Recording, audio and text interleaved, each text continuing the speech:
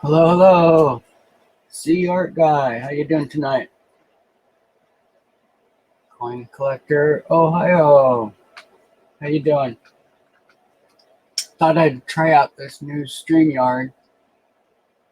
See how it's working. I'm a new streamer, longtime coin collector.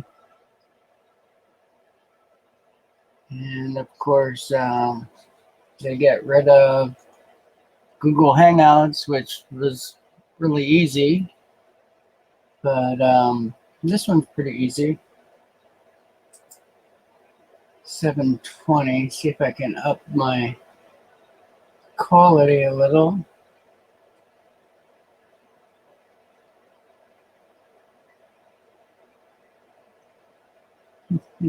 Hmm.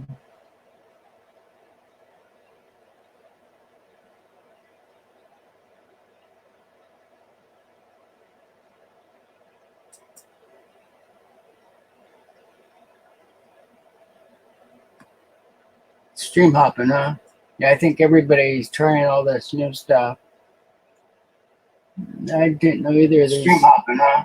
Yeah, I think everybody's trying all this new stuff. There's that echo. Okay.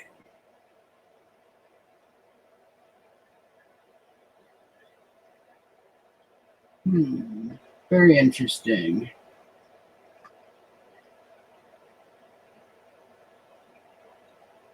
Wish I had some more options here for quality. How's it look? It look okay?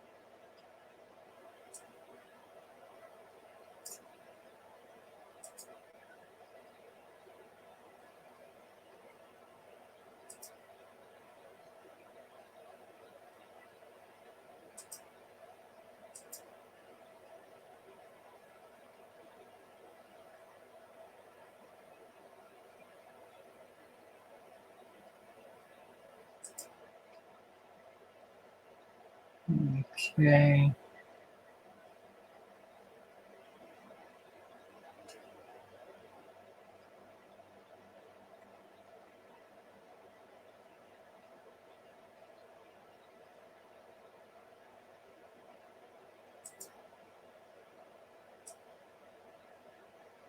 Very interesting. Out of focus.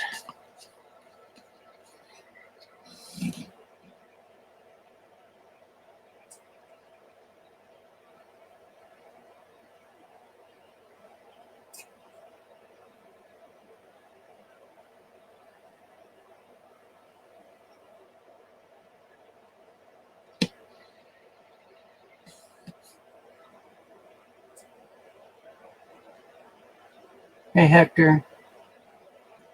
About a 5 or 6 second delay. Take me a minute here, guys, to figure this out.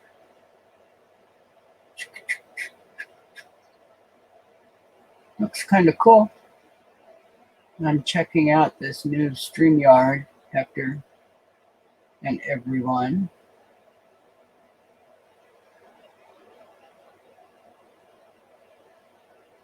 Thank you. I'd say your name, but I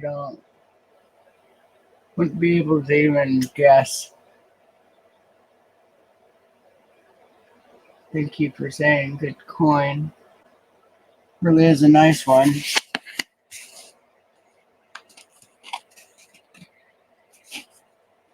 But get out of there.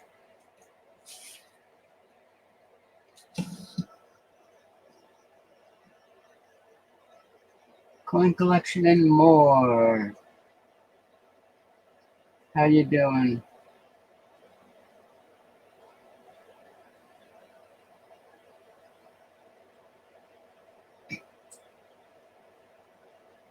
Very interesting. So I'm able to invite people up.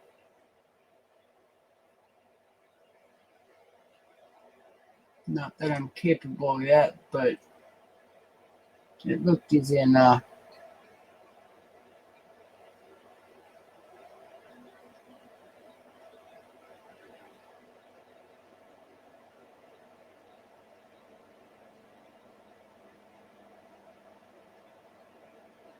So sorry guys, I'm just reading a bunch of stuff right now.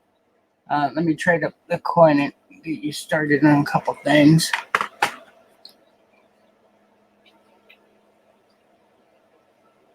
Anybody have preferences on what they want to see?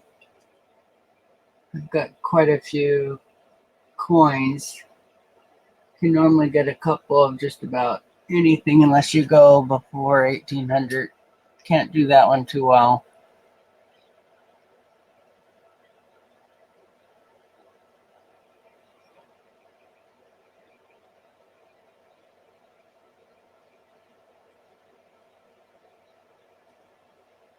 Yeah, this one's about 300.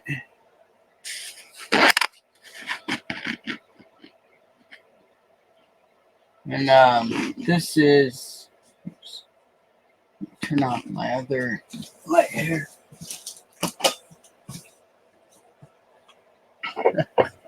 Okay, I wasn't prepared.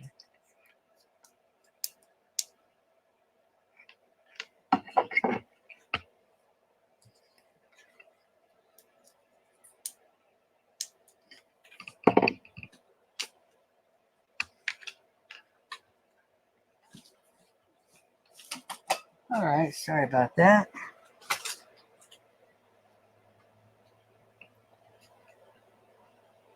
What the heck is that?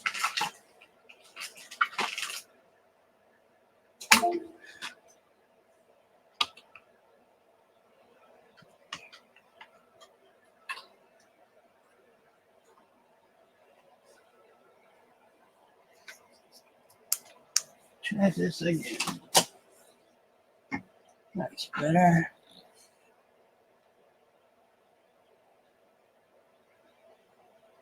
A little too bright, isn't it? So if you guys have any suggestions for, the quality of the stream, if you're lagging, if I'm lagging, or presentation issues, whatever, please mention them. This one's new to me, so.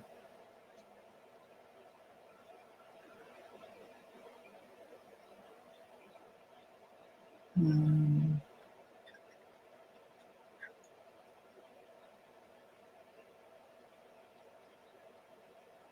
you want to join in, Hector?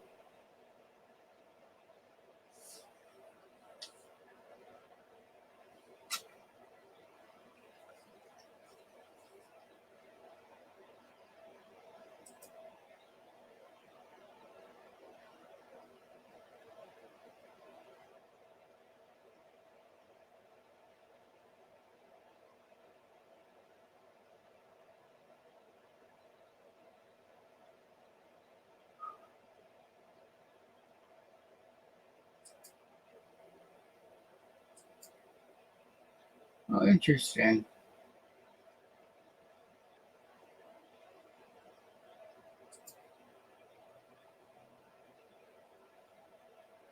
So I can present your comments. That is really cool.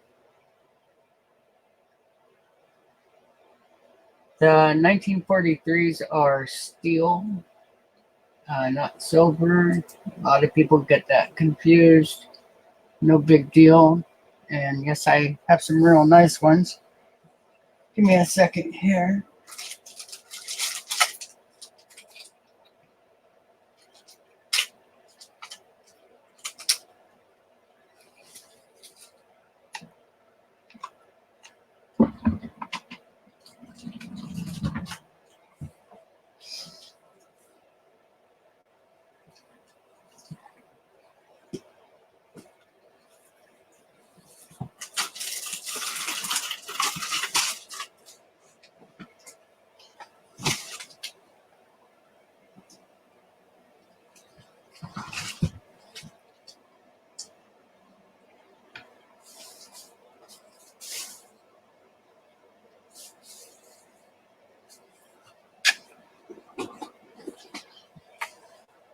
All right.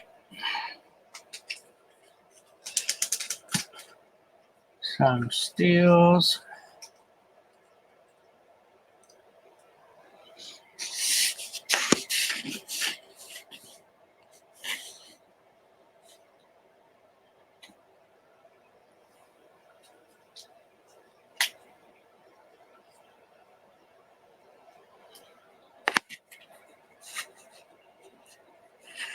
Let's see.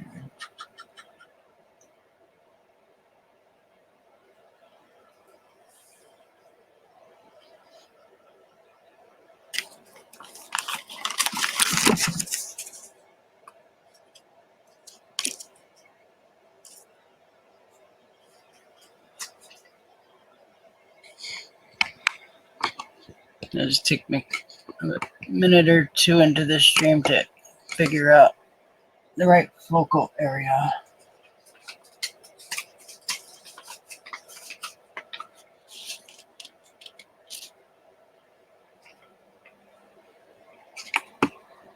So I have a touchy camera. It's a nice one, but very touchy. There we go. You can see that one airtight is one of the old styles. So we'll just get that out of there.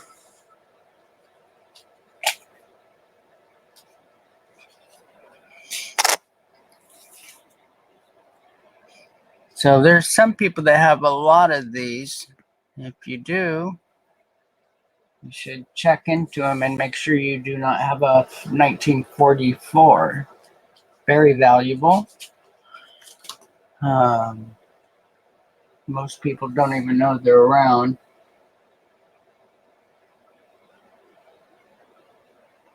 Okay,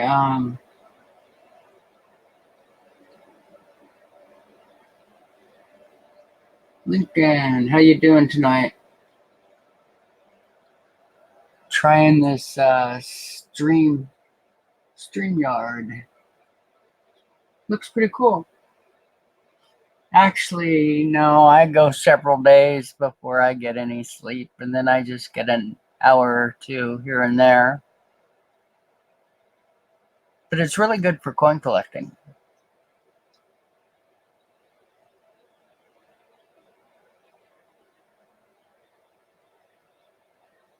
Stacking silver with the 44. I don't know. You're saying I think that they were just D's and S's, but in Philadelphia's, but I'm not really positive. I'm in the dark here, so I can't look at my reference material too easy. Which will soon change. I've got a bunch of lights coming, so I can be shaded in the camera area and have light up parts of my room with smaller lights. And I'll have a fan for my camera, so the focusing issues should stop because it overheats a little bit and starts getting a little shaky on focus. Thank you, Lincoln. Yeah, I'm really happy. Other than I thought I could do. I would love to do a 4K broadcast for the few people that are out there that do 4K, but so that whatever resolution you do have available, you can use. But I could only find 720 options right now.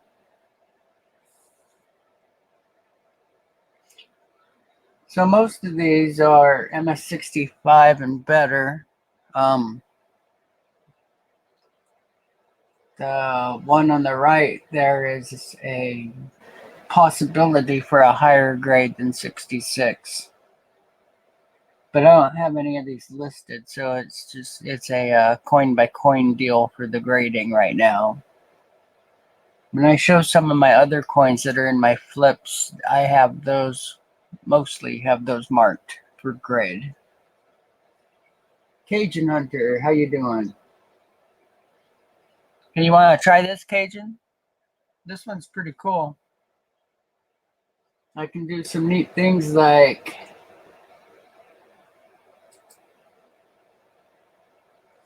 put your comment up on the screen, which I think is really cool.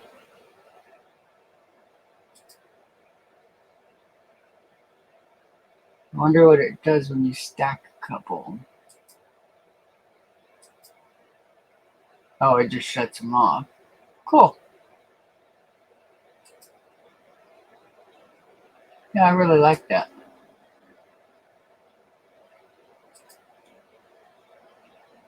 And there's a branding, banners. So I'm going to have to play with this thing and get my banners all up and stuff. That'd be nice to be able to do. I have yet to see where I can add another camera, though. But there is an option on the left of my screen. Oh, 2 a.m. for you, huh, Lincoln? Hey, thanks for stopping by. I appreciate it. And check your email this weekend. I'll get some information to you.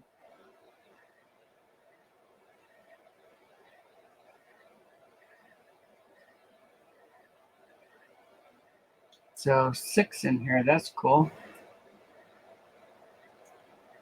Now, they say if you hit the like, it does matter. It helps progress your channel and stuff.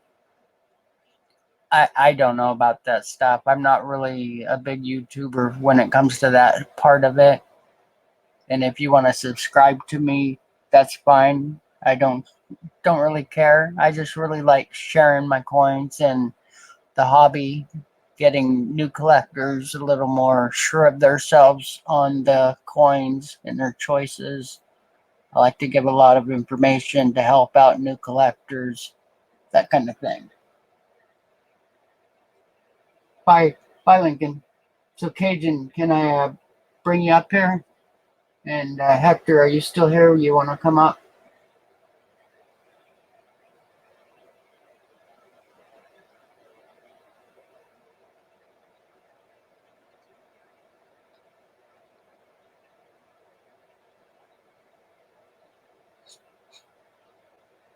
Let's see if I can do these enough. Cajun, is your camera ready?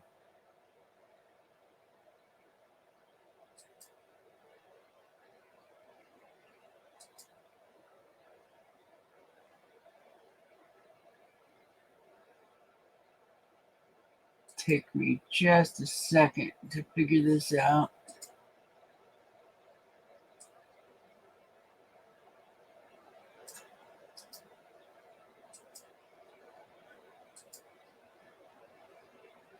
Actually, I think this is pretty cool. Alright.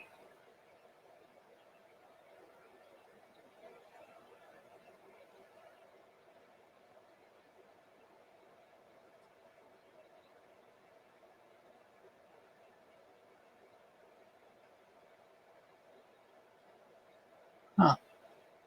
Okay.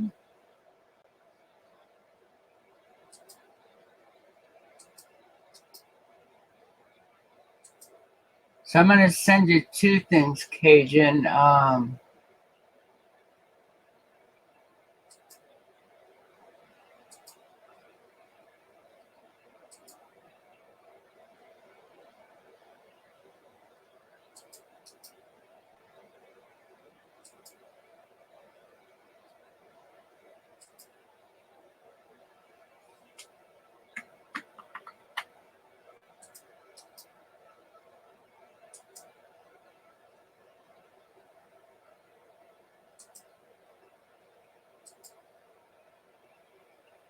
So the top link is for the invite, and then the bottom link is for instructions for guests. Nothing you need to read right now, but I thought you might get a kick out of having it so you can check it out.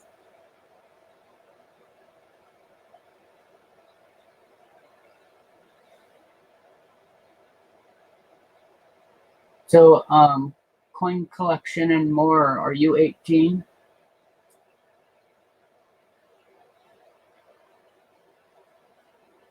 Same question. Stacking silver with D. Are you 18?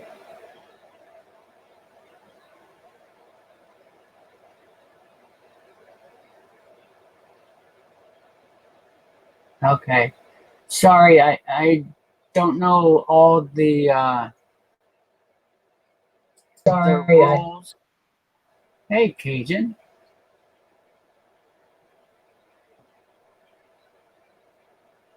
Okay, give him a minute. He'll be on in just a second.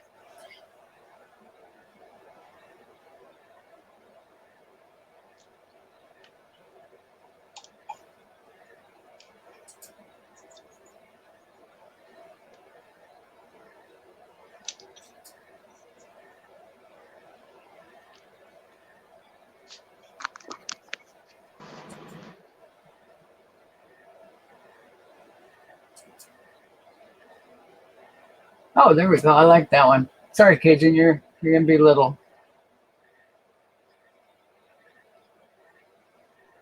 Oh, it looks like Cajun's frozen up for a second. Give it a second, guys, and it'll just take a minute for everything to smooth out. I'm in. All right. I like this one. I'm in. Yep. Yeah, I do too. Me and Hector did a private one. Uh-huh. We learned together on it, and then we went public, and I was already in StreamYards, so it knows me, and I don't have to go through test mic, test audio, and stuff like that. And then Hector left, and then Blues Coins took over, and you were in that one, and I was on the panel on that one. So yeah, it's very simple, very simple. Yeah, that's great. Hey, Coin Collection and more. Yeah, no, Coin Collection is under 18. Yeah, I don't think I can. He's got, yeah, 18 and older is the normal for panels. Yeah, Just, and that's why I normal, asked. right. He's a good guy. I watched a couple of his videos. Yeah, I'm subscribed to him. I Right. Yeah, me too. gave him some free help and information and stuff. So yeah. Right.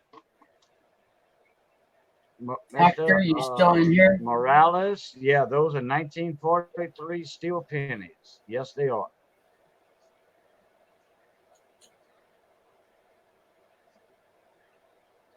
I don't know if Hector's still in the chat. I tried to say hi in chat to Hector, and his name didn't pop up. Huh.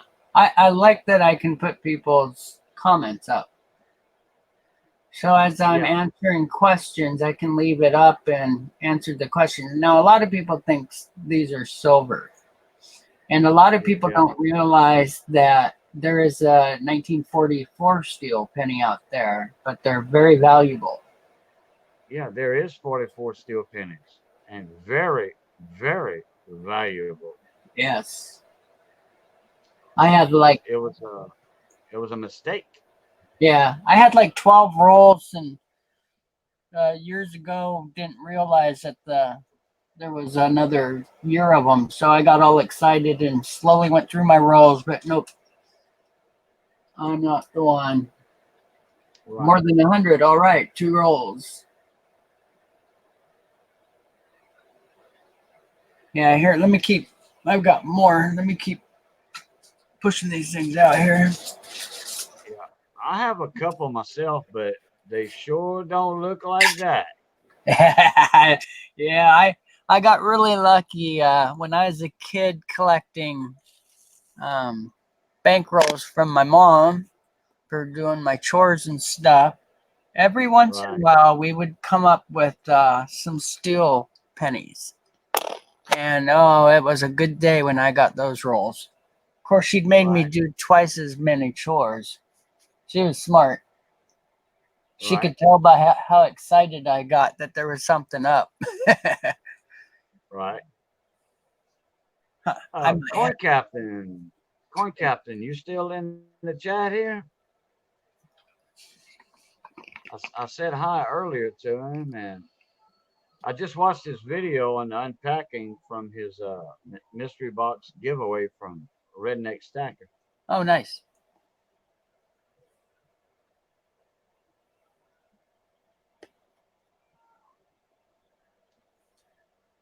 I wish I had a 1943 copper penny Oh, me too. along with the 1944 as a matching set.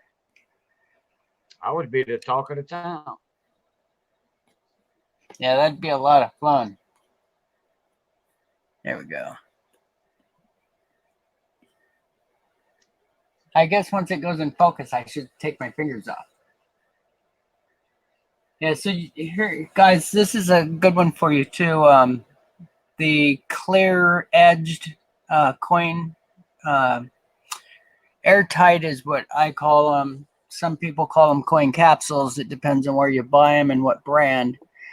But the one with the foam around the coin is an actual airtight from the first company that started these. And you can find them on airtights.com or airtight. It's AIR-TITE and .com. And that's the better ones. Only get these ones if you got really high-end coins, because the other ones will work just fine if you just have coins you want to keep separate or handle. Nice to be able to play with your coins. Yes. And that's one reason I like the plastic flippies. Because if I want to ever inspect a coin that I have a question mark on or something, I can always just take it out of it and just pop it right back in without having to tear apart a cardboard flip. Once I put a coin in a cardboard flip, that's it. It's there to stay. It's going in the storage box, and it's saved up. Now, how long do you keep those ones in storage? My cardboard flippies, as long as I want to. As long as I want to. They have a Mylar film, and Mylar does not affect the coin in any way, shape, or form. Yeah, the only thing I notice is once you see the staples starting to rust, I have noticed some issues. So just keep your eyes on them once you see any damage to the staples. That lets you know that there's moisture getting into wherever you're keeping them, and you should reevaluate how and where you're keeping them. Right. If you're okay, I live in a high humidity area in South Louisiana. Yes, you do. And we buy staples here or anywhere in the United States. As a matter of fact, anywhere in the United States, staples do not rust unless you have some kind of exceeding moisture in the air or a flood, which I would hate to see anybody go through a flood. And then if you go through a flood, like sometimes we do down here in South Louisiana, well, then you're left with a lot of mud 2 foot deep in your house.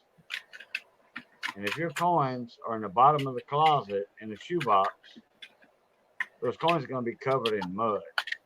They can be in flips or cardboard flips or what have you, or airtights. Airtights would be better.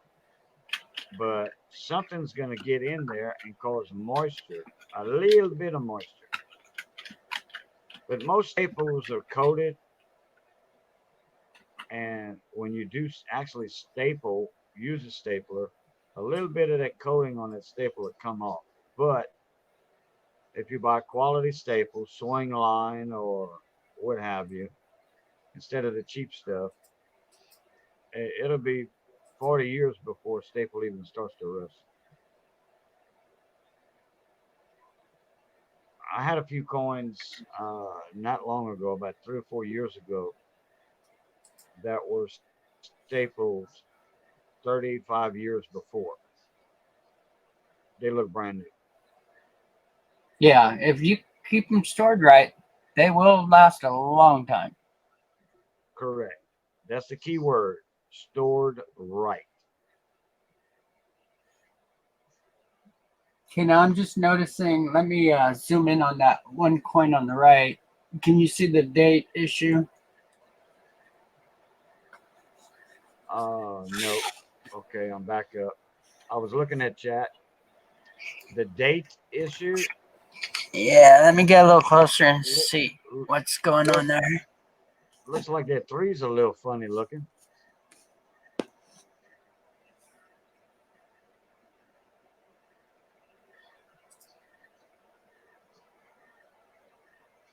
I was actually looking at the 9.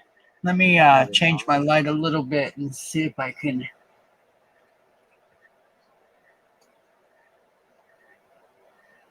I was concentrating on it three.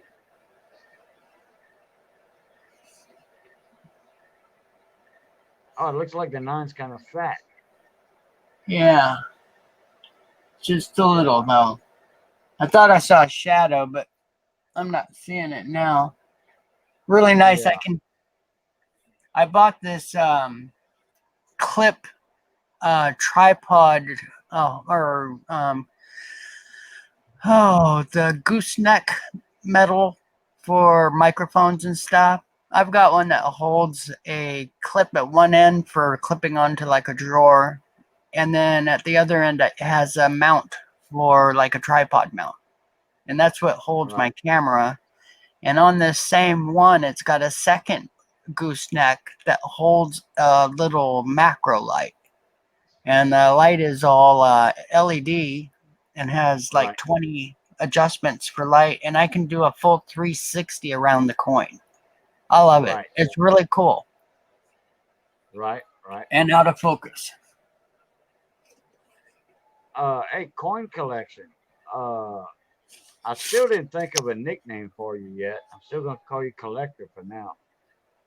Uh, if you want to wait a little while to order some airtights, I'm gonna be a guard house dealer in the near future, You can get and the I can make airtights you too. a better deal. Oh yes, I can. All right. You know, I buy them in 250, 500, and I've even done the 1,000. Okay. That's nice to know. And Cajun, Let me see.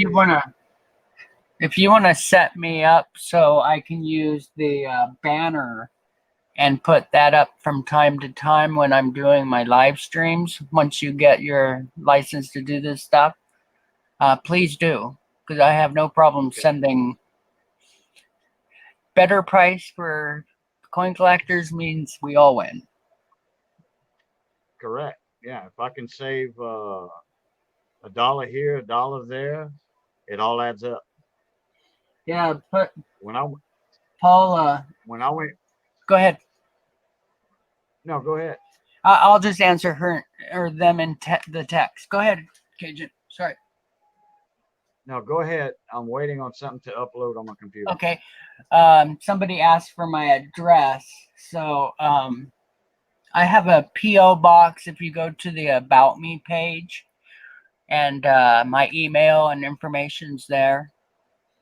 I do a lot of trading with the coins. I sell from time to time, but I like mostly to do it for trades with silver. I give real good deals. People who do the trades with me definitely benefit. Normally, I'll throw in a free coin or two. Um, So if there's something you're after, or even if it's just to ask a simple question, yeah, feel free to do that. You can also comment on my last video. Don't do it on the live streams because I don't always catch the comments there. But if you do it on my last video, I answer 99% of my questions or comments. Right. Now, when his live stream becomes a video tomorrow, you can comment on that and he'll see it Very Yep. easy. So I like this You can because comment here in here. You can comment in here now in this live stream, live chat, and he'll see it. yeah. So, and I don't have a problem stopping what I'm doing if it's a simple question that you need an answer to, so you can get your answers now. Until I end up with 15, 20 people in the room, then it might get a little hard to do. But when it's this smaller room, yeah, feel free to go ahead and ask your questions now. Plus, you have the benefit of two collectors with probably 90 years of experience between them. So, I'm safe. I'm safe with 90 years between me and you. Yeah, I'm safe with that. yeah, both started as kids, and I know there's quite a few kids that follow me on my live streams, and I absolutely welcome it. They're our next collectors. What's going to keep our hobby going? I'm all for it.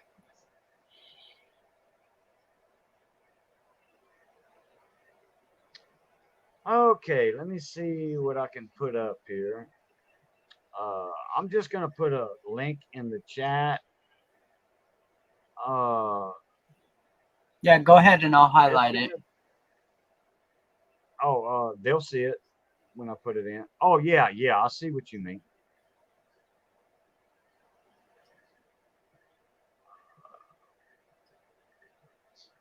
Let me redo this. Let me do by the 10 pack. Okay. This is going to be an example price. This is not going to be my price. It's going to be cheaper.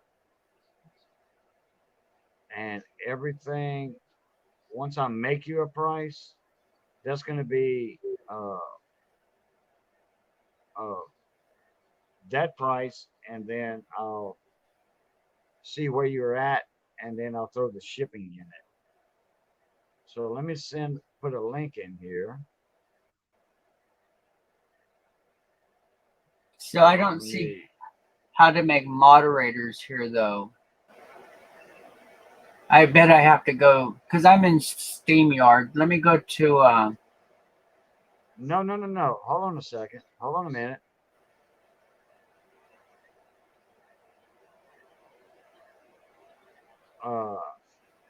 I'm already a moderator in YouTube, and that's where they are at.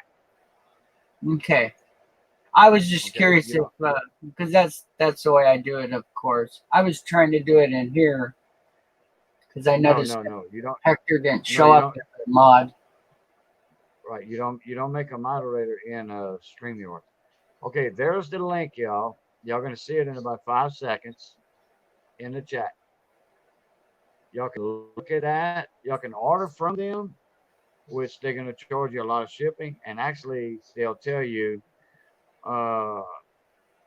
yeah, we'll ship it to you, but go to a dealer. But there's your round airtight right there.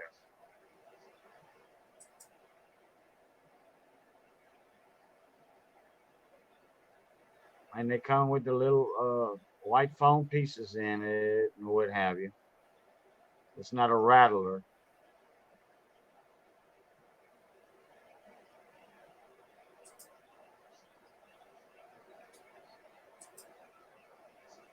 And Guardhouse is the best, or one of the best, museum quality holders you can buy. Guardhouse is the cutting edge of it. And they make the Cortec flips like this right here.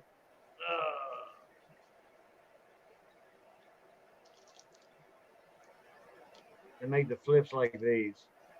Can't get used to this camera on this new string. Well, let me take one out. That was a new one I didn't open yet. Like that. I think that's what brand I'm using. Yeah, that's a guardhouse. That's not a Cortec guardhouse, but that's one step below Cortec, and that flip right there will outlive me.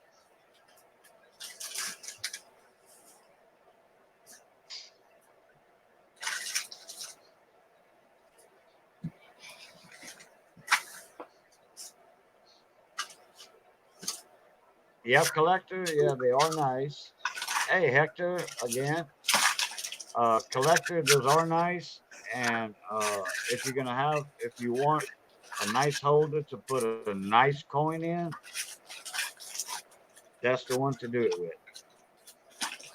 I mean, okay, here we're gonna start you off. We're gonna start you off on one of these. Okay, the cardboard flips, the staple kind.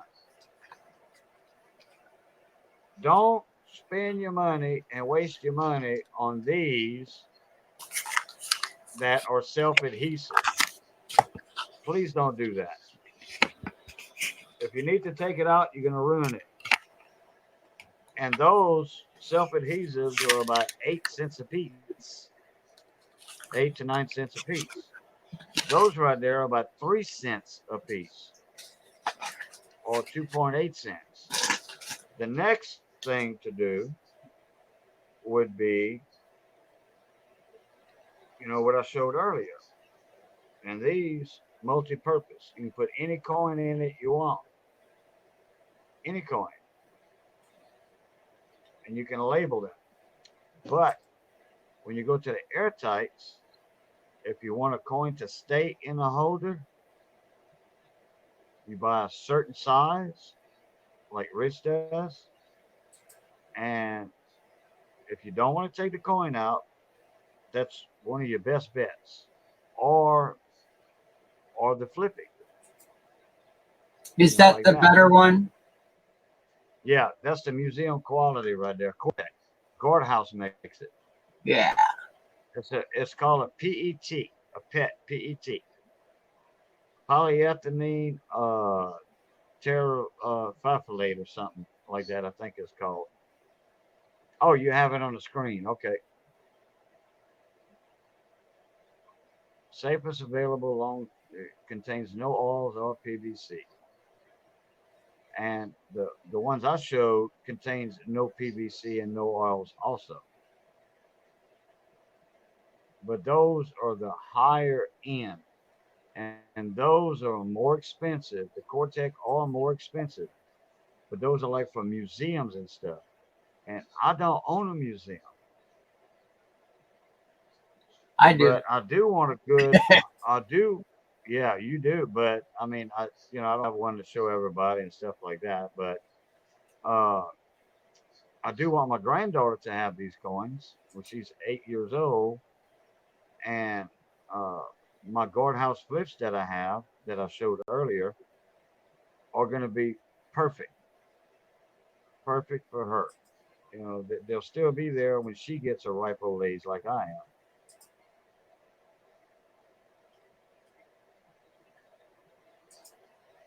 All right.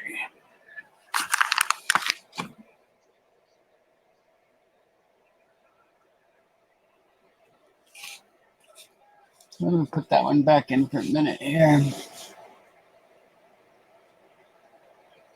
We're doing good, Hector. Why don't you jump up in here?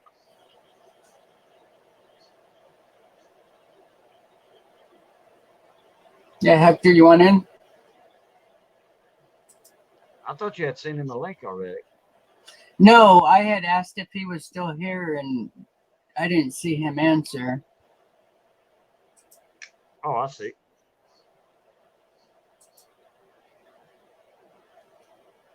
I like the way you do it with this one. I prefer to do the link through the email. Right, yeah.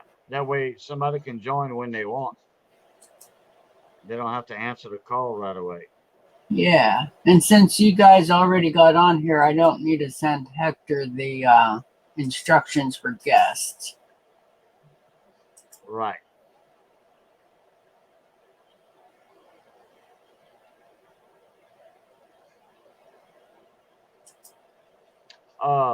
Collector, which ones you said you mean those don't seem too good? Which ones were you speaking of?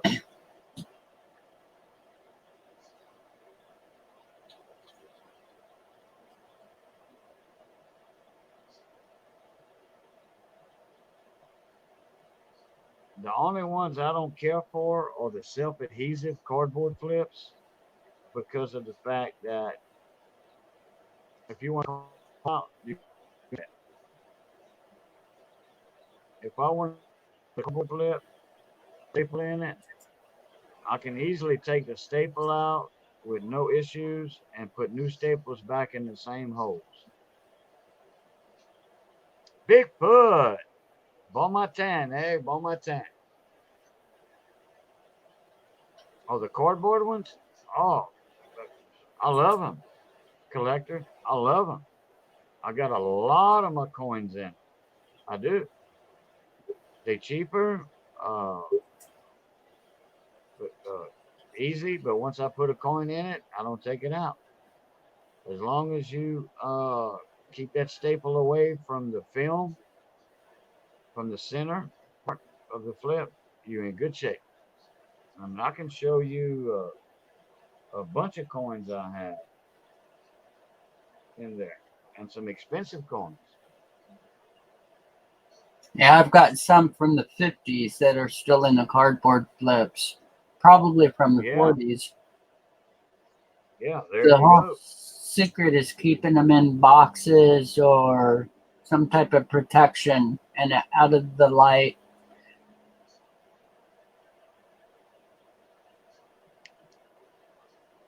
Okay. Would I trade a 43 steel cent for a 1920 Cuban penny?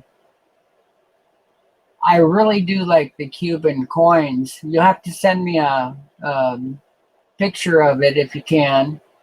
And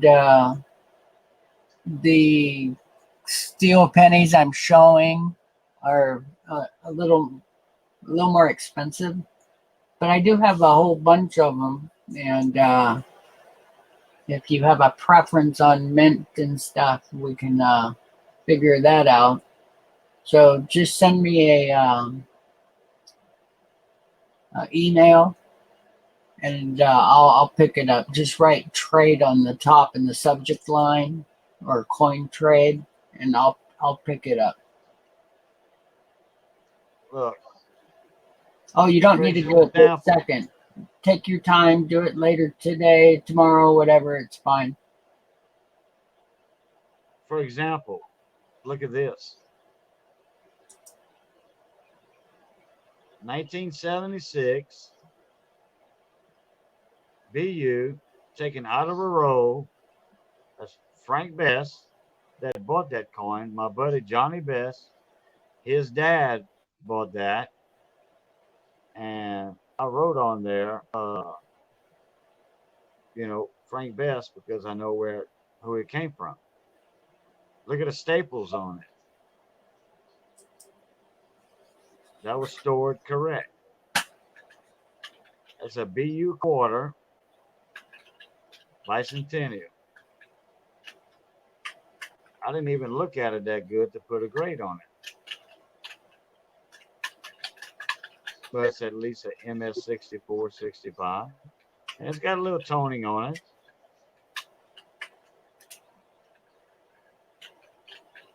And I was 12 years old when that coin was minted.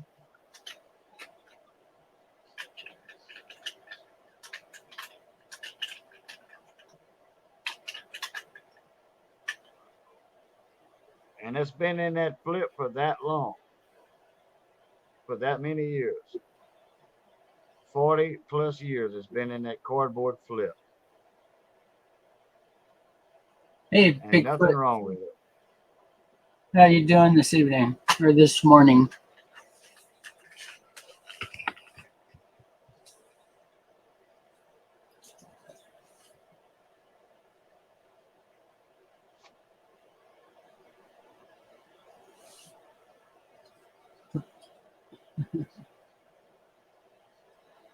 I never. Yep. Hector, did you get an invite? Check your email. He's probably joining as we Oh. speak.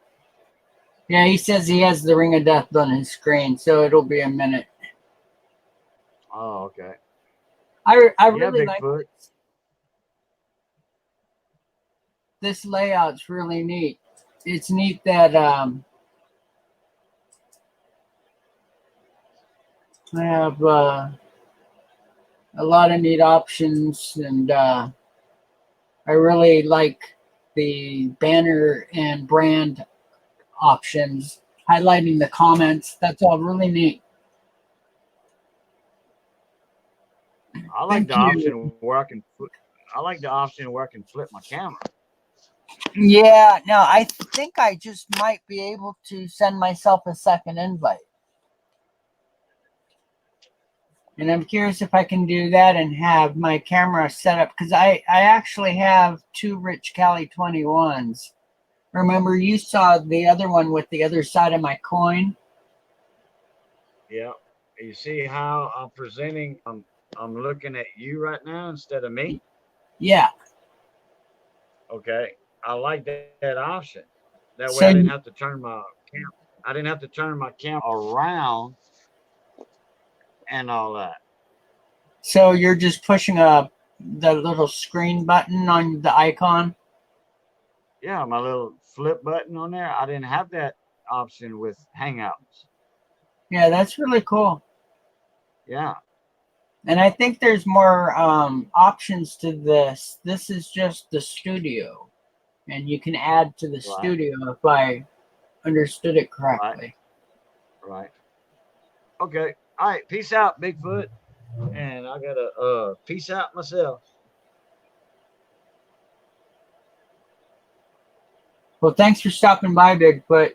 And I try to go back and see all the people that joined the stream in the comments, and go back and subscribe to everybody. So I've got a real big channel if you like looking at coin collections. I've got a pretty good sized one, getting close to a ton, literally.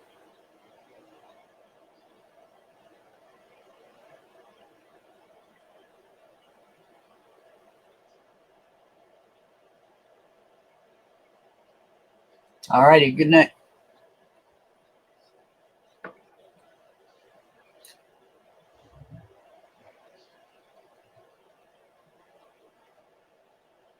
Okay, I'm back from peacing out. That's a good way to do it. That's a polite way to say it. So I'm anxious to see. Did you guys see what the option is for how many people you can share the screens with? Okay, on the one you on now, 6 people. Nice. 6 people. That's it. Well, that's For not free. bad. I expected only 1 or 2 people for the first couple ones that are offered. 6 people for free.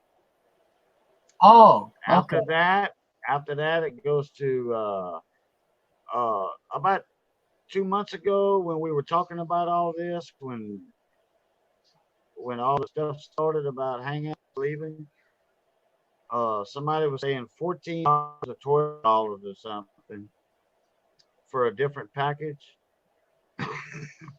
So I bet it comes with Excuse me. a lot more And then options. So that would something be like cool. that. You get the silver and the gold package, as I call it, silver and gold package. And then there's one for, I think there's one for 30 a month. It's like unlimited, this and that and the other. Hector knows all about it. Oh, okay, good.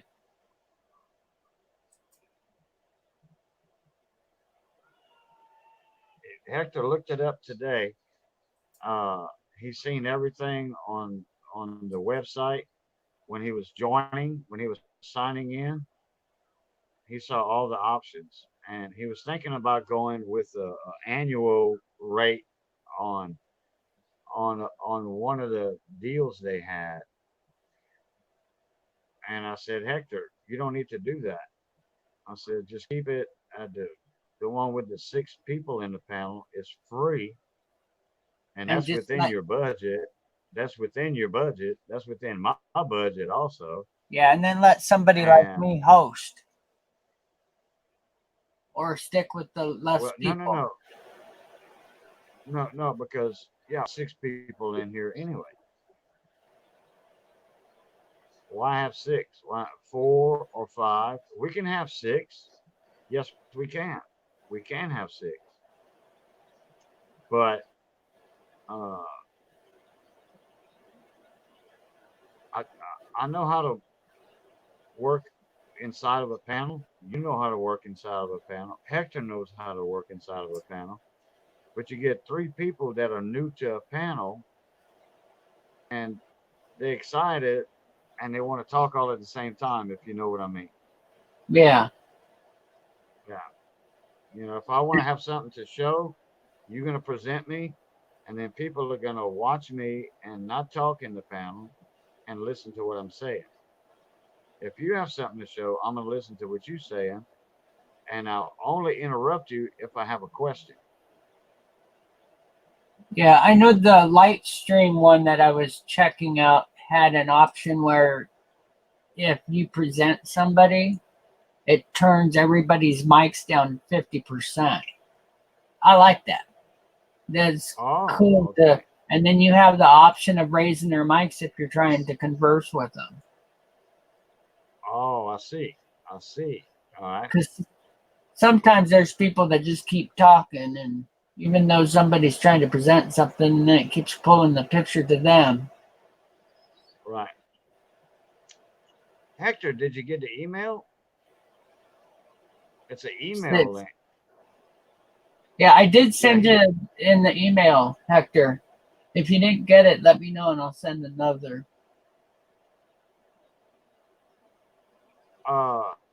Collector, a 43 dime. The W is the designer's initial. In fact, it's AW. If you look close at the W, there's an A underneath the W. It's Adolf Weinman. The mint mark is going to be on the back of the dime, on the reverse of the dime, to the left of the torch. The it's not a torch. It's a weapon, an old medieval weapon. It's a fasces, they call it. I wasn't sure how you said that. It's nice to have somebody in here Yeah, that knows what that is. I've seen them. yeah, it's a weapon. I'm not sure of the correct pronunciation that I said, but it's spelled like that. Fasces. Yeah. Oh, it's a Denver. Okay. Yeah. I know. I've taught a few guys about the mint mark on on the early dimes, the Mercury dimes. They think they have a Mercury dime that's a W mint mark, but that's just the designer's initials. That's all.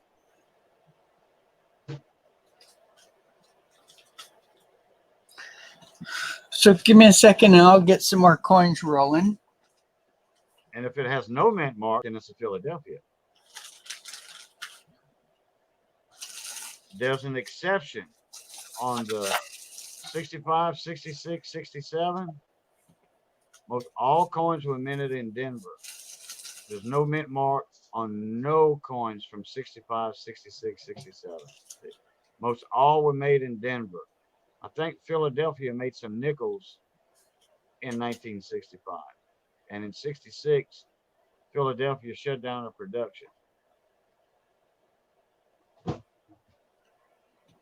But if you notice, no 65, 66, 67 has mint marks. None. And if you find one with one, you know it's a fake.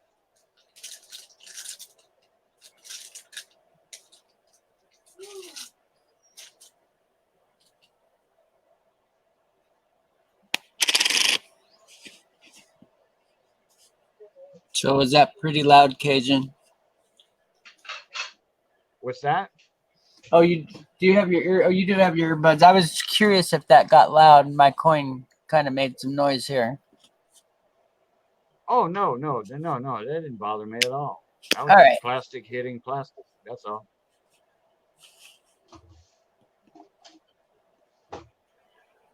If anybody is on a computer, I'm gonna let y'all know now. Uh, if y'all can't see a focus real good or something, just go on your monitor, hover your mouse above on the monitor side, on the black screen, and you're gonna see a gear wheel, and you click on that.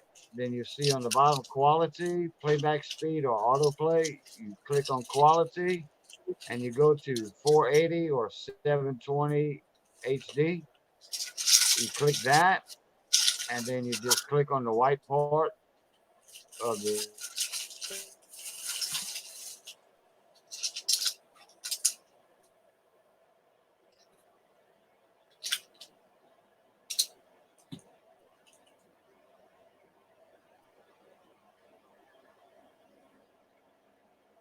So I thought this one had split bands.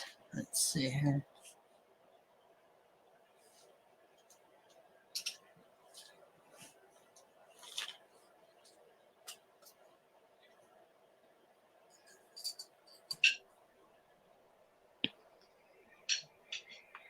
Okay, it knocked me out for a minute.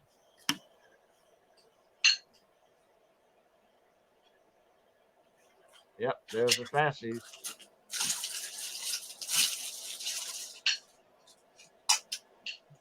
Fassies.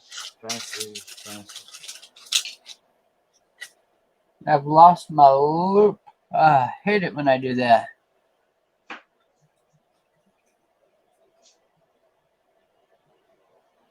Okay, what are you looking for? A mint mark? It doesn't have one.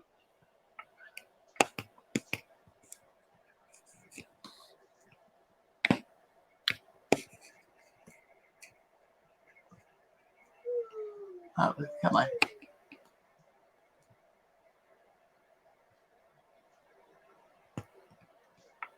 It's not going to show it. That does have the full split, but it's not real well. Not very good one. And Oh, you're looking for the full. I Oh, was, you're looking for the split bands. Okay. yeah, and I have a lot of dimes that have it, and quite a few Mercuries too. But sometimes when they're worn like that one is, even if that line goes all the way through, sometimes they expect the strike to be just a little bit better. Because I've had a few that are definitely all the way through, and they didn't get the grade. And when I quizzed them about it, they said that the strike wasn't strong enough around with that area. They expect it to be more bold.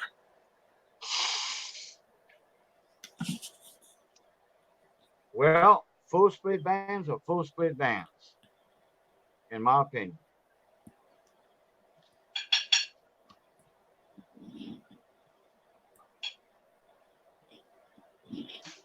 Not gonna do it.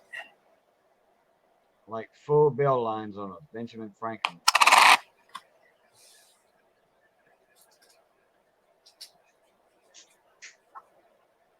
Just like full steps on a Jefferson nickel. Well, if you got full steps on a Jefferson nickel, the rest of the coin is awesome.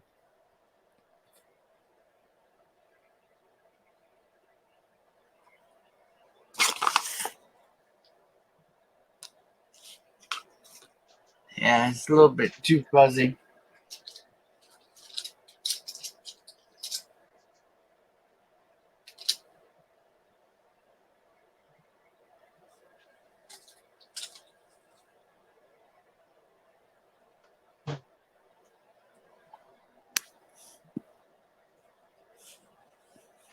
Oh, look at Flying Eagle.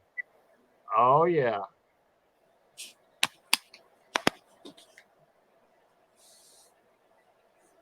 Yeah, it's definitely got some issues, but it's got a lot of neat detail. And this is one that has the counter stamp. I had one when I was a kid, and that was it. And it wasn't in that good of a shape. You saying that one is a die clash? It's a counter struck. Oh, nope, this isn't my counter struck one. Oh, no wonder it's in this condition. Okay. I have another one that has somebody put their initial stamps in it. Oh, okay, okay. Yeah, like a company card type pin. Yeah. Sometimes Right, certain right. stores did it when they came across certain Yes, coins and stuff. Now, this is a good correct. example of a coin to keep away from the rest of your coins. As soon as you Yeah, start look at seeing the that yellow or the green muck, even that orange, right. that stuff will spread to all your coins. Hey, did you ever look to see if that was a snow variety? No.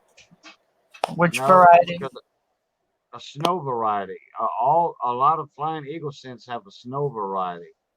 Uh, Mr. Snow, like Mr. Wexler, found all those die clashes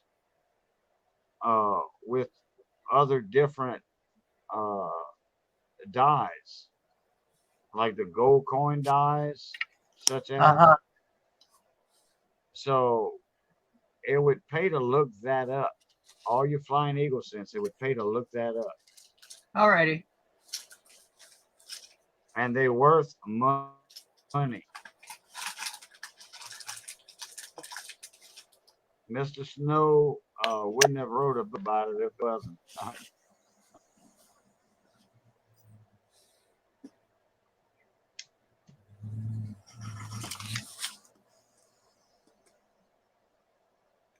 And it's on the website also. You can look up snow variety flying eagle scents, and it shows good pictures on the website, nice clear Uh-huh. pictures. You can compare your coins. In fact, CJ Coins and Crafts, Yeah. uh, he's he's an avid collector of the snow varieties, and he Oh, almost interesting. has every one. That's cool. I like the specialty collectors that do that and fill their series. Right, right. What year was that? That Don? Um, Was it a 60?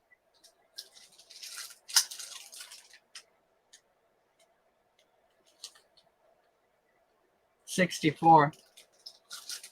Oh, 64D? Hey, look for a reverse doubling on it.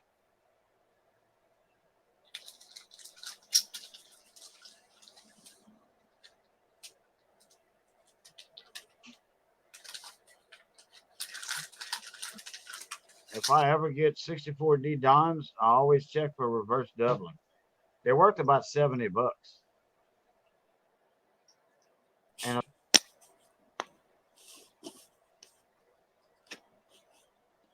first thing you'll see are the Over letters of here. fact. And then you can check for the doubling. It's pretty pronounced too.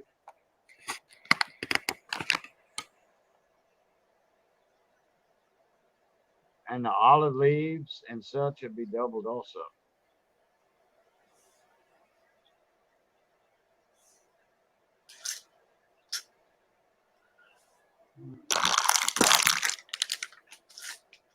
Okay, it's not close enough for me to see it. Yeah, it let me pull some raw dimes.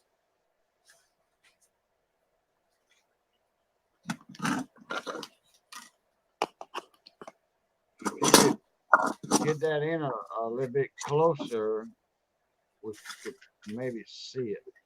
Because it I does don't have think to it's be gonna magnified. It does have to be magnified at least 10 times to see it. yeah, I'm having issues with some of the airtights. Those ones aren't the best. Let me see Yeah, you here. don't have to take them out though. You don't have to take them out the airtights. You could see it through the plastic. Yeah, but that one was pretty foggy. so it wasn't letting me focus every time I zoomed in. It just wouldn't get very close. Let me see. I think these are my 65 or my 64s rather. Just to know if you email. He posed that question 5 minutes ago, I think. Oh, sorry about that. And what was the question? No, he Oh, thank posted. you. He sent you an email. Oh, good. Okay, yeah, I'll definitely check that out.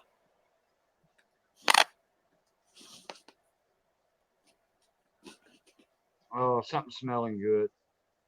In fact, I'm fixing to go eat myself. I'll go cook my steak in a minute.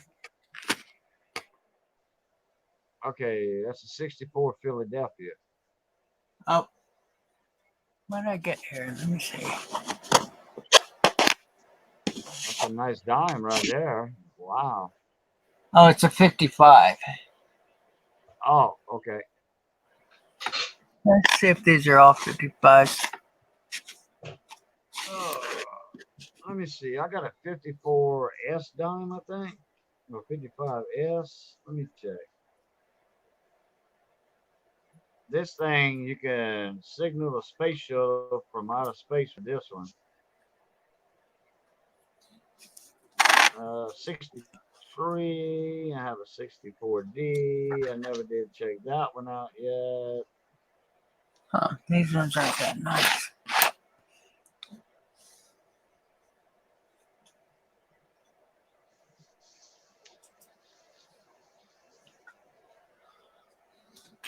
Oh, yeah.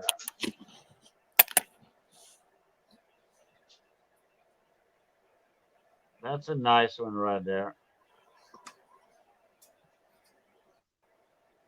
And what year's that one? That one's a 63 BU. Sent to me by a very good friend of mine. And when he sends me a coin, it's always going to be in at least the 66 grade. Nice.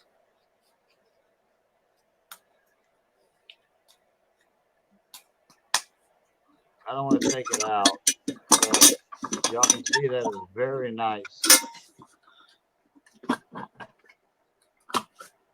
Everything he sends me does not have any blemishes or hardly nothing on it.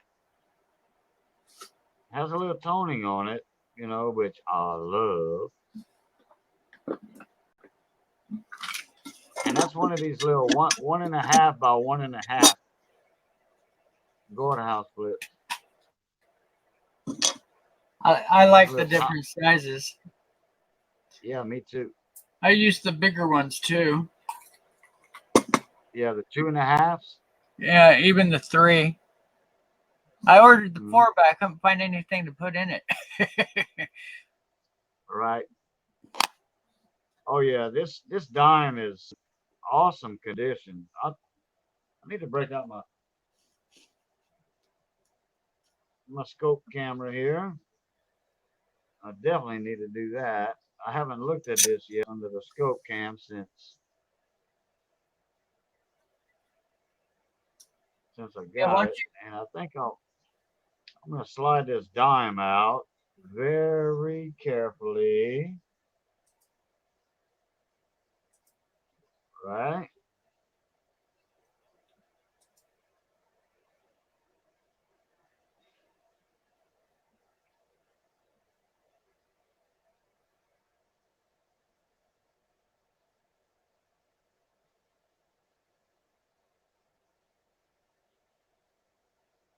All right. Wow. Wowee. A good one, huh? Wowee.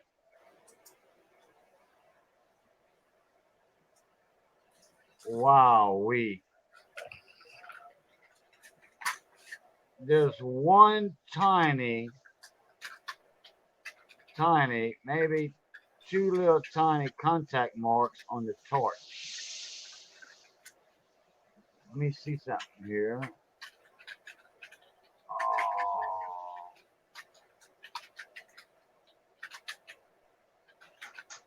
it looks like full split bands.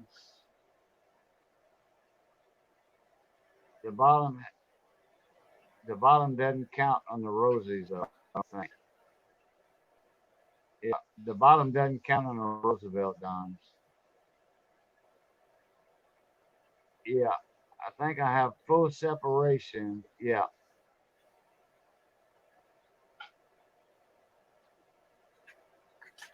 I don't see anything. These fields are so clean. Oh, Rich, if I would measure you this dime for you to look at, I see a few polishing marks on the die. Not the dime, but on the die.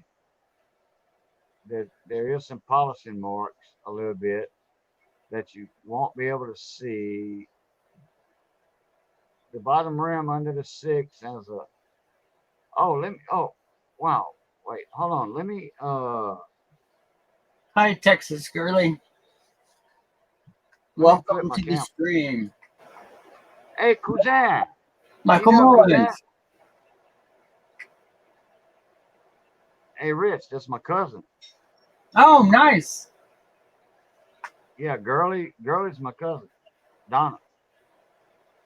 Nice to meet you, Donna. Been enjoying Cajun's company. He's good people. Colorado Okay. coin hunting. Stacks and stuff. Oh, Uh-oh. we're Stream getting up ahead. a raid. We're getting a raid from somebody. Warning, warning. We're getting a good raid from somebody. Yeah. Nice guy. Been having a lot of fun having chats. Okay, let me see what all's in here. From Phil. Oh, Phil. Okay. Hey, Colorado. Cousin, Mullins, Stacks and stuff.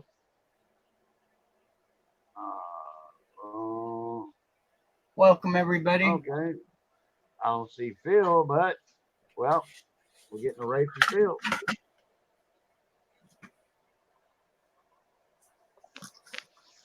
Okay, let me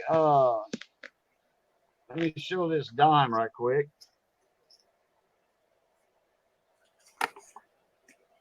You know, we are coin channels and we're showing coins.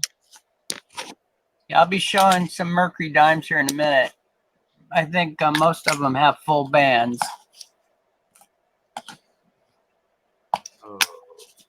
Okay, let me see if I can get my camera a little adjusted.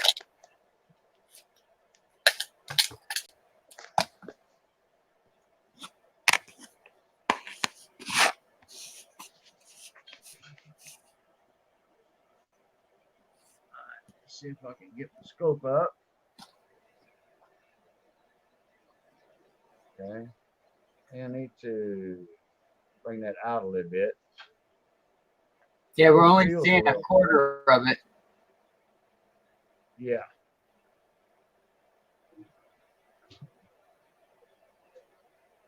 Now this is going to be like 500 times magnification.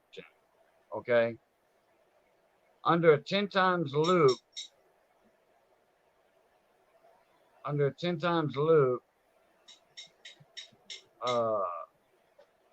grading companies will not see all the very minor imperfections.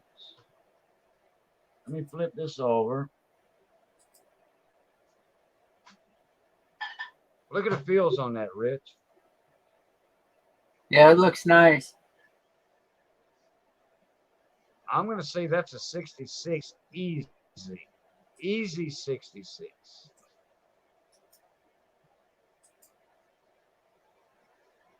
But here's, can you see the bands? Rich? Yeah. Yep, I sure can. Okay. I think, in my opinion, that's full split bands on that torch. I think. Well, that one's certainly split. I mean, there's no interruptions on it. There's no contact marks. Now the bottom, which I don't think they count. The bottom bands, I don't think they count that. Yeah, they're supposed to. They're supposed to? Okay. Yeah. Well, in that case, I'm SOL. Yeah, and that's why it's full bands and not single. Yeah, But you see the still, bottom ones? yeah, and that happened a lot. An issue through with a lot of them. The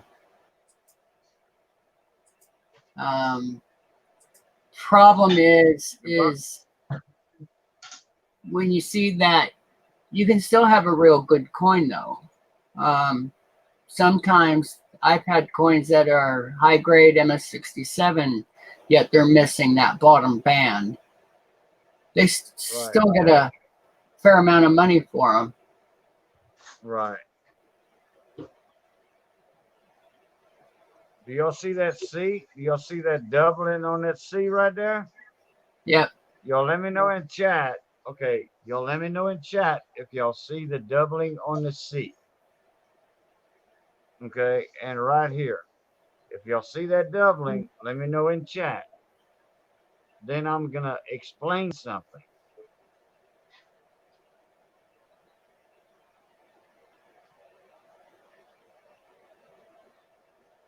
Okay. I'm pretty sure everybody had time to respond. That is not doubling. See when I do that? That was just a shadow. That's all it was a shadow. Once you adjust that coin like that, that's just a shadow. There's no doubling going on right there. That fools a lot of people. Especially with them bright lights. And you turn that coin around and you don't see it anymore. Even without tilting the coin. You don't see it anymore. Like that. Start seeing the doubling. Start seeing the doubling, and then you turn it like that, then it goes away. Different angles. I'm tilting the coin, which I'm not doing right now. And that dot does not have any oval or X shape on it. So just a regular struck coin. No doubling.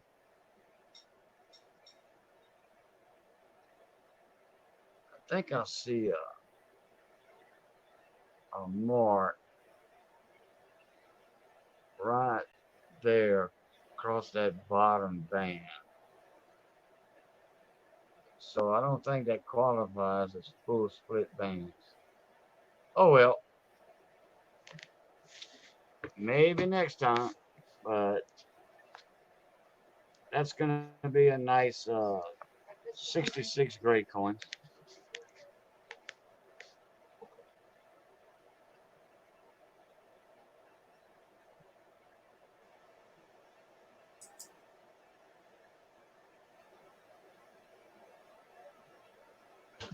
What?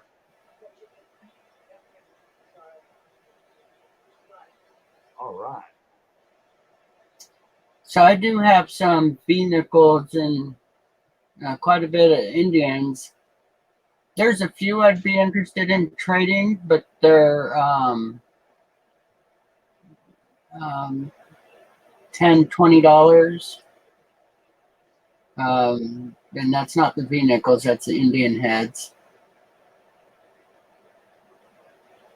So I put a couple V-nickels on last night that are real nice, way up there in grade, but not sure I'd find them right now. Oh, I bet they're in my nickel box. Just a second.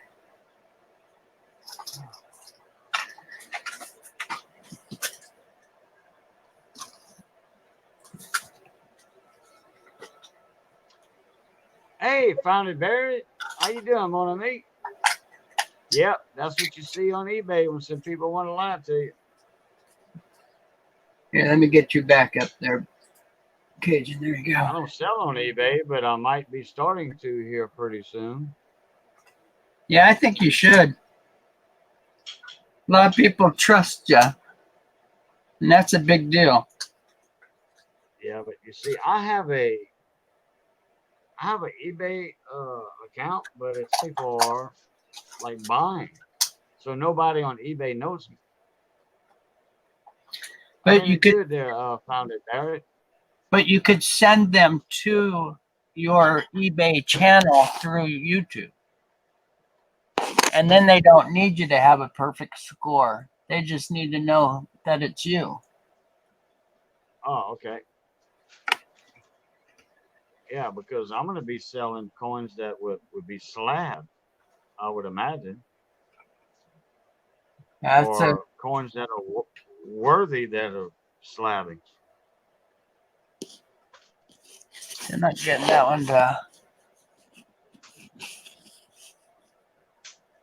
Let's see here. Just give them to me. Yeah. Well, they're not my coins to start with. I'll be doing a deal with a good friend of mine. Nice. So this one's pretty nice. The luster's not that Oh high. yeah. But one of these two that I'm about to show have a minor error too. I don't know if it's this one. I'm not seeing anything. Let me turn it back over. That is nice. Yeah. And sorry about that Wish little I could dot, find- guys. I just can't get around it right now.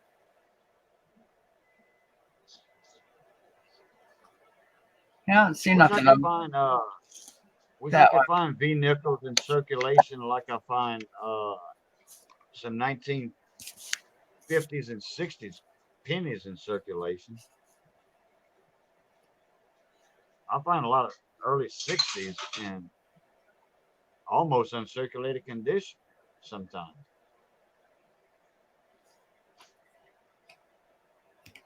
Oh, I think I know what the problem is. Just a second.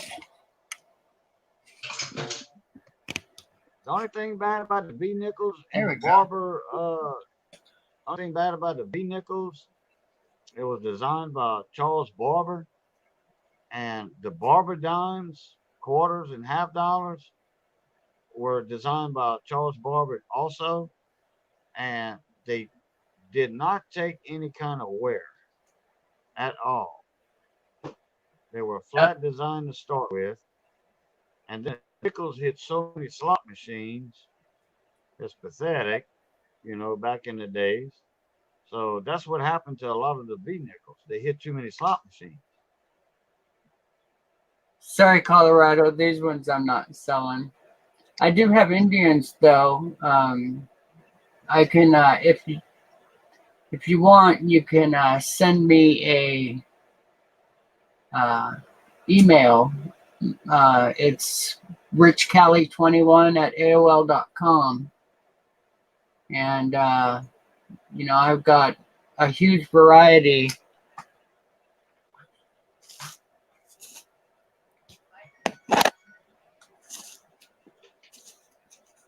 Come on. Yeah. It's too big.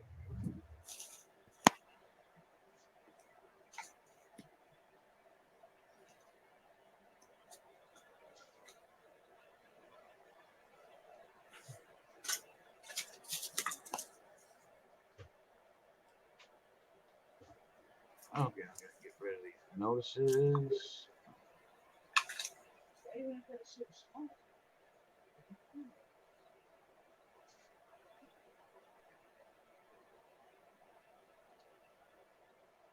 Of the 55.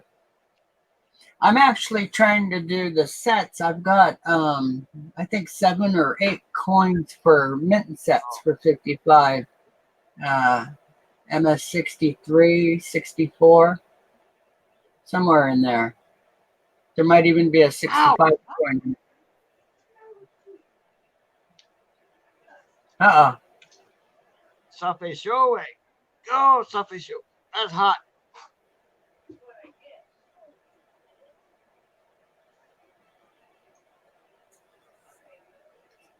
My wife handed me, she said, here, try this, take a bite. She Oh, handed me a bowl with a baked potato in it, a loaded stuffed baked potato. And I grabbed the bowl on the bottom. And kill. oh man. The things we'll do for That good might, food. that might leave a blessing.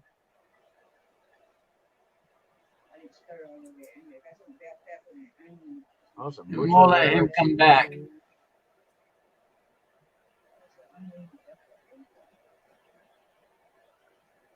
Rhonda, how you doing?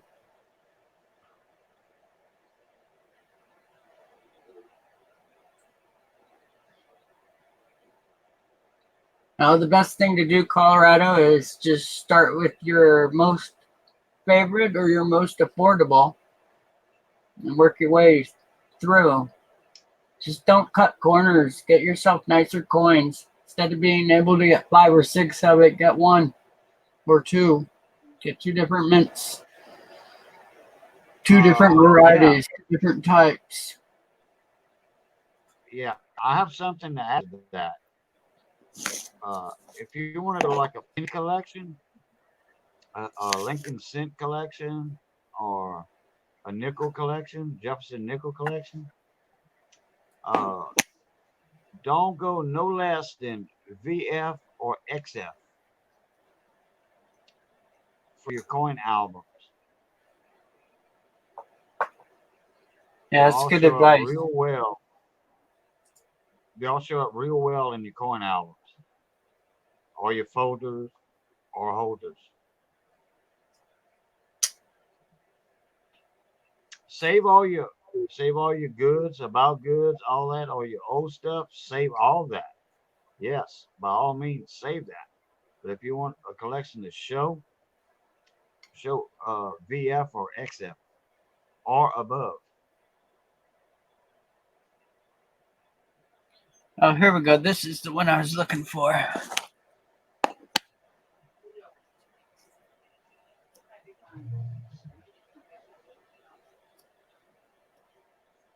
What is wrong with this Indian? Oh, it may not show. Oh, it shows up a little bit.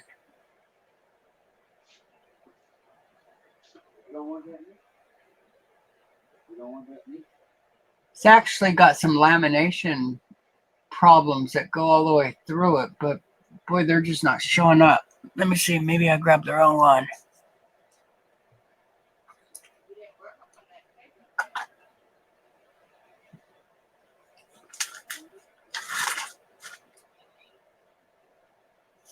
Let me give you something to look at.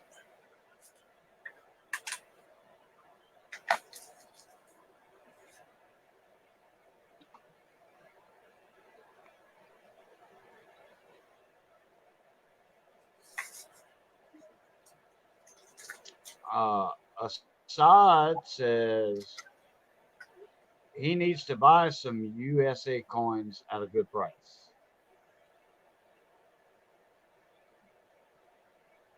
Well, I've got some higher grade coins. Mint State, MS63 4s, 5s, pennies, dimes, nickels. Got some Morgan dollars. I have a hard time even saying it. I'd probably sell a couple, but they're a little lower grade. They're right at AU and Mint State.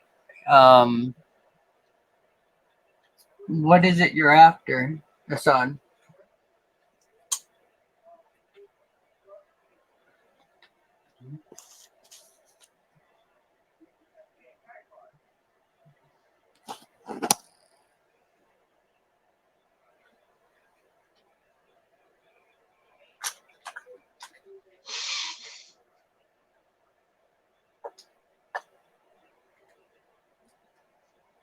Well, the reason why I do capsules is because normally the coins are higher grades for the most part. A few of my Buffalo nickels are a little low because, well, when I started putting them in the airtights, I had just started, so I was kind of doing a much wider grade, which I'm not doing anymore. I'm just doing mint states in them for the most part.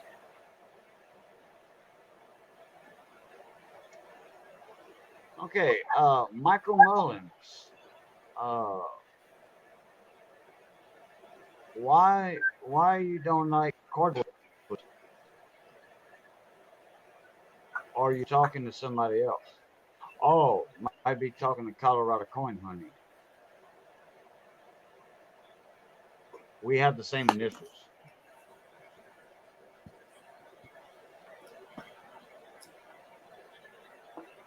I think I I need like to back all up flips. just a little. I like all types of flips. Cardboard. If I'm going to put a coin in a cardboard flip, it's going to stay in it. And I'm putting it in a storage box, and it's going to stay in there. A plastic non-PVC flip, where I can take the coin out if I want to look at it later. That's awesome. That's why I like them. Oh yeah, okay. Colorado Coin Hunting, I got you. Y'all were talking flips versus capsules. Okay. Yeah, once you put a coin in a capsule, airtight, it's meant to stay in there. Actually, it's not meant to be open again.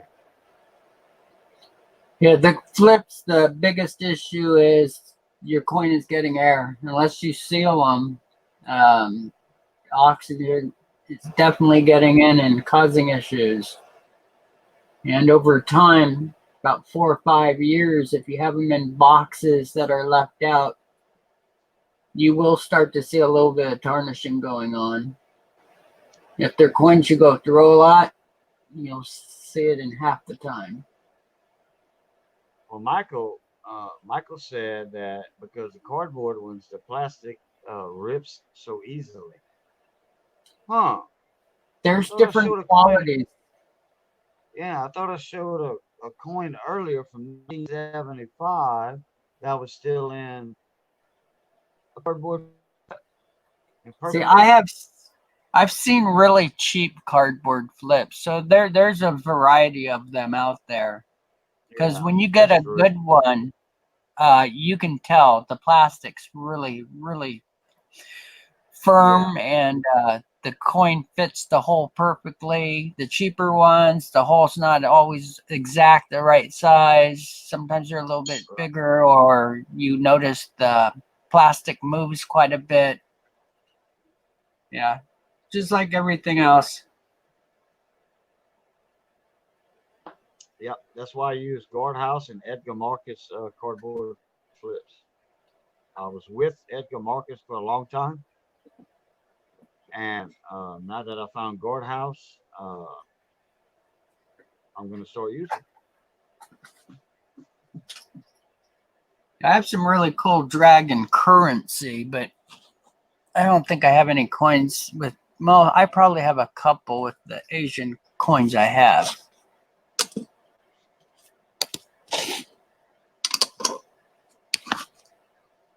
Yeah, those newer dragon coins they got out from the Perth Mint and the other mints from all over Europe. Uh Yeah, huh. they uh they awesome. The dragon design on those coins is awesome, and they keep changing. In fact, one of the silver provenant metals, I think it is, has a new dragon design out. Wow. Yeah. Wow.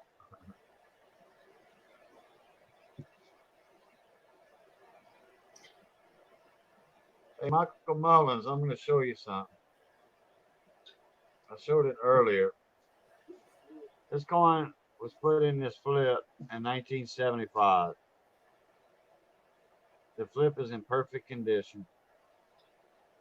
It's been looked at many, many times. It's a BU quarter. I never looked at it under the scope, which I will later. Nothing wrong with it. Staples don't show a bit of rust at all. None.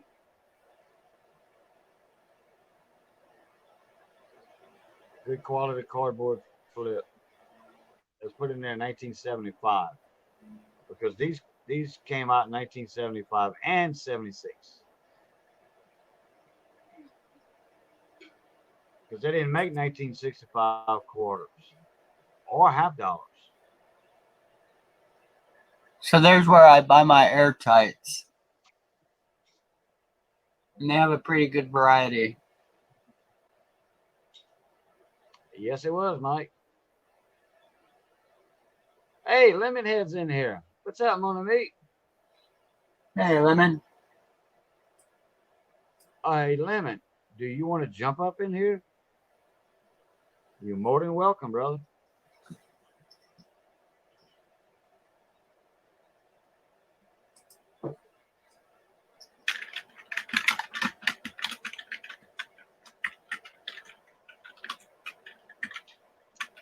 Well, Lemon, it depends on what kind of plastic flips you're talking about.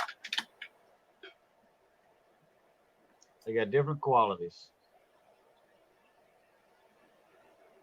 Nope, they're not.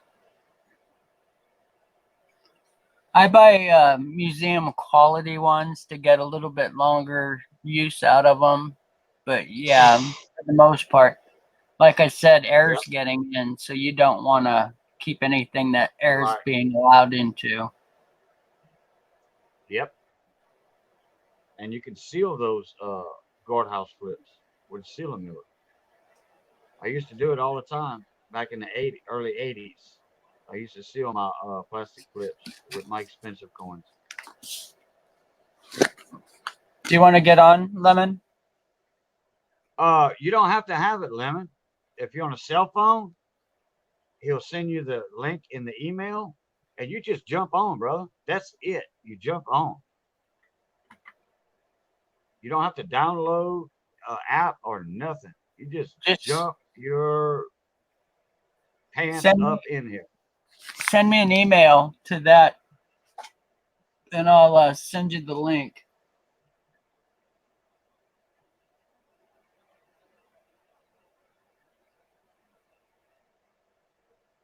What number are you talking about, son? For anyone to buy coins. Okay, we don't post phone numbers here. Nope.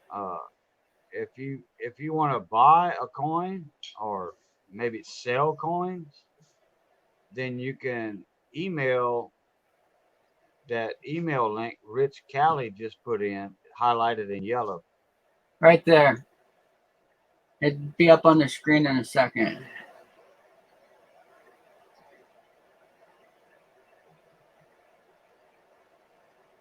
Oh, you want to sell? I'll check. Oh, I see. I see now. Okay. Yeah, we don't need Yeah. no more sellers. No, no. It depends on what you have to sell. And I have a feeling I know what you want to sell.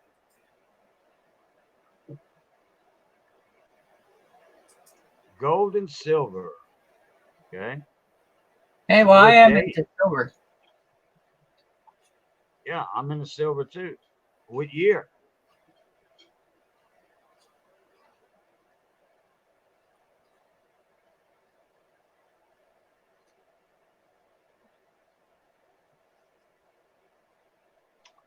$1,920. Okay. What does it look like? What's the design on it?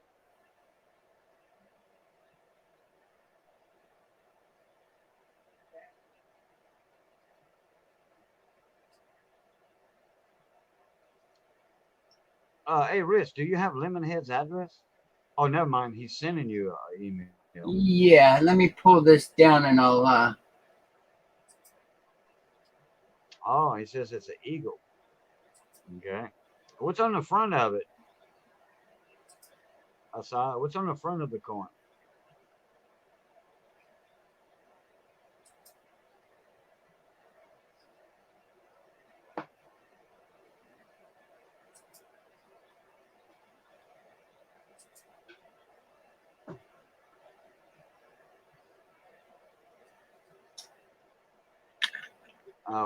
We don't know that, Mike. Not yet, anyway.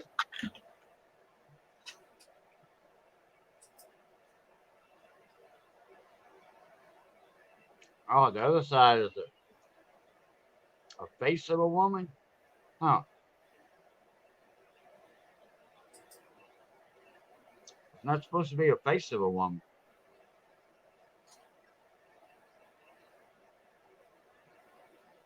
If it's the one I'm thinking about,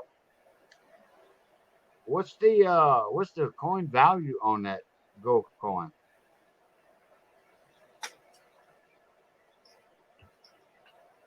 Half dollar, $1, $5, $10, $20?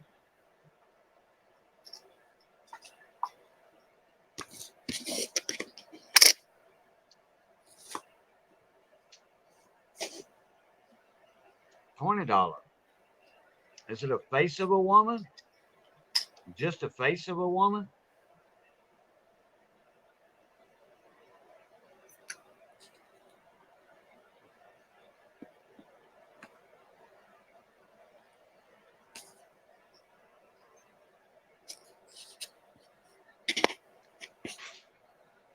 Just a face of a woman. Okay. Well, no, then I'm not interested.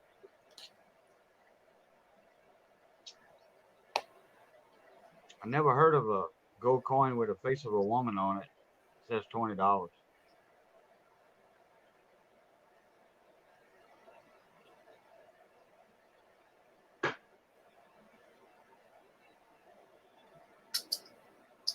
Not that you want. Yeah.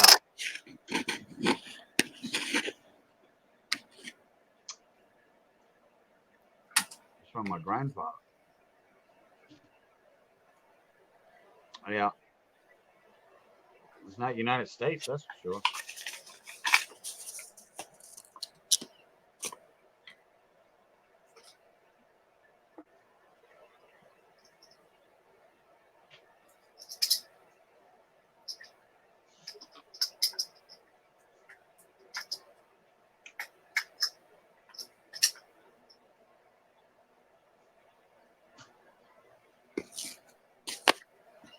Well, Assad, I have a question for you. How much do you want for it? American money.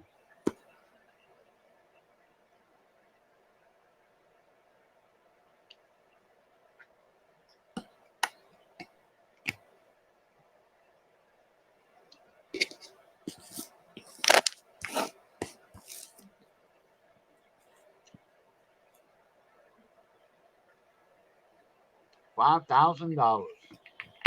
Okay, the coin is only worth $1,400 US. It's not worth $5,000. In metal value, anyway. Right.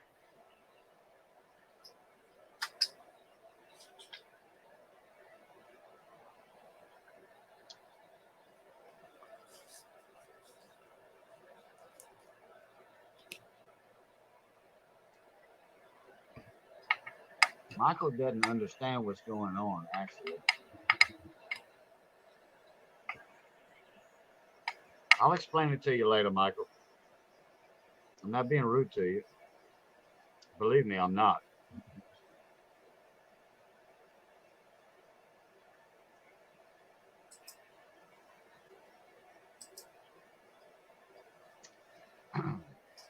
Okay, just a second. Lemon.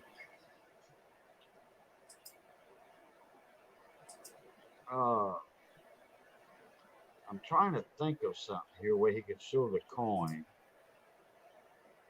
Let me think.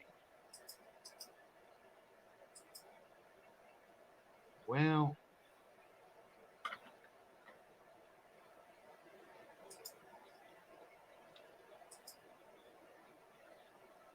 if he would jump in here, I'm a mod, so I could do something about that.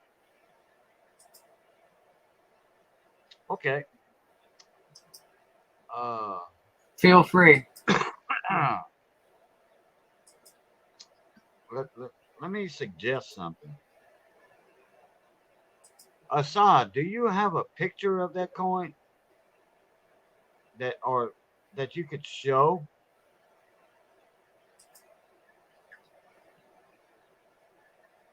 Okay, Lemon, your email's there. First link is for the chat. The other one is the the guest instructions or whatever. If you ever want to look this over, it's a pretty good program. Yeah, but the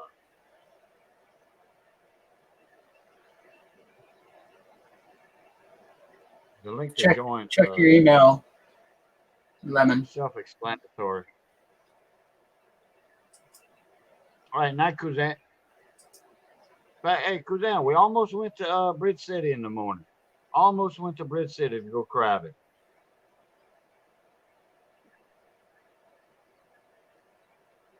Cajun, do you see a private chat option? Yeah. Did it put a number or anything on it? I don't know. Let me check.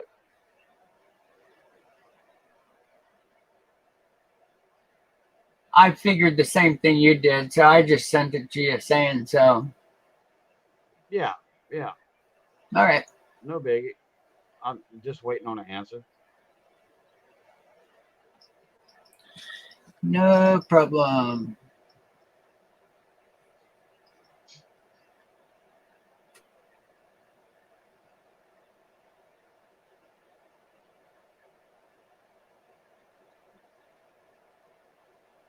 Yeah, you could have joined us over there, Donna. You know, could have went crabbing, you know, maybe casting net for some shrimp or something. But I had some stuff to do tomorrow, so couldn't make it.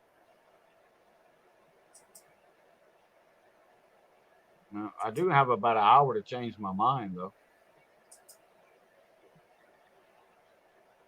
Take a trip down to Bridge City and catch about 4 or 5 dozen of crabs, come over here and have a big old crab boil. Oh, that's funny, Cajun. I didn't realize your cousin's the one that does the scratchers. I've watched your stuff. Yeah, Donna? Yeah, that's her. Yeah, I told you about her about a week ago, I think.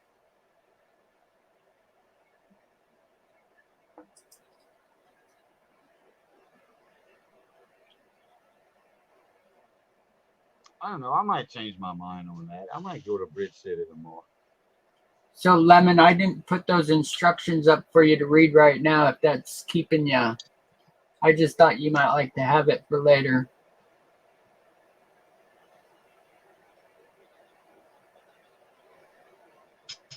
Yep, Colorado. Yep, she's my cousin. He do, hey, she's my cousin.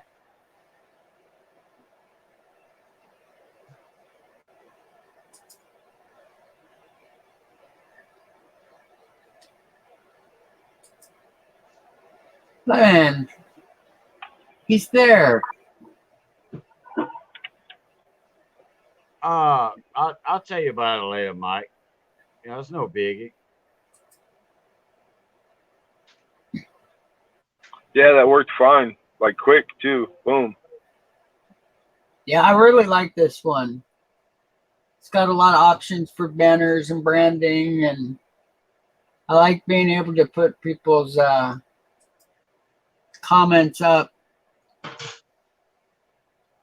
Hey, Lemon, how you doing, buddy? I'm doing. How you doing, brother? Oh man, I don't know. I'm thinking about going crabbing in the morning. I don't know. The crab out there to get. Well, I'll say in the morning. Blue point, guff crabs, man. The big old male blue points, you know, with them big old claws on them. Right on.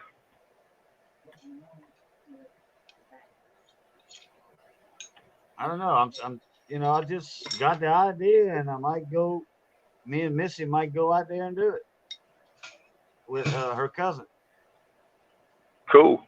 Her cousin invited her to go over right by Bridge City, Texas, and he knows a spot off of Sabine Lake down there, and we just might go to Bridge City and go crabbing. I don't know. I'm gonna see what she thinks about it.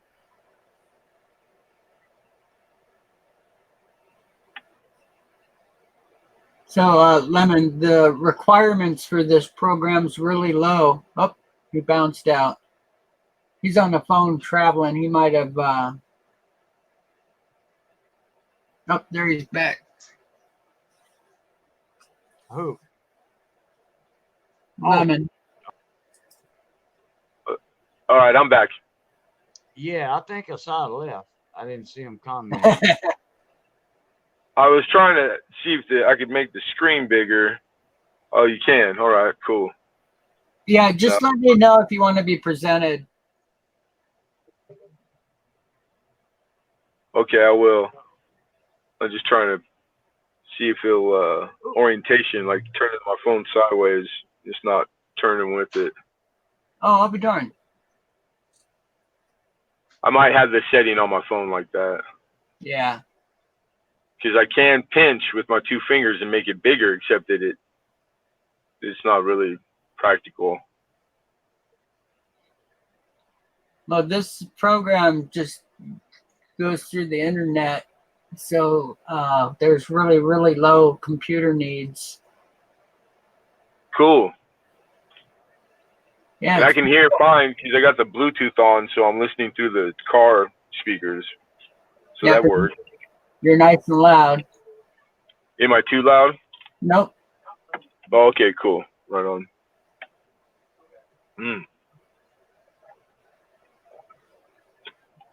Yeah, pretty neat program. I was trying a few of them today, and this one turned out to be pretty cool. Yeah, all the streams I was on today, I think everybody was on StreamYard. That they were all using the same program. Yeah, It seems to be the popular one. Yeah, this light stream was kind of neat too, and I think that might have a better option for better cameras. But I think the only thing that people aren't going to like right away is was it 6 people the total at one time? yeah, Yeah. and that may only be on the free part because they do have one that you can pay for, and I think maybe they have a better option. Yeah, Oz Art was telling me that. We were talking on the phone earlier today. I think he said it was like $20 a month or something. Yeah. That's not bad. Nope. And then their branding goes away, and you can make it all your own. Cool. Right on. Yeah, there's different options. It's free for 6 people in the panel. You got to pay for over 6 people, but hardly nobody has over 6 people in the panel. Oh, there's streams I go to, and they'll have like 12 people at a time. It's pretty cool. Yeah. But yeah, six is enough. You get more than 6 people, and it's hard to, because everybody's lag is different. So like the talking, like everybody's starts to, it's like you stop to let the other person talk, but the lag between you, I always find everybody starts talking at the same time, but they don't mean to. It's kind of a pain in the ass. So like 6 is plenty.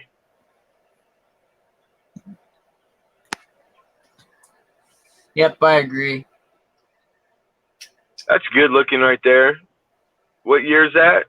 1860. Oh, nice. Nice year, too. Yeah, it's first year.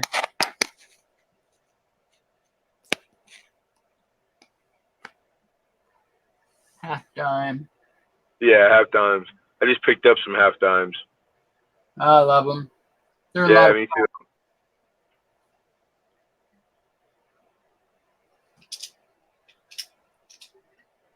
Nice. I like this. I like the air tights. Yeah, the brand I use from let's see, it's air-tights.com. Theirs is the best I've found so far, and they are a little bit more than some of the ones you'll find out there, but Yeah, they got generic all over the place, but Airtight is like the legit company that they make the best ones. Yeah. Yeah, I've been using Airtights. I sell all the coin supplies.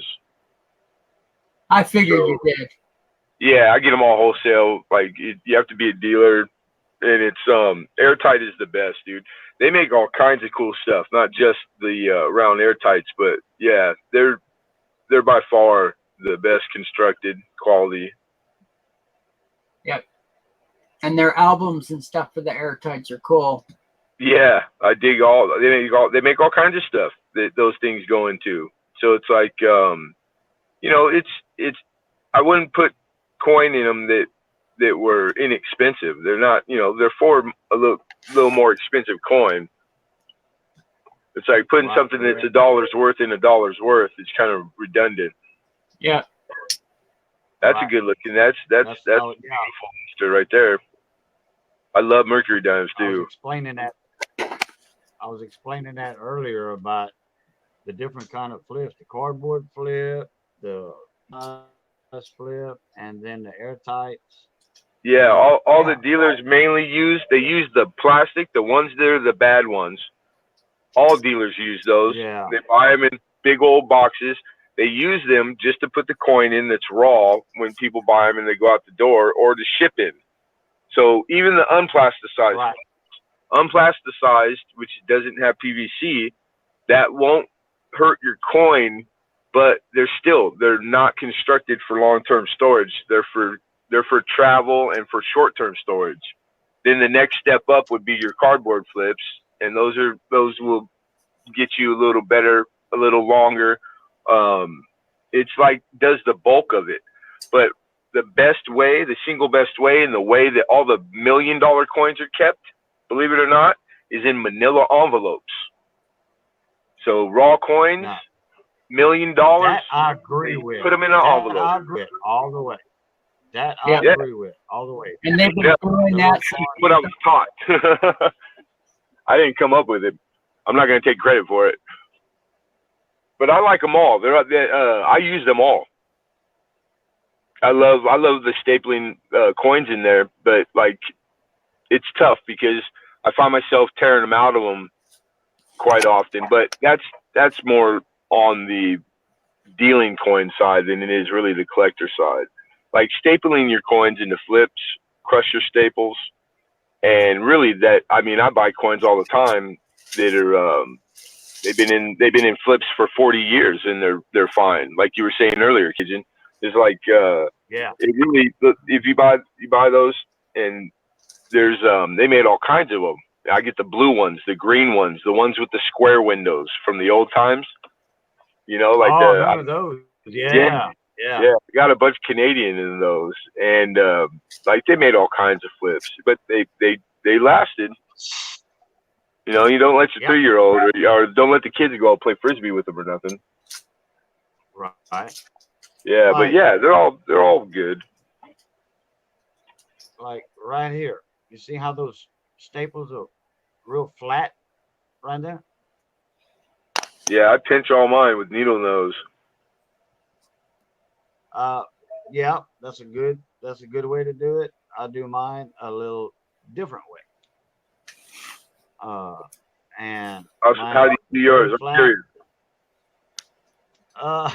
well, actually, y'all might say I'm crazy. No, not at all.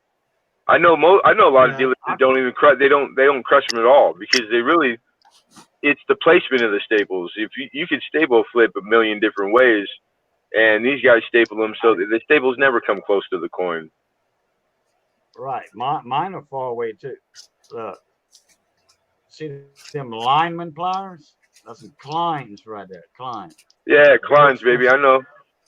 Yeah, I got Kleins. Okay, but I don't. What number? What number? But I What don't number? do- Number 9s? I don't know. They They 9-inch, lineman dikes. 8-inch. I got family that are rod busters, so I know what Kleins are. Yeah, well, I still do electrical work. So, but anyway, I don't match mine with these like this, like that. Yeah. what I do, I take this part of the pliers Yeah. and I have a solid surface on my desk. And what I do, I take the flip and I just very carefully tap Yeah. each part of the staple. You know, Hey, you got good eyes and that's good a hands. rounded edge. Yeah, I Yeah. still have good eyes. Thank God. Right on. I've occasionally, there's been times where I like hammered them down with something. But yeah, I use, matter of fact, my needle nose that I use, they're Klein's. But any needle nose will work. Klein Yeah. makes the best. Yeah, they do. They're good. They're just good. They're expensive. They're higher end. That's what all the iron workers use. Yeah, guaranteed for life. Yeah. Yep. You pay one time, and that's it. I went to my Klein dealer one time and said, "Man, I lost my best my best screw." And the guy said, "Here's another one. Take it, free. You know, the store on it. Here, take it. Here's a free one." Because I Yeah, dealt that's with him cool. so much. Yeah. You can't do that at Lowe's or Walmart. I mean, Lowe's or Home Depot, though. They sell them. Lowe's and Home Depot sell Klein tools, but they won't give you a free screwdriver. You got to go to one of the outlets in your local store. Yeah, I spent 400 grand one year just on rental equipment. I used to get free shit all the time. I used to give my reps. I give them hell, boy. I used to run those son of bitches ragged. Yeah. Hey, Like, you want my business? You better have that skid steer and a 36-inch auger on the job site a day before. I don't want him. No excuses. And I go, and you're gonna loan me your magnet drill. You're not charging me for it. They'll do it. You just got to be like blunt, you know. But yeah, Yeah, I know what you're talking about. Yeah, that's the way it is. Construction. My salesman from I forget the name of the company. They were out of Denver, Colorado, and they opened a branch office in Tucson, Arizona, and we started using that company. Sunbelt? Maybe. Yeah, go ahead. Nope, not Sunbelt. But anyway, I was a superintendent for DDC, Diversified Design and Construction, out of Tucson, Arizona. One of the biggest construction companies in Arizona for building hospitals and skyscrapers, stuff like that. Anyway, when we started dealing with that rental company, the salesman come around and he said, "Hey, Boudreaux, is that the only jacket you got? Is that little zip-up jacket you got? That little Winchester jacket?" And I said, "Yeah, I think that's the only thing I need over here in the wintertime in Tucson." Yeah. He said, "Oh, okay, no problem." So about 3 or 4 days later, he came and delivered a few pieces of equipment that we ordered a couple of days later. And he walked into my office trailer and he handed me a package. It was in a clear plastic paper. He said, "Here you go, Boudreaux." I'm like, "What's this?" He said, "Oh, little tea-cut-o for you." Jacket. I looked at it and I'm like, wow, it was a damn Carhartt jacket with the name of the company. Yeah, Carhartt's nice. Oh man, hey, that thing was so warm. That's all I wore when I moved back to Louisiana. That's all I wore was that. That's all I needed. They're made well. I had one that I bought in high school, and it's been to Alaska like 10 times, hunting. I mean, you name it, all kinds of weather, and the thing still looks like it did when I bought it. I swear to God. There you go. Yeah, yep. Carhartt makes great work clothes, for sure. They do. I love that jacket. and it wasn't a very thick, heavy jacket. You know. It Yeah, I was just got the. light, It's like comfy, it's kind of thick, kept you warm. but it's just got like nice lining and big square pocket. You know, like it's like nothing ever fell out of it. It's got the hard snap buttons. Right. You know, like yeah, it's just made well, rugged. Mine was zippered. Oh yeah, right on. Yeah, they make all kinds. I mean, they make overalls. They make everything you could think of. Wish you think of. Oh They got. Yeah, right. I like Carhartt. Yeah, but that little jacket, that coat, it was a coat jacket. Oh, right Had on. the button sleeves, had the button sleeves, had a zipper. Oh, yeah, it did have the snaps to cover the zipper. Yeah. It did have that. Yeah. Oh, then that's like an all weather. Yeah. Yeah. It's meant for But cold weather. I gotta say that my Company favorite is I had some bibs and matching jacket, and oh damn it, what's that brand? They're waterproof.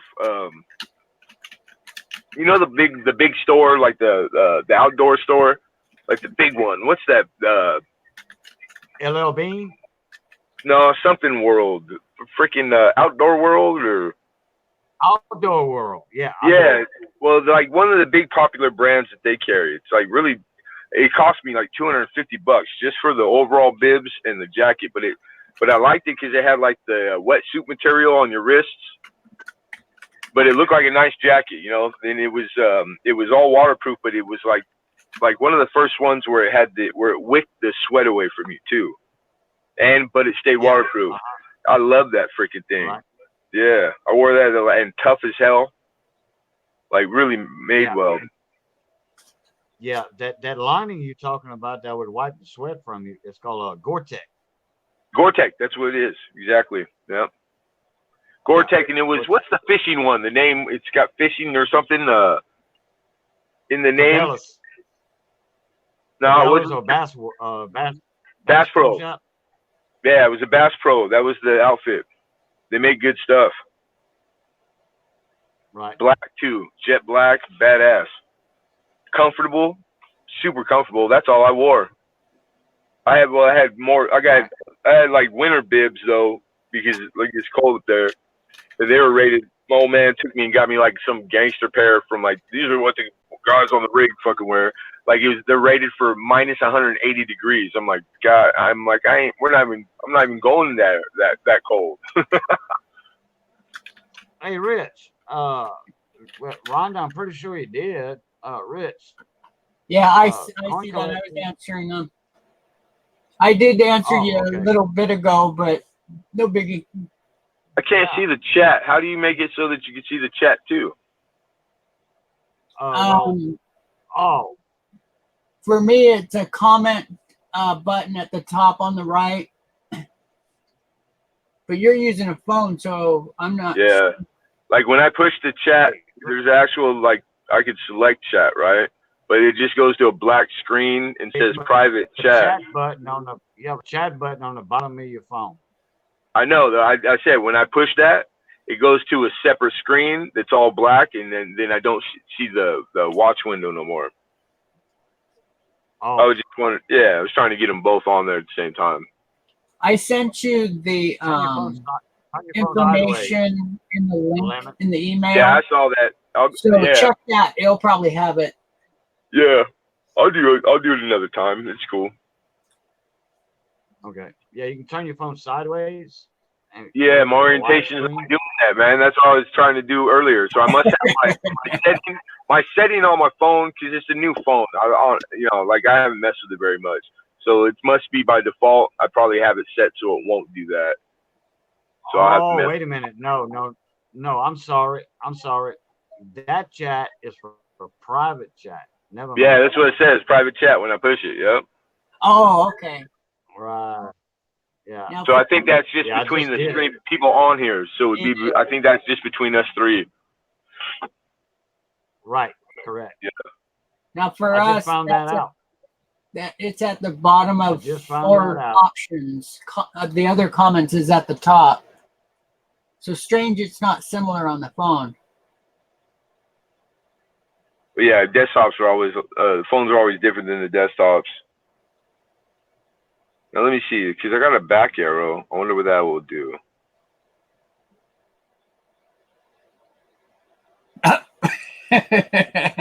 Well, we know what that does. It takes you out of chat. Oh, wow. But that's okay. He'll get back on here in a second as soon as he figures it out. Back to email. All right, I'm back. That's how I learn, man. You just like push the buttons, figure it out, see what it does.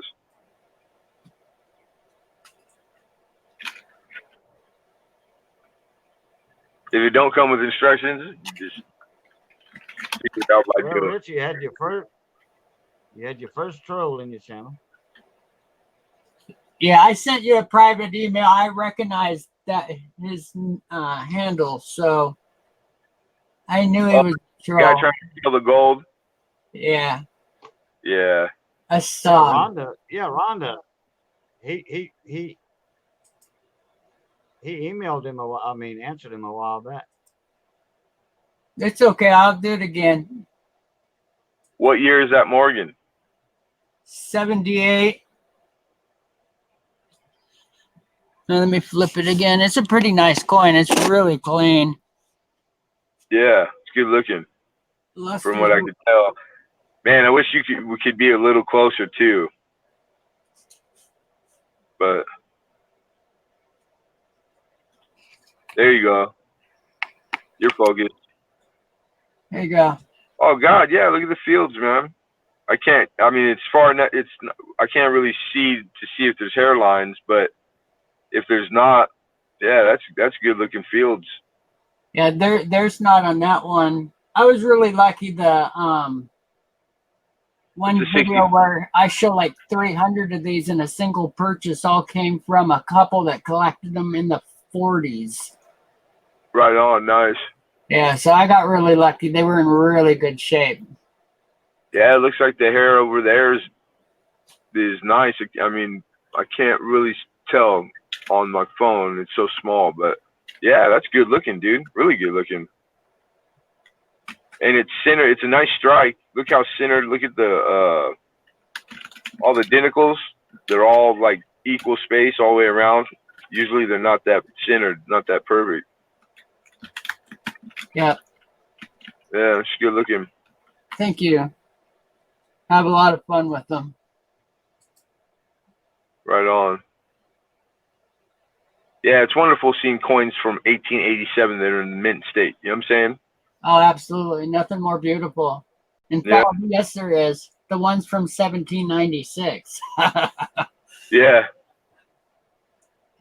Unfortunately, I don't have $100,000 to spend on those. Yeah. And I think I would. They're so, the flowing hair dollars and half dollars are breathtaking. Oh yeah, I just want a chain scent, dude. I had a Well, chance to for get a whoever Fugio put at it- work. What's up, Cajun? For whoever put it in chat, do you have Alexa? And then can you tell Alexa, Jesus loves me, yes or no? For the Bible, it tells me so. Yes, we believe in Jesus and we know he loves us. But you have to keep religion and politics out of the chat room.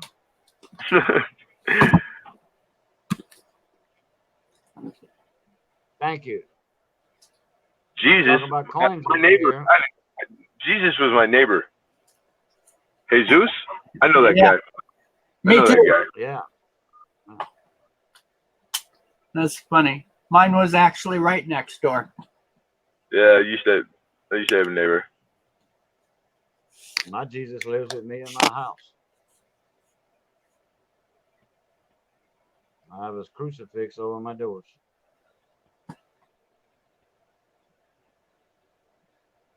That looks PL from here.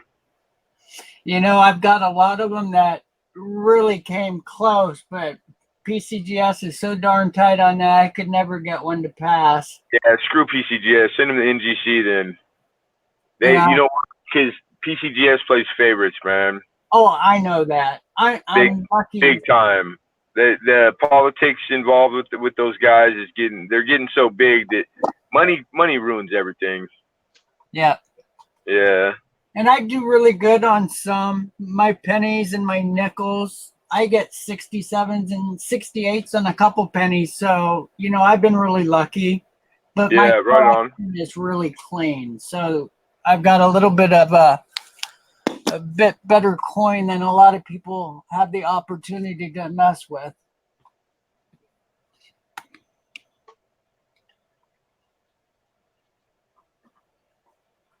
Now these ones, unfortunately, the bag marks are fairly harsh on a Yeah, but they're bag marks. They're forgiven. They're not supposed to consider bag marks in grading. I've seen it though. Well, it's like They well, do. not supposed to take them into consideration. They're not supposed to affect the grade in grades up to like 65, maybe even 66 sometimes. But to get the higher grades past that, 15% of 100% in that grading pies, like what they grade, Right. it is aesthetics. You know what I'm saying? But everything 68 and above, it's people don't understand grading properly. It's really they'll start to like underpower, but the power isn't like we use microscopes and USB microscopes. They never even go past 10 times, man. People don't understand. They grade in 5 and 6, and then it depends on the higher grades. Then they'll go because you'll find all you want. The stronger you get, no coin is perfect. Oh. Yeah, you look at a 70 and you go 20 times, and I'll find you something. I'll find you a flaw. Oh, absolutely. Oh, And that's yeah. why you Yeah, see that's it why- there. That's why PCGS only uses 10 times. Well, 10 times is only for 10 times isn't the regular grading. No, it's 10 times is a little 6 or strong. 10 7. times is like when proof and stuff. And in super high grades, they get to 10. Or for variety and error. Yeah. To verify. Okay. But I heard that Yeah, that's PCGS, right. they don't even do in-house no more. They send out all their error and variety. They like I'm not subcontract it. surprised. Yeah, because I mean the submissions they get are outrageous, and they don't even do most of the error and variety. You go to the page to check, and like No. Mercury Dime, they do like 15 different, and that's it. They only recognize. They won't put anything on the holder. That's why you take it to Annex.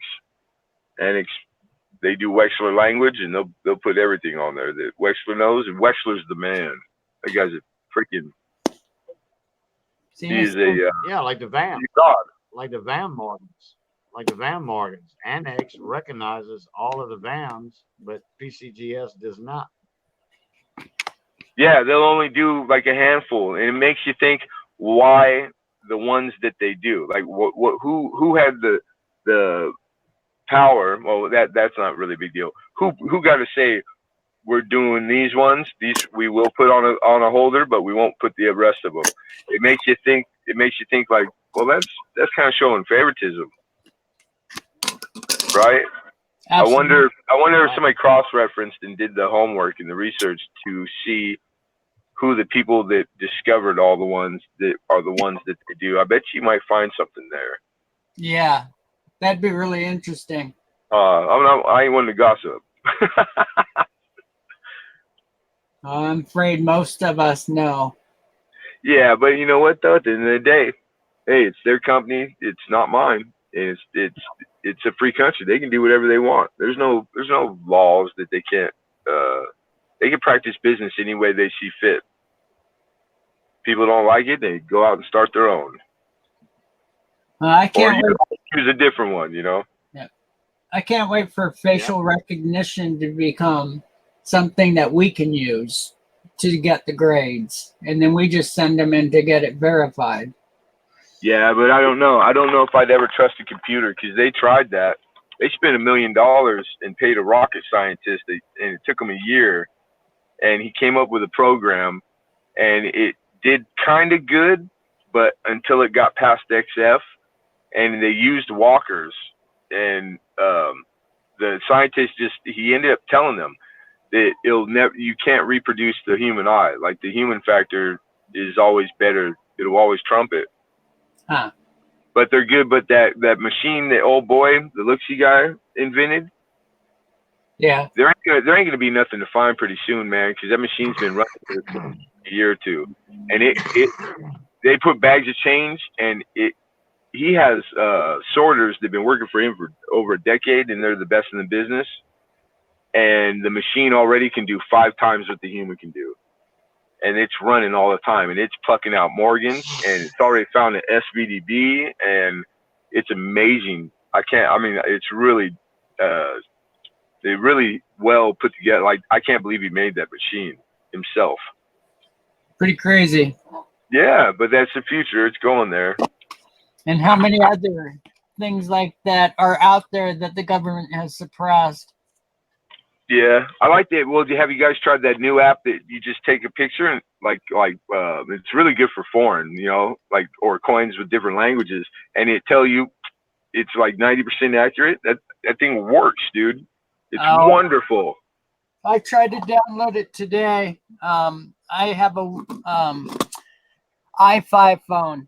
I can't get my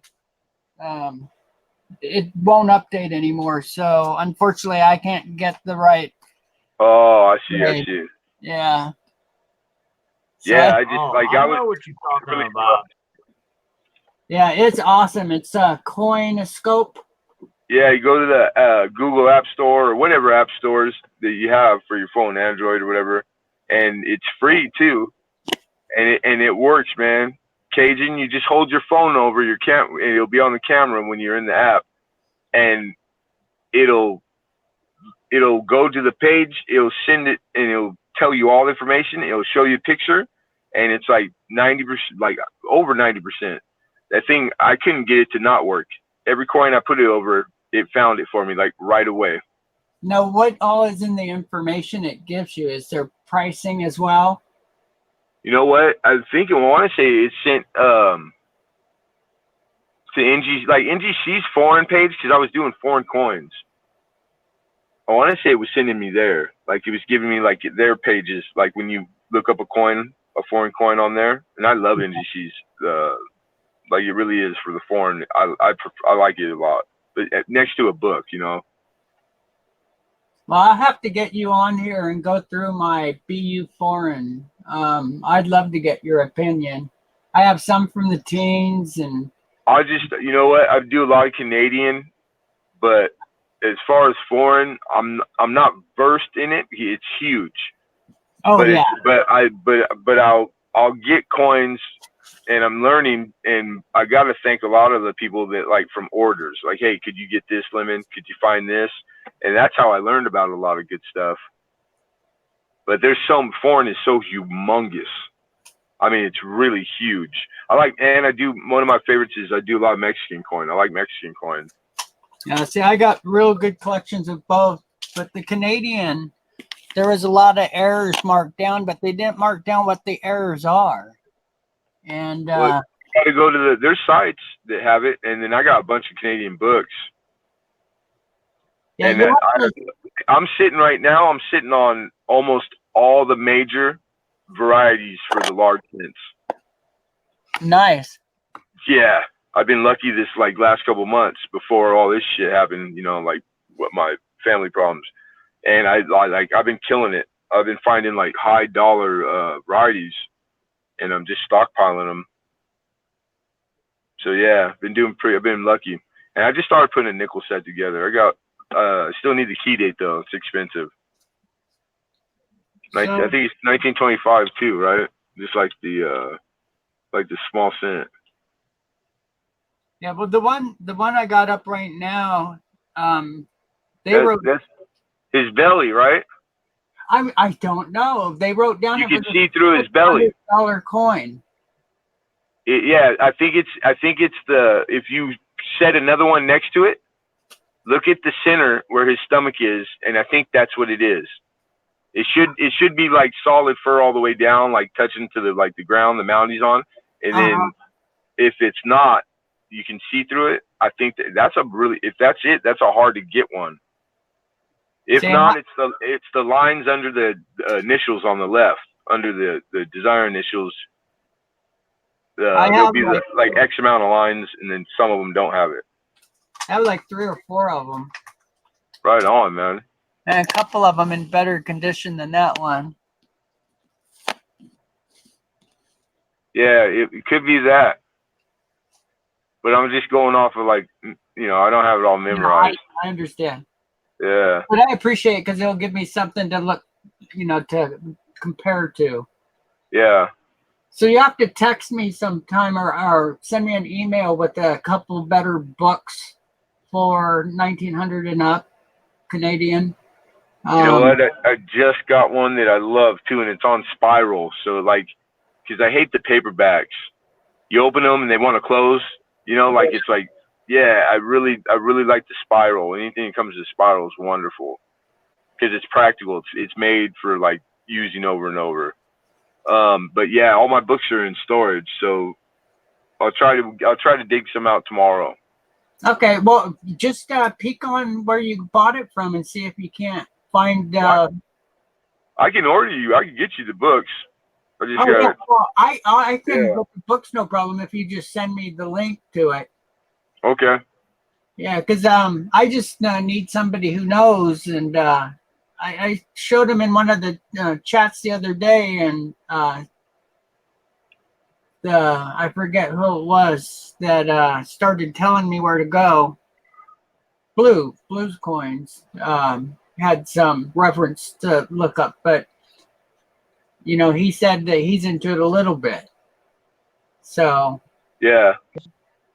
yeah, I've got all kinds of. I've got folders that are full, all the way full of the large cent, the nickel, the dime, the quarter from 1900 up.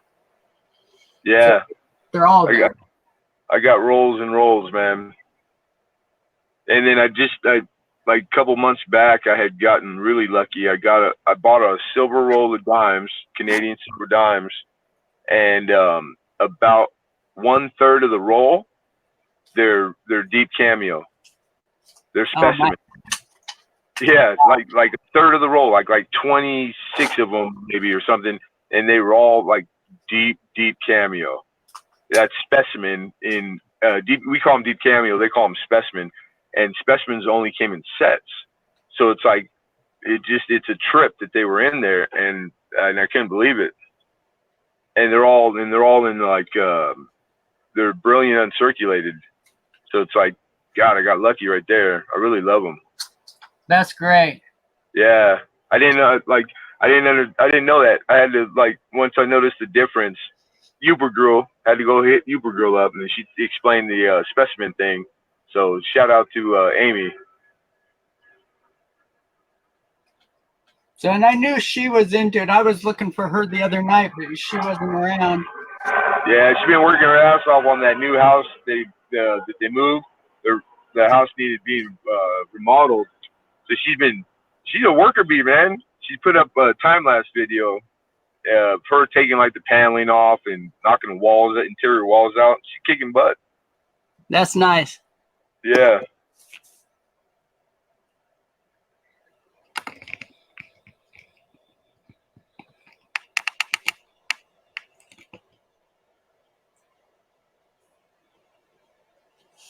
The ones I do best with, though, are my nickels and my pennies.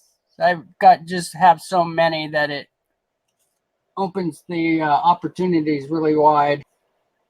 Yeah, I mean, at heart, that's Yeah. Lemon Head penny. I do penny. Like I have more penny than anything, but I like penny, nickel, dime.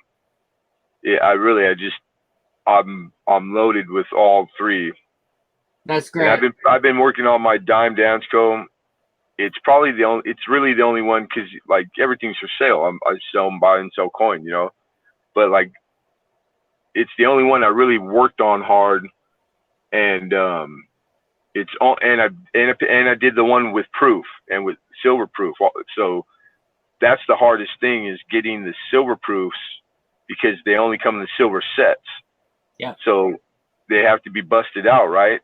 I just got lucky because I worked at a shop for over a year, and I was able to I came across like it was just some guy brought in a ton of it, like another dealer, and so I think I only need like 2 of the silver proof dimes, and all the silver's done. The silver page is done, and all my silver dimes, 90% of them are original, real rainbow toning.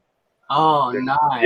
Yeah. Like I think that when I'm done with it, it's a candidate for like top pop album. Like collection that 64, or I mean the run that run. What's it go? 2000. Damn it, I'm not gonna remember. Well, that's cool. I Yeah, love I got lucky, man. I put a lot of bread into this thing, man. A lot. I love it. I like dimes. They're just really tough on my eyes. They really fatigue your eye fast. Yeah. Yeah, See, and they I do. do the same Yeah, they thing do. with the dates on the pennies. Yeah, being so small, man, it really does. It puts a wear on my eyes. So I could sit and do some coins all night long, all day, Yep. but not dimes. I only put a few hours in on the dimes, and then it's a wrap. So I did a purchase just last week of 600 proof pennies. Oh, And, sweet. yeah, 61 up. And Nice. I pulled 100 of them out that just have extreme tones, just gorgeous tones. Yeah. Yeah, copper is super reactive, man. Every color in the rainbow. Yeah. Every kind of look way up. I mean, yeah, it's crazy. 50 I think my times favorite red. is like the early wheats that get really purple, like that deep purple, and then they look like they're lacquered, but they're not. They look wet. Yeah, I love those. Yeah, they're. I had a 31S like that, and man, beautiful, freaking beautiful. Well, that's great. They're fun to share. I love showing them. Yeah. I had some really nice perfectly rainbow, like more modern, Memorial and Shield, and I sent them to Penny Queen. Oh, cool. Yeah, I've been pulling them out as I find them because it's hard to remember where everything's at. But it's in a penny box, so I just go through the boxes. I sent her a nice batch. She likes them, so that's cool. That's great. That's what it's all about. Yeah, because it's like some of this stuff, you're never gonna. You can sell it all if you tried, unless you sold it all in one lump sum. That's not gonna happen. But like all the stuff that I've coin rolled, I got some pretty cool like anomalies. I got one that I call it my Hitler coin because he's got a one of those from the rinses, like a black splash on it. But there's only one, and it's right on his lip, and it looks like a Hitler mustache, dude. And he looks like, or I actually used to call it Charlie Chaplin because he looks just like either Charlie Chaplin or Hitler. Yeah, it's freaking funny. What's that? Depends on who you want to sell it to, how you describe that mustache. Exactly. But yeah, I just thought when I came across it, I was like, it was perfect. I was like, it's as if somebody had done it, but it's just random, just dumb luck. Y'all check that out. I had Y'all check that roll, out. I think it's 86, 88, something like that, and roll of pennies. And it had gotten a little bit of moisture damage on the roll. It was a bank wrapped. Oh, yeah, that's on them. And coins were damaged pretty bad, so I started digging through it, and they were all really badly damaged. And I got to the center coin, the only coin in the group that made it, and it's just neon fluorescence. It is the most beautiful coin. I have a video just about that one coin. I'll have to check that out. Yeah. What year is that penny? I was 86, 87, something like that. Yeah, I can look really quick. I was trying to find it to show it right now, but I can't find it. Hey, Rich. Yeah. Rich, present me. Sorry, what? Present me on the screen. All right. There you go.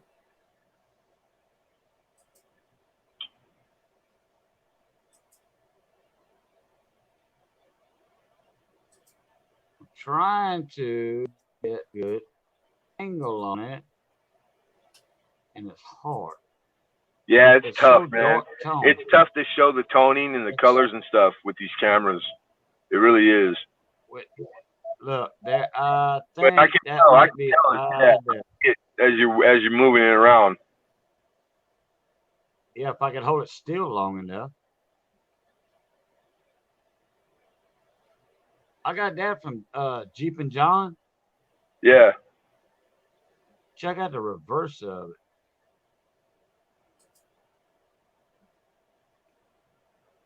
He That's picked cool. it I up can see it.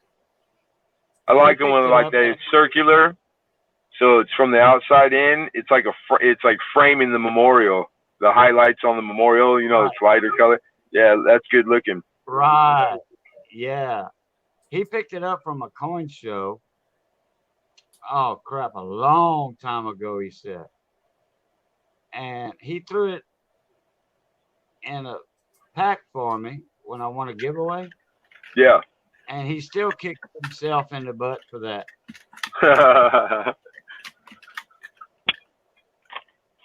I mean, the coin was featured in the giveaway. Yeah. And So what? He he can't was glad complain. that I got it because he was glad that I got it because that's my birth year. 76. 64.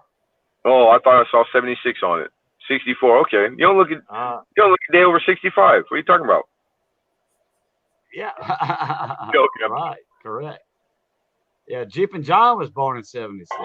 Yeah, me too. I'm bicentennial, baby. Oh, are you? Okay. I'm the last baby boomers, me. 64 was the last year of the baby boomers. Okay, Yeah. well, wait. Dad's a World War II vet.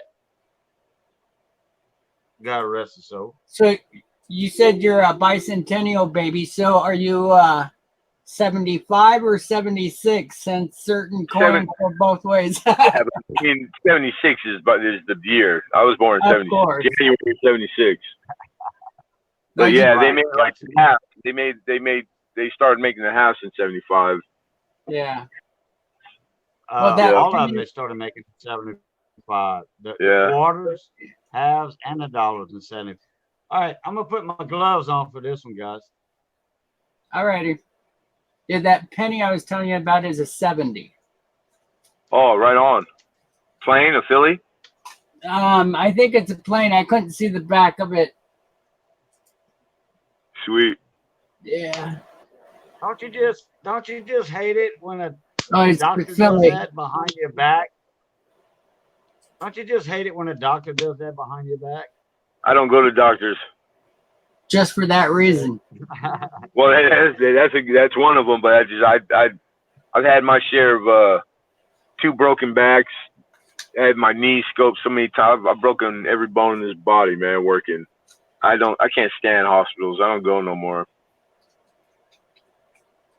Yeah, it's tough stuff. Yeah, I don't like doctors. I definitely know what you're talking about. What are we looking at, sir? Let's see if I can get my gloves out of the way. Another toner. Can't see the year A though. little bit. Proof? It's a 50. No. Yeah. You know what? A lot of people act that. And if I can get my camera, it's not a toner. Hold on a sec. Oh, it's the way that the cantilever of the fingers over the front of the coin, it's casting shadows. Correct. All right. Here we go.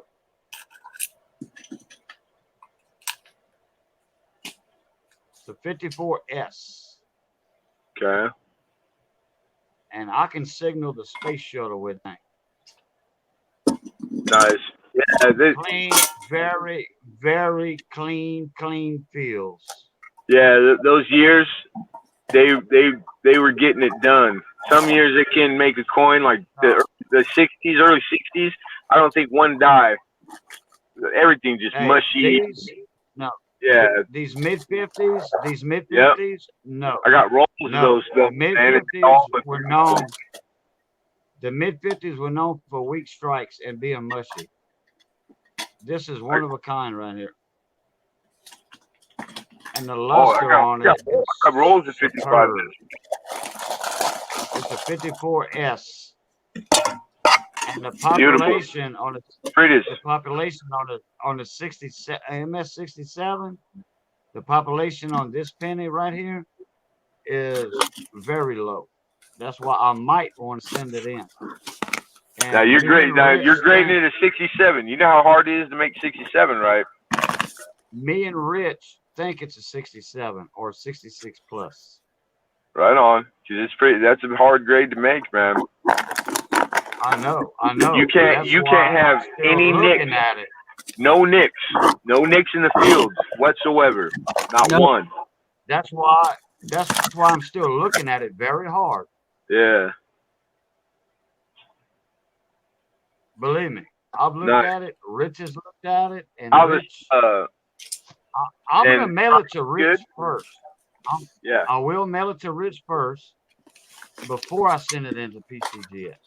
Yeah, I And would wanna get definitely his suggest opinion it. on it. Well, what is it going for in Rich, 67? Rich is one of the best one I know at grading Lincoln cents, in my opinion. Now, Because he sends them in all the time. He makes $2,000-3,000 a month selling graded pennies. yeah, but I mean, I the proof do is in the about pudding. 1,800 to $2,000 a month minimum. But you Now, know, where are you selling them? Is that because of the value once you get it back at the grade, or is it because you're actually selling them and making profit? No, as the grade. The almost He's all getting my back in a bank slab. rolls, I can't hear you guys at the same time. almost all the bank rolls that I have for the 60s pennies, which is where I make most of my money, is ones that I collected as a kid. These are bank rolls that You're my mom misunderstanding me. bought me. You're saying that you're making $2,000 and $3,000 a month on getting back your submissions. Is that you're just valuing them at what the value is now, and because you get it back in a grade, and that grade you look it up on PCGS, I take or are you actually selling them literally? I take a fair loss to the gray sheet with the dealers I deal with, but You're pay. not hearing me. Oh, I'm sorry. Are you selling them? Yeah. Okay, you're actually selling them. Okay, I didn't know. That's what I'm saying. Because people always say that loosely, like, yeah, I made this much because they bought a coin for $1, and then it's they send it off and it comes back. They still have possession of it. They haven't realized that money yet. You know what I'm saying? Yeah, that's not the same as that's not making the money. That's because you don't make it until you sell it. You know what I'm saying? Absolutely. Yeah, so you're selling them. Well, then I didn't know you did that. Yeah, I've done really good. Yeah. I have some really good dealers around here, and pennies are what they go for, pennies and full step nickels. But Awesome. yeah, they really fight me for price. But since like I said, almost all these bank rolls came from me getting them for 50 cents a roll. It's nothing. Yeah, of course. Yeah. Hey, like I've got penny. I sold my 42 roll, man. Killed me. Lemonhead. Yeah. Lake House sent you an email. Oh, I don't see the chat. Lake What's House up, Lake House? Email. Hold on, I gotta He sent see you if I an can email. pull this off without losing you guys. I think I can. Oh, okay. At least it's easy to get. I'm just learning this phone, to be honest. I guess we do like this. Haha, I see the chat now. How did I do that? Button. It's always bad when you do what you've been wanting to do, but you don't know why it went there. Yeah, because when you go to try to recreate it, right? Yeah, you hit your home button. I'm not that familiar with StreamYard, so I couldn't do it because I'm Hey, watching my David. chat on my What up, computer. David Carlisle? David's in the house. David's not here, man. He's wearing camouflage tonight. All right, so now, okay, I found that, but I was actually looking for mail, right? So I don't. Yeah, email. That's messages. But yeah, Lemonhead. Rich Cali does. He pulls. He cherry picks coins out of rolls, Yeah, and I he do the sends them same to thing, and I PCGS, stockpile them. Yeah, and he me sends them too. into PCGS, I got the it. best ones, I got boxes sells them full. to a, I never follow through, man. and he sells them to a dealer, a coin dealer, local coin dealers and stuff, and they give Yeah, if him you got free more steady, money you got a for it. steady buyer, and you're able to get what he Yeah, wants. That's an awesome relationship. You know what I'm saying? Yeah, and it's hard yeah. to find because it took me many years. That's why I was saying that I'm gonna send this coin off to Rich to verify my grade, because even in Yeah, the 'cause 66 plus, grading sense even isn't in the isn't 66, tough if you have the right even in literature. even a Yeah, 66 plus is worth money because the 54s, 55s, 53s they are not populated that much with PCGS and those high grades. If I have a high grade 54S, that's some money coin right there. Yeah, If it's if that it's top, good. if you get in the top pop, of course. Yeah. Hell yeah. There's no 69s in that year. so the And one, I Yes. think very few, if none, on the 68s. Yeah. And you ever, That Rich? You coin ever is think about you never send it on your own, send coins to auction, like with some of your better grades you get back? yeah, I've been giving those to my grandkids. Yeah, So because like man, you put them, you wait, you pick those bigger shows, like, and then Heritage. I mean, yeah, the amount of people that they put your stuff in front of, nobody can match that. yeah, The money that they put into every auction, and um, it's amazing. Like, people have no idea scale wise. Like, you want to get the most for a coin, putting in a Heritage auction at the Fun Show or one of the Long Beach shows. It's like you're gonna get the coins sell for way over value all the time. absolutely. Yeah, it's like Yeah. it's like getting into that. It takes money to make money, you know, but it's Yeah. it's a good business, man. See, I But use Lemonhead, hey, Lemonhead, What's Rich up? saves his 69s for his grandkids, so they Yeah, have something to fall back on. yeah. I worked in a shop. I've been around for a little while, and I just and then with my own kids, and it's like that's where all the coin comes from, man. That walks through the door at the coin shop. It's the inherited coins that they usually don't give a crap, and they go hawk. Yeah, I mean, but it's still like saving for your grandkids is awesome. You know what I'm saying? I yeah, tried to get my kids into it, and they didn't give two shits. And I had started out buying stuff to leave for my kids and my family, and they could care less. And I just went, screw them. yeah. I'm I taking put it. all I my can't take it with me. They don't want it. I got into coin dealing. yeah.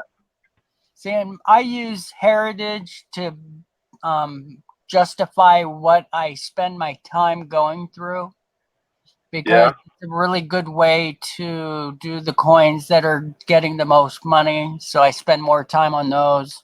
yeah, And populations and whatnot. yeah, and I'm only good at 66 and up.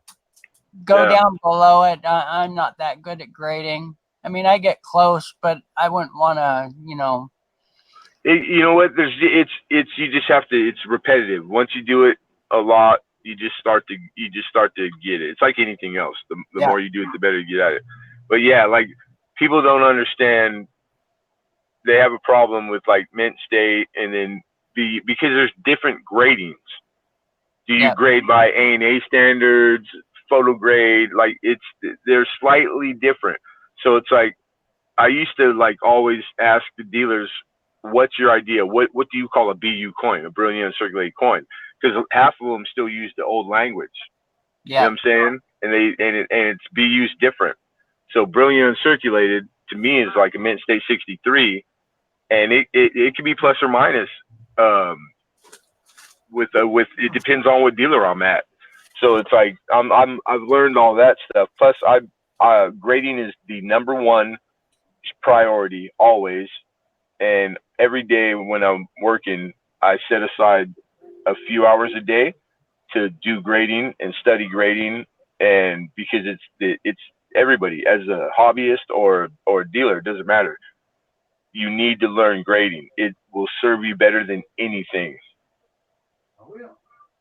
Yep. Yeah, I tell that to so many grading, people, it's all everything.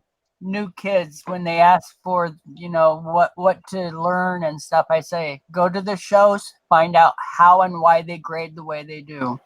Pick a Yeah, coin. grading, and when you pick a coin to collect or a denomination or a series, go buy the book or get your hands on all you can, because all the stuff online is free. There's tons of it, but it doesn't give you all of it by far. It just gives you like a tidbit. So a lot of people think that that's everything there is about a series of or a coin, and it's not even close. You go find the book or Aloha. and you will be so blown away. It's not even funny. Yep. But and it's like you can learn it all in 10 Rich, lifetimes. present I love yourself. No, and that's what I tell people. I've been doing it 50 years. I learn something new every day. Right? That's the Rich. thing that sold me on this. Like I could do this till my last day on earth. You know what I'm saying? And that's what I was looking for. I love it. Yeah, KJ. Rich, Yeah. present yourself, or I present present. everybody. Okay. This is what I use. And I this was is what trying got to get me a word started in in a while the ago. grading. And now I just keep the top end coins, the 66, 67 coins around, and compare them. I have probably 4 or 5 of each for the pennies, because they're all a little different. Some are better luster, some are better eye appeal. Yeah, I was gonna say, because you could have that coin and like God, it's really unlimited, the different looks and colors, and they could all be considered mint state red, and they'll be like polar opposites. Yep. Yeah. And then so many graders, every one of them are different. Yeah, they are. So it's like really, I really scrutinize definition, because it's like they can't argue me on definition if it's the same grading that they use, because there's definitions. That's what they're for. Yep. But yeah, having a tangible coin, like tangibles are wonderful. That's awesome. That means you have that many in that grade. That's the bomb. Yeah. Yeah, and I've been really lucky because of the collection. There's so many opportunities to screw it up with moisture, and even light I find is an issue. The round coin tubes for pennies, horrible. Those clear tubes, I've lost a lot of coins through those, and I learned put them in the square tubes. I like the square. I like That's the why I clear like these. for certain things. But it's where you store your coins and how you store them. But yeah, sunlight will has ruined a lot of like people keep their albums like on a bookshelf, and it might be in the living room where they get natural light. Light will tone them. It'll do all kinds of stuff to coins. Yeah, I have all my better stuff in soft closed drawers that are in special boxes and airtight. Yeah, that's how I did it. That's what, and then I always put those packets, like the packets for the moisture. Yep. Yeah, I started doing that too. So it's because like I had the air conditioning always running because it's so hot when I had my setup, and so some days it just like the change in temperature, I always ran it low, and then it would be hot, and it's the humidity. I'm creating humidity. And Yeah. some of you live in humid places. You know, it's like it matters. Well, here's another one for you that's pretty interesting that most people don't know. I'm sure you do. When I go through my real high grade coins, I'm wearing gloves. I am wearing a mask because your breath can cause those little carbon spots in a heartbeat. Yeah, people blow on their coins all the time, and you Yep. don't know, but you cannot blow without blowing. It's microscopic. You can't see it, and you're spitting on them. Yep. And You're even if putting you little hold, bits of food Right. and contaminants, and that you might not see it for a week, but down the road that stuff is still there, and it's gonna damage the coin. absolutely. And the more brilliant your coin is, the quicker you'll notice. Yeah, because the difference. Yeah, the two tone. Yeah. Yep. So Dude, you guys, if you watch me or ever follow my videos or my streams, I'm so in gloves all the time, yep. and that I would forget that I have them on. It's like skin now. I'll go to the grocery store or go somewhere and I forget they're even freaking on. And it's funny because it's really clad coinage. You don't need to wear gloves. It's really copper. It's a copper habit for me, and because coin is filthy. So unless you're cracking open brand new rolls from the mint, it's like I might be overdoing it, but it's okay because it's making it a habit for me, so that I'm never gonna mess up once, Yep. and I'm not trying to catch the heebie-jeebies either because I pick my nose a lot and bite my nails. Well, the whole secret to the coins being in good condition while being handled is, of course, handling them correctly. Yeah, you Once hold you do them it so many times, it's habit. exactly. Yeah, always be conscious of them. Be ginger. And and I drop a lot of coins. I ain't gonna lie. My hands are so arthritic from 20 plus years of like heavy construction, broken fingers. Like I got nerve damage bad. Yeah, I So was it's a like, Hey, martial artist and a furniture maker. oh sweet. I did furniture for a little while. I'm a carpenter too. I love woodworking. You I should. used to make my own stains guys. and shoot finishes and like I love it. Cajun's a cabinet maker too. Oh, right on, man. I didn't know that. Yeah, Oh, we yeah, just found be that on. out just the other I day. love woodworking, and then I ended up like doing at the end of my career. I did finish like high end finish work, high end. I've worked in multi-million-dollar houses, and I worked for the richest people in the world. Yep, so did I. Clothes and all kinds of shit. Yeah, I love wood, dude. You I got went to school. I went to Mohawk school for touch up and shit like that. Like I can repair stuff. like Make it look like antiques it never and stuff? happened. Yeah, cross grain scratches. I can fix it, make it look. And those are the hardest. I can make it look like it never happened. Yeah, I know what I'm you're pretty talking good about. at that too. Burn in and do burn in, Yeah. touch up, all that. Yeah, I was manager of a furniture store where we sold mid to high end. We sold to like lottery winners. So like the furniture lines were like the highest, like the best, you know. So and all furniture had some kind of flaw because of shipping and handling, and like they come off of big rigs. So it's like you had to learn, and I got lucky because the store I worked at, old Teddy Koopman, and it was a family-run 70-year store, and he still come in on Saturdays at 80 years old and work a half day from the morning to noon, and he taught me, like, he still mixed colors with the powders. He had an old tray that was like 50 years old with all the different powders, and he'd sit there and I was amazed. And I'm like, how are you so good at that? How do you do that? And he's like, I've been doing it for 60 years. I was like, well, okay, that makes sense. Yeah, the man was like God when it came to like touching up furniture, man. My goodness. So now, were you selling it or making it? No, I made the making of cabinets, stuff like that. I did. I turned my garage in my home into a woodworking shop, and it was a hobby. And at work, when I did the wood, like furniture specifically, was like it didn't last. It was a few years, and then I always would fall back to the money. You can't turn it down, Or I tried to start my own business. I've worked for myself half my life, and then making another man rich the other half. feast or famine, you know. But I was never a furniture maker. I did that like at home as a hobby. You know what I'm saying? Yeah. Yeah, like doing laminating and making groovy shit like that. Like I would do that at home for myself. But I've sold some like cabinets I made myself. They probably weren't that great. I thought they were pretty good because I Yeah. always did residential remodel too. Like I was always remodeling someone's home on the weekend and working 5 days a week, you know, and then I just worked 7 days a week for years. So Next time occasionally you I'd check out get one of my jobs. next time you check out one of my videos that I'm showing quite a bit of my stuff, I show it all on my big table. It's a 12-foot wide table with 3 leaves. Yeah. It's a black walnut formal dining room table.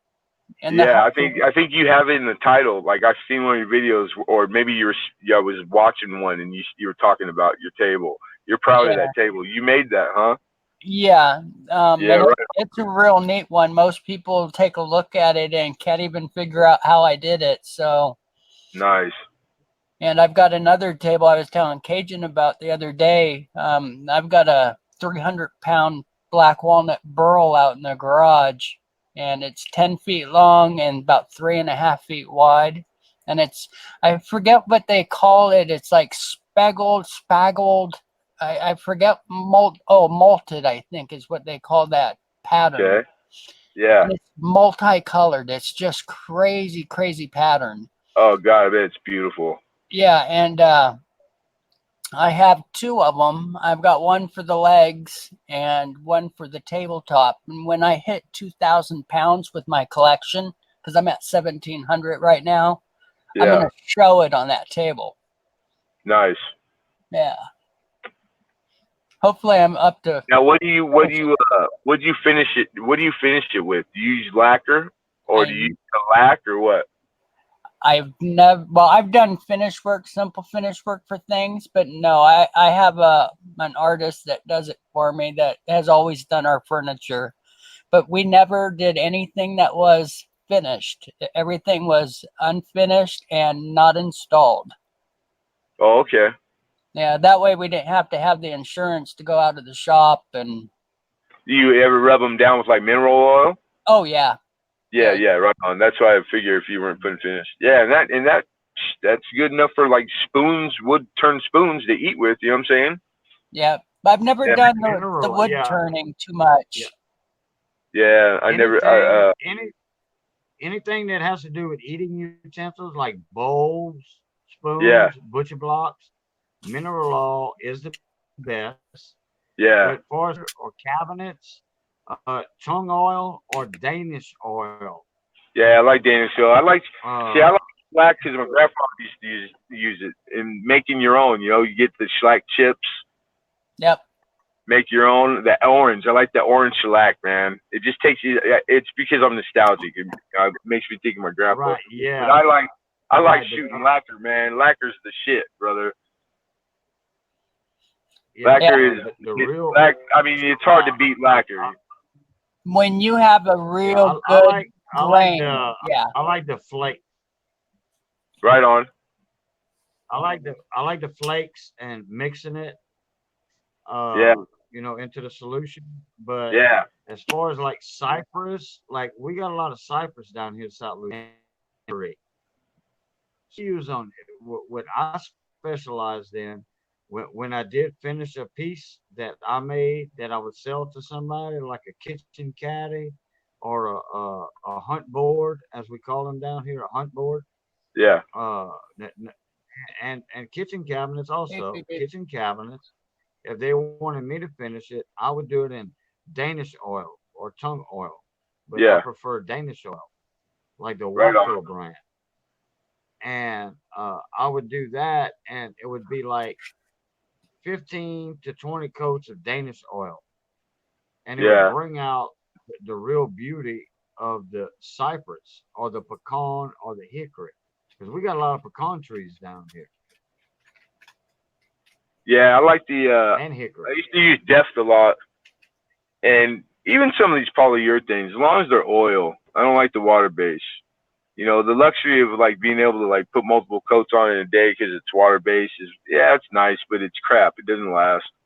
So like oil, and I think Benjamin Moore, like Benjamin Moore stains were my favorite. Just See, really I nice, never stained. good quality. I never stained or pecan or hickory. It's already a dark wood in essence on its own. If you Yeah, it depends. throw Yeah, that's. I mean, your it, customer. It's whatever you're doing. Like traditional cabinet making, cypress like is dark. you're Cypress is using dark hardwood already. on the hardwood where you need hardwood. Then you use secondary wood, you know, for the backs like Popular, etc. Once you put a clear coat on cypress or Yeah, any liquid on I like cypress, bird's eye maple. pecan, or hickory, Yeah, it's gonna be it's gonna become darker and richer on its own. yeah, I yeah. never use stains. I never use stains on any of my woods. Never. Right on. Now, poplar or anything like that, I would build poplar cabinets or what have you. But that was up to the customer, and that was up to the painter Yeah, or I always use shop birch. whatever. You know, And I whenever like shop birch my clear. delivery and install guy did it. Yeah, yeah. Once my Yeah, cabinets left my shop, that was it. kitchen remodels, I would do a lot of custom, like building it right there on the site. You know what I'm saying? So like, and then having Okay. to finish them and stain them and finish them and spray them out. Like I did, I used to do like $100,000 kitchens, man. yep, me too. Yeah. So it's like, Yeah. And mine were raw. what was popular when I kind of got out of it about 5 years ago was like the antiquing. You know, the white cabinets with the antique. They come back with an artist brush and hit it with a little dark color, and man, they just pretty good looking stuff, man. The last one I did was a horizontal. It was a special type of ash that had really tight, dark grains that were perfectly straight, Yeah. and everything matched all the way through this kitchen from left to right with those Wow. same lines. Yeah, All that's hard. That's European. work right there, bro. Yeah, I know. it's difficult. It is, and you make one mistake, and you have to start over. Oh, it costs you a tremendous amount of money. Yep. So you just don't make a mistake. You Nope. measure 10 times and cut once. That's the Yep. carpenter's rule. Not measure twice and cut once. 10 times, baby. Yeah, I don't know what that guy was building, but it wasn't serious. Yeah, that's awesome, man.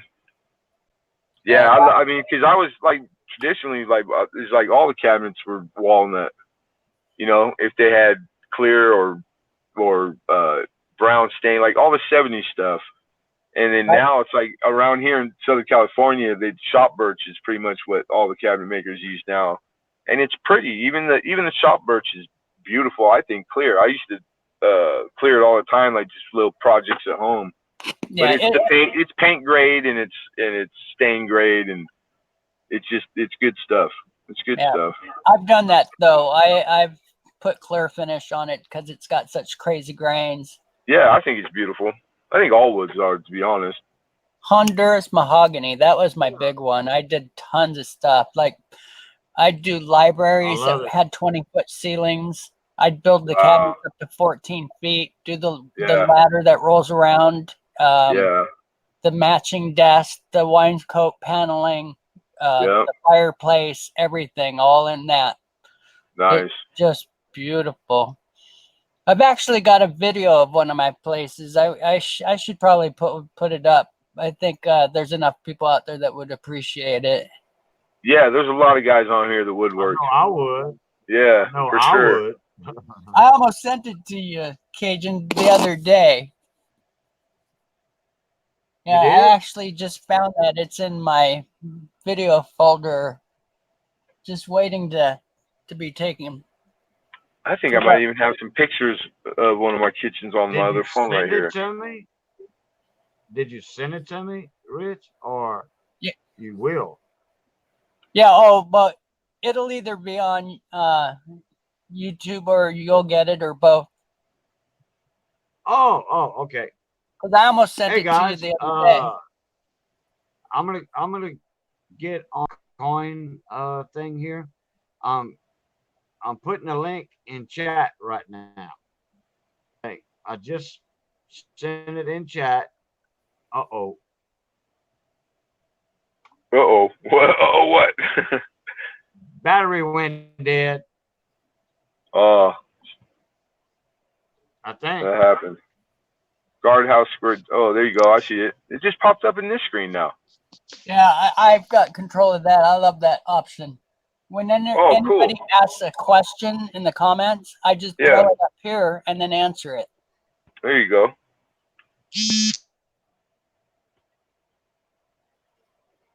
See, where I was working was in the Sonoma Napa Valleys, and I did all the private tasting rooms for the wineries, things that nobody got to see but the big guys. Yeah, right on.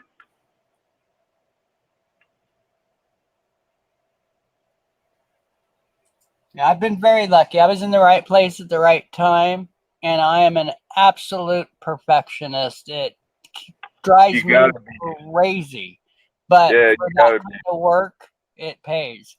be. Exactly, and they pay really well. Yep.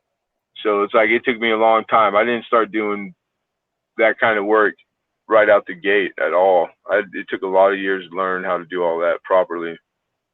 So one of the things I did was for this one winery, they had this special bourbon and a couple other oddities with the cigars and things that was all paired with it.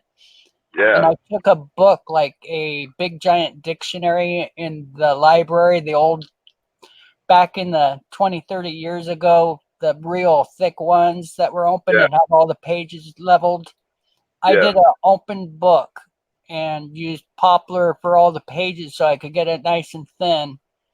And it was beautiful. It was about a foot high, and took a couple people to carry it, but it went on a table as a serving piece.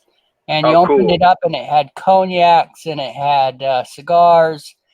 Had a little cigar tray. Wow. Put your cigar, and it opened up in the middle. It was gorgeous. I sold that for about $8,000. How cool, man. Yeah, and they gave it away to their upper ups. Nice. Yeah, fun stuff. I really enjoyed it. I did I bedrooms. loved it, man. I absolutely loved working with my hands. I wanted to be a carpenter all my life since I was a child. That's cool. Yeah, and I ended up doing it, but I got into industrial because the money, and you can't, like it was like, and I wanted to. I loved it. I loved all of it. So I ended up doing big concrete, flagpole footings, steel, you name it, industrial, residential, commercial. I did it all, man. I loved it all because it's all, plumb is plumb, level's level. Yeah. And when you get into these high-end, multi-million-dollar homes from billionaires, Yeah, they that's love where I that ended up. that Yeah, industrial look. yeah. I read Architectural Digest. I kept up on stuff because Yeah. I worked for myself, my own business, like I said, half the time. And I had gotten the last one, I was doing really well too, man. And in I'm, 2008, lost everything. But, yeah, well, I mean, I worked in the richest real estates in the world, like from Malibu, worked on, in, studios. I did Nice. stuff for, My Name is Earl TV show. Like I did an airport remodel, Burbank, Bob Hope Airport. Like all kinds of stuff. You name it, man. I've done a lot. I've done it down to like just doing tile. Like I started out when I was young with a tile and plaster. I started my own tile and plaster. I actually And made it into Architectural Digest. did you? I Yeah. never got published. Well, I don't know. Maybe but at every Home Depot, because I did a lot of the aluminum, the awning in the rooms, the sunrooms and the solarums, the glass ones. Yeah. Yeah, I did a lot of the kits that were invented. I was the first one to install them, like in California. Like I did a lot of firsts, and Nice. so like most of those photos, they would the all Metals USA is like the vendor. they would go and ask customers to sign a release form, and I've never not been to a Home Depot. They didn't have my job pictures on the where they have the sales thing. That's great. Yeah, but never Architectural Digest. That's awesome, dude.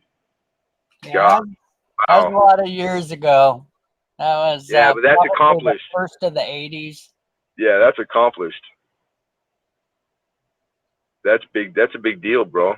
Yeah, well, my name was pretty small in it because it was mostly for the home that was there, but the entire house was my stuff. Right on. What was the house? It I'm was just curious. No, if I hear it. shoot, it was a country club that was in that, not Sonoma Valley, but Napa. Right on. I got people up in Napa. Silverado Country Club. Right on. Yeah, it was a home there. I did Porter Ranch is a big country, is like a pretty richy one down here. I did their clubhouse. Nice. Yeah. Windiest, and it's the windiest. I don't even know how these people go play golf there because it's the most horrible wind imaginable. And it's like, I mean, terrible. Like I watched it blow a construction trailer like nothing, rolling. Well, I watched a porta potty get off the ground to the bottom of it, was at like the top of a 6-foot chain link fence. That's how I know how high it was off the ground, and then like slammed back down. That's how windy. I was like, man. Yeah, I went to Chicago once, and we went there for the museum for some of the stuff, architectural stuff they had. Yeah. But they're known as the Windy City, and oh my gosh, Yeah. you walk in between those big buildings, and you got to be careful. Small children, hang on. Yeah. Ugh. We lose Cajun, huh? Yeah, I think he'll be back. I gotta swap over and check the chat real quick. Cajun Dust Devils are heck. Rhonda Tolliver, Michael Mullins just wanted to say it surprised me how young. Yeah, Michael Mullins is young, you guys. So like, keep it Thank friendly. you. But he's smart. He's a smart kid. He's a good kid too. All right. Hector, what's happening, Hector? Just woke up. Someone in my neighborhood set off a skyrocket, loud one, like a starburst. I'm still hearing fireworks too. Like these kids love them, man. They buy up so much for the 4th, and then it's like a month before and a month after. It's like it's 3 months worth of 4th of July. David Carlisle. Does anybody know who David Carlisle is? Anyone? Yeah, No, I'm joking. I was joking. I know him a little tiny bit. Now, he was on here the other night.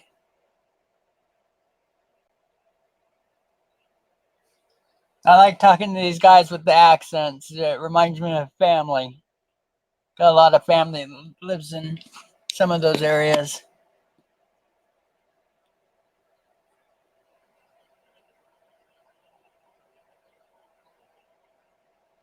So, this is only like my 5th or 6th stream. I'm pretty new at the streaming, but boy, I sure have fun doing it.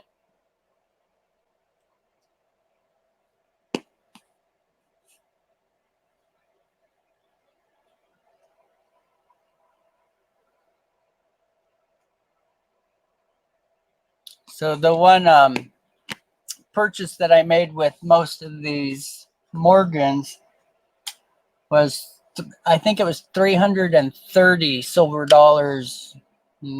About a third of them was peace dollars, and ended up with 7 GSA Carson cities, one a semi-key 85 with nice tone. Nice. And that's in the one video, 50 pounds of silver, that I just did not too long ago. It's actually a revamp of the video to get it to HD and re-release it. And in that one, I think I have 1,600 quarters and I think it's 800 half dollars, something like that. It's 50 pounds. Yeah. And that's where this collection that I got from this older couple that they both were coin collectors. And they were actually the people who ran the coin club here. And I met them. Oh yeah, come on. You get the people that run a coin club and they both collect. That had to have been an awesome collection. Yeah. Well, this is the collection that I have now. Okay, like wow, man, that is how lucky is that? Yeah. They showed me stuff I never thought I would ever have a chance to own. And then I actually own their collection. But I only got the silver. The gold is still there. And Yeah, okay, I wouldn't be able to afford to buy the. I always tell everybody, you just keep the gold. Ain't happening. Well, the nice thing is the family's willing to work with There, me. yeah, that's nice too. That looks PL right from here. Yeah, and it is. It's really proof. Like I've got a few really nice ones, Nice. but have never got that grade. It's so frustrating because I can read from it, but they don't agree. They're tough on that one.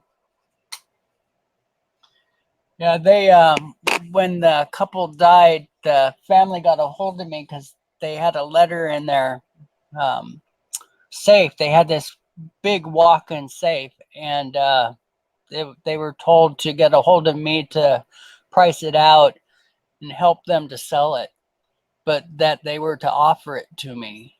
But I didn't think I could afford it at the time. But when I got the dealers in to check it out, they came nowhere close to silver value. And there were, high-end coins. And I sold a lot of the real high-end coins. They had so many. Dealers are. Yeah. How they make money. So they offered them, the biggest one was 10 grand. And so the family said that I could have the collection for that. And I said, it's worth so much more. I said, tell you what, I've got like 8 grand on me. Let me take the whole collection and then I'll give you the 8 and then I'll make some payments to you. And a couple months later, I paid them a total of 25 grand, another 15 grand on top of the 10 that they offered it to me for. Yeah, that's pretty trusting to take that deal, take the 8 and give you the whole thing. So that's cool. Yeah. Well, now, they've tried to have the gold evaluated and they're getting that same crap. So then you stand to make a lot of money, man, because they obviously you have their trust. And yeah, man, because gold, it's an easy sale. Real easy sale. Yeah. So like if you whatever it takes to do, I'd say go for it. Yeah. Yeah. Well, I told them that I would love to own it, but that there's a lot of value there, and that if we just take some of the higher grade coins, they can make their money and then let me have the rest. And they're willing. I grew up with some of these guys like they were my brothers and sisters, so we got a good connection. And that's awesome. Yeah, to pay them what I did, that was what sunk everything and made it so trustworthy. They'll do whatever I tell them to with the collection. Yeah, see, and that's the way I've been doing it, even though I've learned it that it's not that way. I've always been that way. I could have made a lot more money in construction. I could never do it. I always was told you charge too cheap, and it's like I'll charge what I want to charge. It's like if I want to help out a little old lady, I'll help a little old lady out. Or it's like I'm content with what I'm content with, and it's I'll never be rich selling coin. I already know. I know it. I knew it coming into this. I'm not out for it to get rich. I really enjoy it. I just want to be able to make a living while I'm doing coin because I enjoy it. Like at my speed, that's it. I have no aspirations of getting big. I have no aspirations of starting a construction company again because I've been there. I've had all the doing well and making a lot of money, and I basically lived the same way. We just ate better. Money's not everything, but it helps. Don't get me wrong. So there's a question. Just paying them the extra money was the right thing to do. I just don't see how, like, it's just that people are different, you know. Yeah, I would have never been able to live with myself, and it would have just taken me a Yeah. month or two, and I would have paid them the money regardless of what I decided, just because that's the way I've always. Yeah. It's these, and all dealers, they would lowball them because it's how it's done, and you know, and it's hard because they do have all the overheads, etc. But it's habit. These guys are in the habit of that's the way it's done. I watch it go down all the time. It's a tough racket though. It's like, It's a tough business. It's hard to make a living selling coin. It is. I just can't understand. I've got to make 50%. That just doesn't make sense to me. So, and for me, you know, I've gotten some of these coins graded and made back that 25 grand already. Yeah. So I still have all the weight. Yeah. So yeah, you made out. It's like that makes it an even easier call because you knew you stood to do that. You know, from what you told me, just because of what you had already, like the holding of the coin, etc. So yeah, nice people. God, what great people, man. Yeah, I even felt guilty that I had already made back the money, and I offered them more money, and they told me, "Nope, you don't owe us no more." Yeah, because your time is get that all the time. Your time is worth something. Yeah. You know, and I forget that. It's really, and there's rates, there's hourly rates, you know, that like you get calls to go out and do what you did, like for estates. It's like there's a rate that you charge. And your time, I forget that all the time, you know. It's because I enjoy it. So it's like, to me, I forget to like, okay, did I just spend 3 hours on their stuff or 4? Like I forget all the time. Yeah. And that's the same way at the shop, you know. I would get so excited starting a job, I wouldn't come home for hours past dinner. And it's like, when you come and get another phone call, it's like, I'll be there soon. I'm just at an important part. You know, I was just laying it all out. And yeah, fun stuff. It's great when you enjoy it because it ain't work when you do. Yeah, exactly. Oh, they used to kick me out. Every dealer every dealer I deal with, when they see me coming, they're like, "Oh, you shopping today?" I'm like, "Yeah." I'm like, "Thanks." It's like I want to see everything. I'm just trying to get the best bang for the buck for people, you know, especially with it being auction. It's hard sometimes. Yeah. So is that what you do? Is the auctions? Yeah, I've been here on YouTube for God, going on 2 years now. I was the first one. I started this auction shit on here. I remember seeing you. And I've helped a lot of the people who do sell coin now because it's good. You know, you got some of these people who are like, oh, more sellers. They don't know business because more sellers makes it better for them too. They just don't understand it. There's more than enough for everybody to eat here. Millions and millions, and people don't understand. And the guy that has either the best choices or the best price is the one who gets the business regardless of who's out there. Yes, yeah, that's what I do. I work my ass off, and then I try to let my, you know, like I really work hard for everybody to get a deal, and it pisses other dealers off, but they can kiss my ass, you know. So like at the end of the day, I'm just doing the way I've always ran all my business. I've had like 3 businesses in my life, so I can't help it, you know. It's my habits.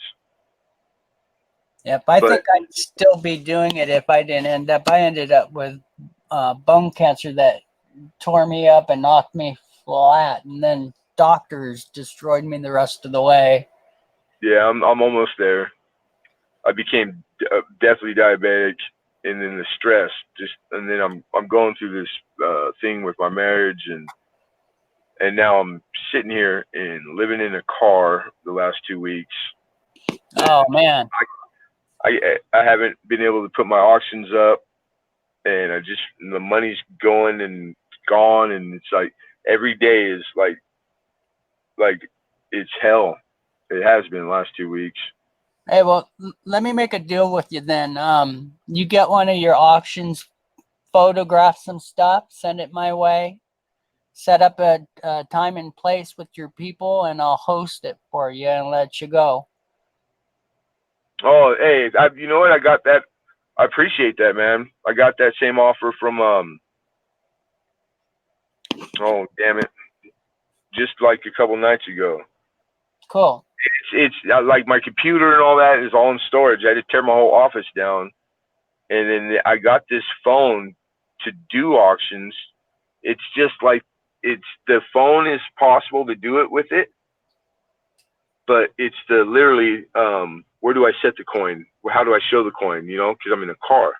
Yeah. I don't have a desk. I don't have a flat surface. I don't have a place to stage everything because it's like an undertaking, you know, just to like, Yeah. It takes all week to get ready for the 2 days. I do 2 days a week, and it's work. It's freaking work. And then the rest of the week I'm shopping coin and then processing it. And I mean, it's a lot of work.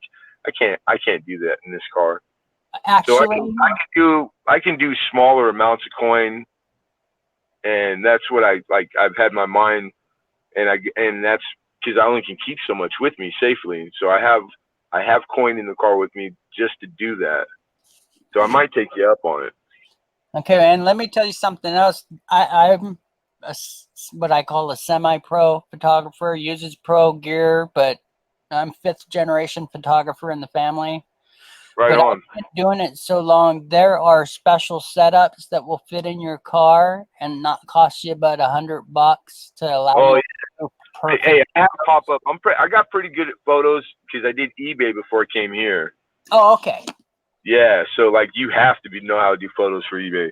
And I got the little pop up. What do they call them? The shadow box. You know, like to filter the light and whatnot.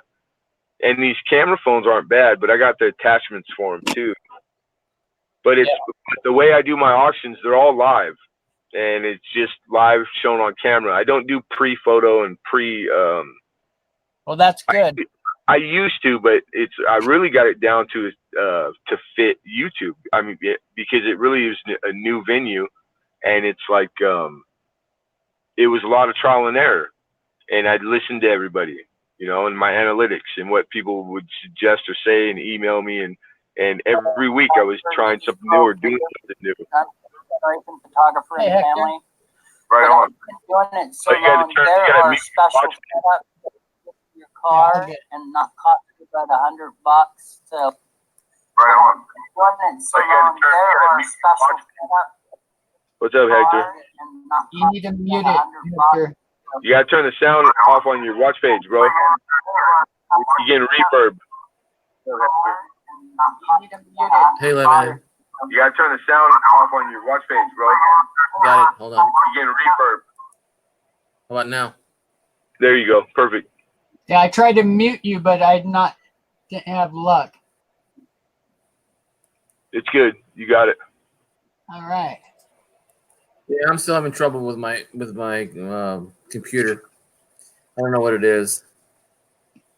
Yeah, Maybe it crashed. it might be time rather than spend that money on the RAM and stuff. You just might be better off picking something up. And you know, with this new StreamYard, man, it works really good with hardly anything. So you Yeah, don't it's need been much. it's been perfect so far. And I'm on a phone.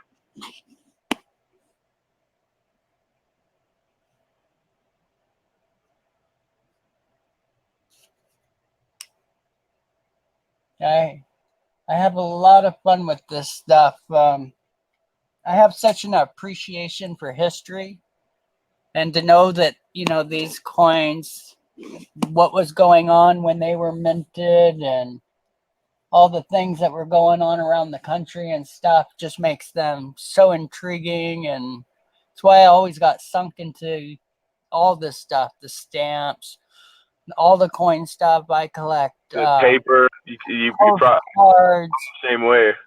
photo albums. I've got more Yeah. than 1,000 pictures before 1870 from my grandmother. Nice. Yeah. So they were related to the Eastman family, who actually saved Kodak at one point and became partners. Yeah, I've heard And, these. my grandmother or third great grandmother did all her own developing. So many people died from doing it because they weren't airing it out and doing it with ventilation. And Yeah. That's pretty cool. yeah, it's real fun. My grandfather taught me in the dark room how to develop my own pictures at about 8 years old, 7 years old. Bought me a camera when I was about 5.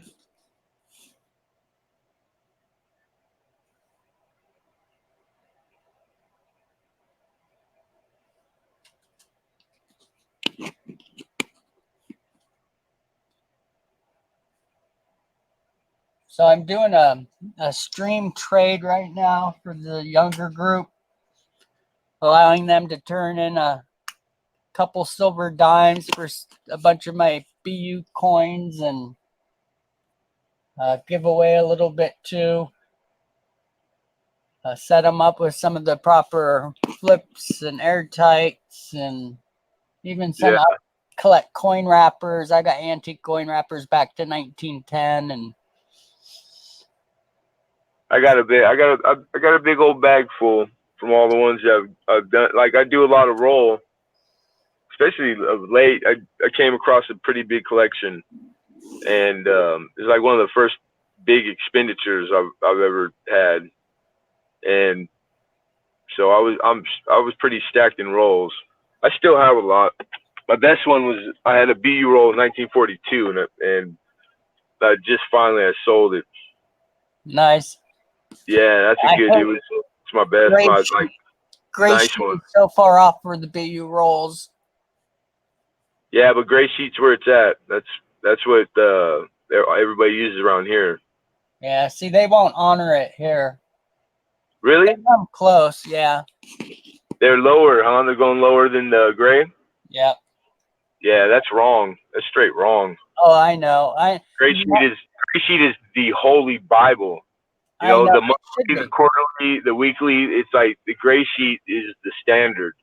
I don't know what these guys are doing, man. That's ridiculous. Because the dealers I mess with, these are 40 and 50-year brick and mortar dudes. These are big people in California, in Southern California. We do, this is coin, you know, like it's not like maybe like Becky, Bowers and those guys, like that's really for the United States. They don't get older than that. Those guys are pretty, they got some good coin, but the money, it's like coin here equally. So it's like, I'm blessed. I've been lucky. Yeah, because that's great to have somebody that honors it. In the shop I worked at and the man I worked under, he's 75 years old. This guy's been around a long time. I just got lucky, just dumb luck. So I'm that guy. Like I'm gonna try hard, man. I'm asking 50 million questions if they'll put up with me, and I'm listening always, when they're talking. You know what I'm saying? Yeah. Whether they're talking to me or not. Taking notes. Like I know because I came late in life to this that I have to compete with my peers. I had to get in as much as I could. You know, I needed to get in 10 years of information in 2. So like that, I've been doing this for 7 days a week for like 4 years now, like just nonstop. And it's like, I'm feeling it now, but I think I can hold my own sometimes. Well, you know, the whole key to that is the knowledge. And if you're using books and asking questions.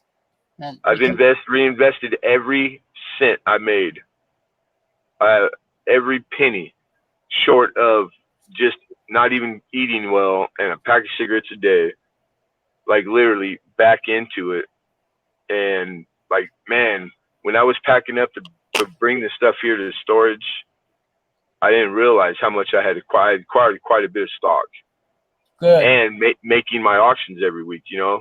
And so yeah, like the hard work paid off. It really did. And I invested in the books. I got a lot of books because that's where it's at. It is. And yeah, you can't do it properly without the books. Yeah, I love getting the antique books and then find all the updates. Yep. Oh, I got some nice old ones, man. Some nice old ones. And then I got the big Bible, the Brennan one, and it's signed by him too. Oh, cool. Yeah, just I didn't know it was signed when I purchased it, and I got it like in a lot of books, auction, and that's $100 book by itself. But it was personalized and it was signed by him, and it was at a Long Beach show, and I live in Long Beach, so I thought that was pretty cool.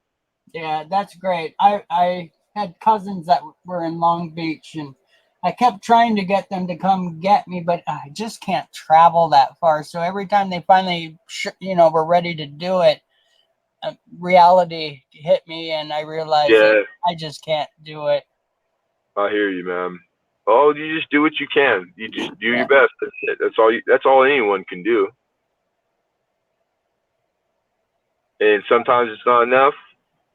It's in the eye of the beholder. Yeah. Yeah. Well, I actually hit MS68 on a couple of my pennies just recently. Nice. 88D and an 89.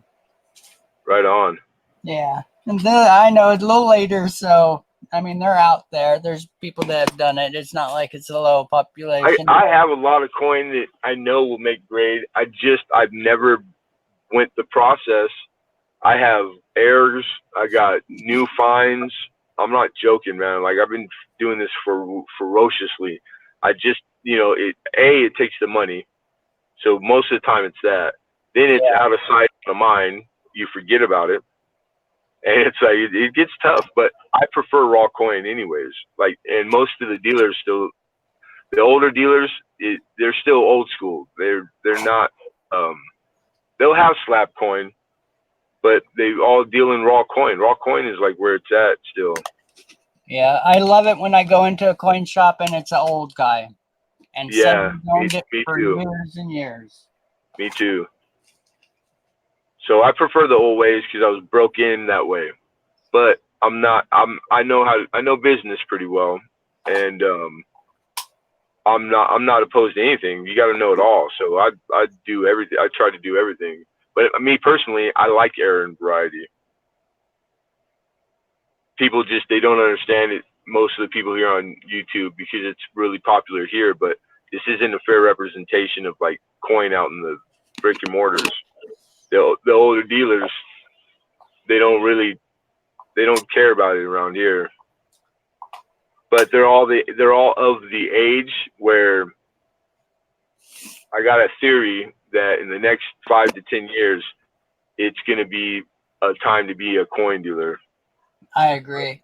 Yeah, because they're that age where they're all going to be falling out, they're going to be passing away, and the families don't care. I see it over and over. It's the same as inheriting a collection of coin, inheriting a coin store. If you didn't do it, if they didn't show interest and weren't in there helping working the family business their whole life, they don't care about it then.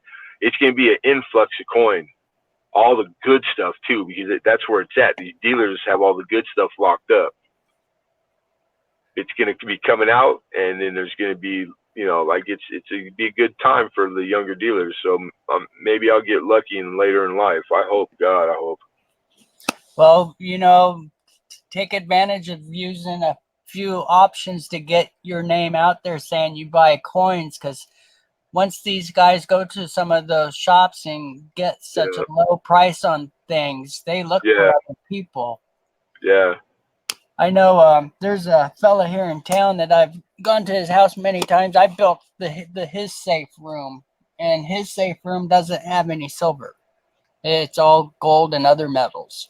Wow. And, wow. He's been collecting for 60-something years. Well, let's see, more than that. Because he's right at the ripe 90s, and he has nobody. And I've gone over there and showed an interest. It's going to be in this state, yeah.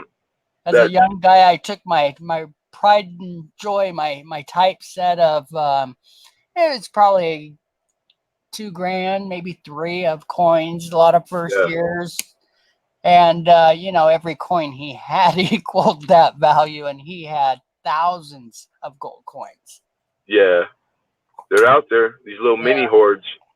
he had all the private banks from all the different little banks throughout US. And he's got it Nice. down to 25 cents, and he has the full sets in high grade. California. He's probably got all the California stuff. Oh, That's yeah. awesome, dude. Yeah, that's California awesome. is where he started. Oh wow. Yeah. And that was probably 40s.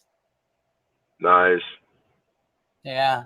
No, I was just, I kept having to tell him, I'm sorry. I know I'm sitting here with my mouth wide open, but I know what you got here, and you don't realize how much I appreciate just being able to see it for real.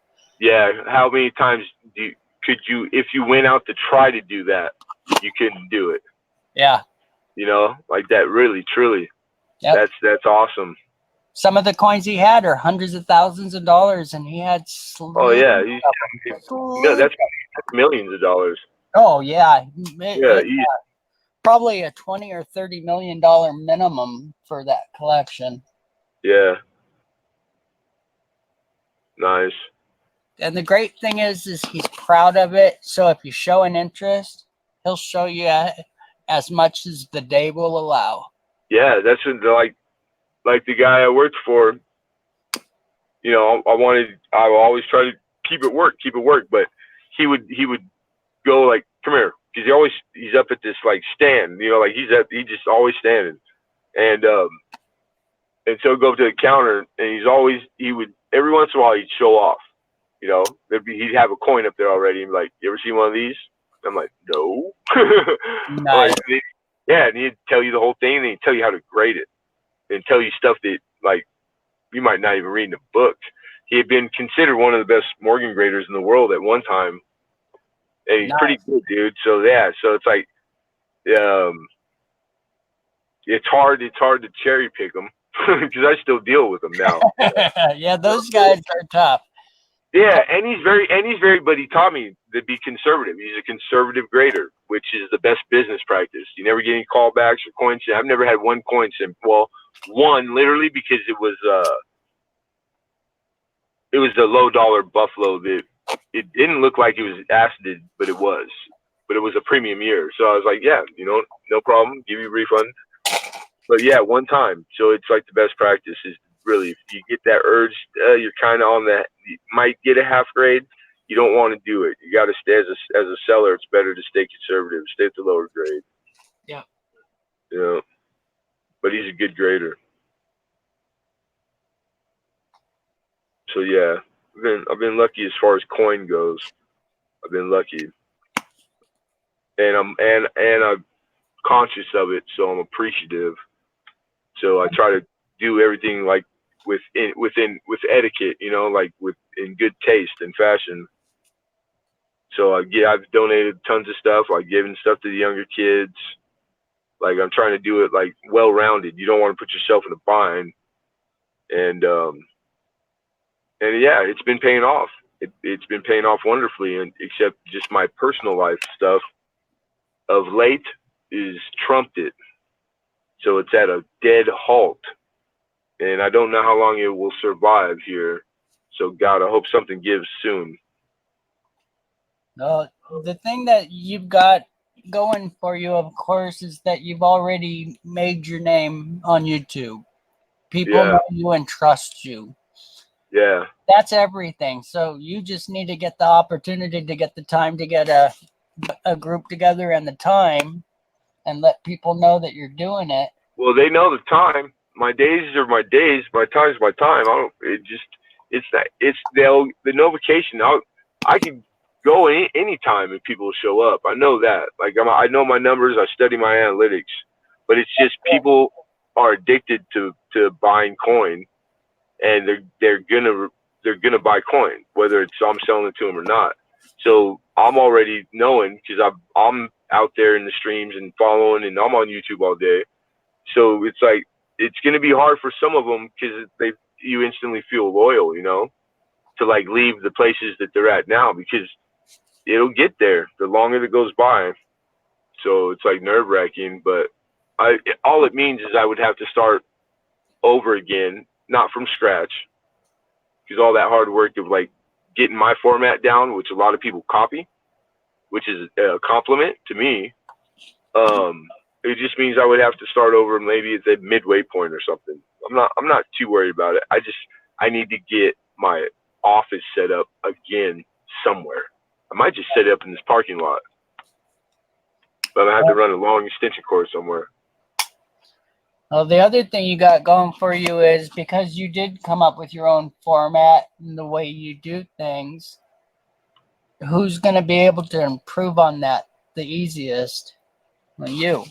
So Well, yeah, improve just a little bit here and there. It's going to make it new to people. And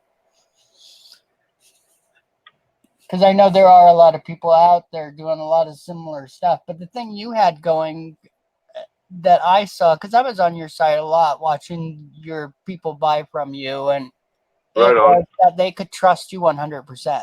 What you said, they Yeah, knew you that's were telling them the truth, and they didn't yeah, have to question it at all. That's yeah. everything. I don't bullshit. I don't mess around. Yep. I'm brutally honest, and it doesn't always serve you well, but it's the only way I will do it. Well, you were very blunt a few times, and I know you were a Yeah. little short with certain people that kept asking the same questions, but you got to do that or people will just waste your time. You got to let them know, that's already been answered. I can't tell you more than 2 or 3 times before it does get a little irritating, and you just need to, ask the people in the room if, what I'm saying is right. Yeah, no, yeah. It's I won't tell you I know something if I don't know it. It's like that. Like that applied to every facet of my life. It's like whether it was going and bidding a construction job or selling coins, it's the same thing. It's like Yep. I'm never tempted to go or bullshit a little bit because your reputation's everything. I don't care what you do. You're like I stayed busy with side work for 20 straight years on word of mouth, and that's like I'm proud of that. So it's like and it worked. So I know like that's all I know how to do. And it's really the easiest way too. Like the guys that kind of fib or they talk about this or they say they know how to grade and they don't know what they're doing. And I watch these stuff go down and it's hard to stomach, man. Yeah, I never But had to advertise my furniture business. When yeah, people right on. saw my pieces, they Yeah. asked where they could get it. And You let your work speak for you, right? yep. And That's then I got what second I'm doing. generation too. Yeah, that's what I try to do with the coin. And I'm not, I'm not saying it to make myself paint a picture. I'm really not trying to get rich. Don't get me wrong. If it happens, I'm open arms. You know what I'm saying? And it's possible. It's Yeah. very possible, but you need a lot of luck. Better lucky than good any day. So it's like but don't bank on that. Bank on yourself. Bank on your efforts. Like work hard and Hard it'll work is come. what does it. Yeah, it really does. And the more you do it, the more you make it a habit, the easier it becomes. It's not a chore. People will see this hard work for what it is. You won't even feel it that way no more. You just think it's work because that's all it is. You really gotta like, it makes it easy if you get that to that place thinking about work like that. Yeah. Yeah. If you make it a chore, it'll be a chore forever.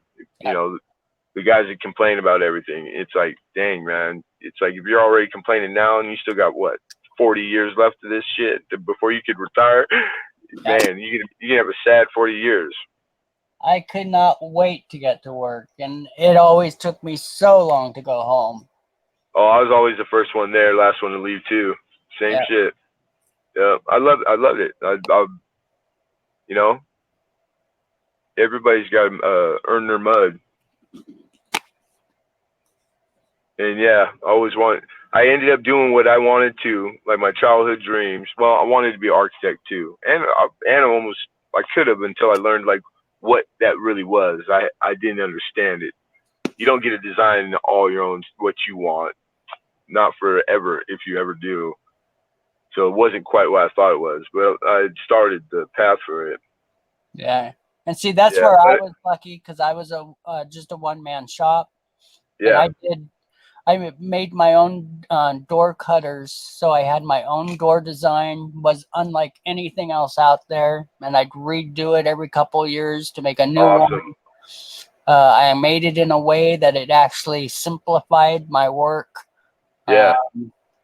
Just smart tactics, and Yeah. I always try to do that too. so Yeah. But had my really couple young guys- man. Go ahead.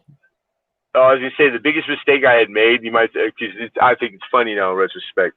I used to get nervous that it would be dishonest if I didn't tell my customers every option, right?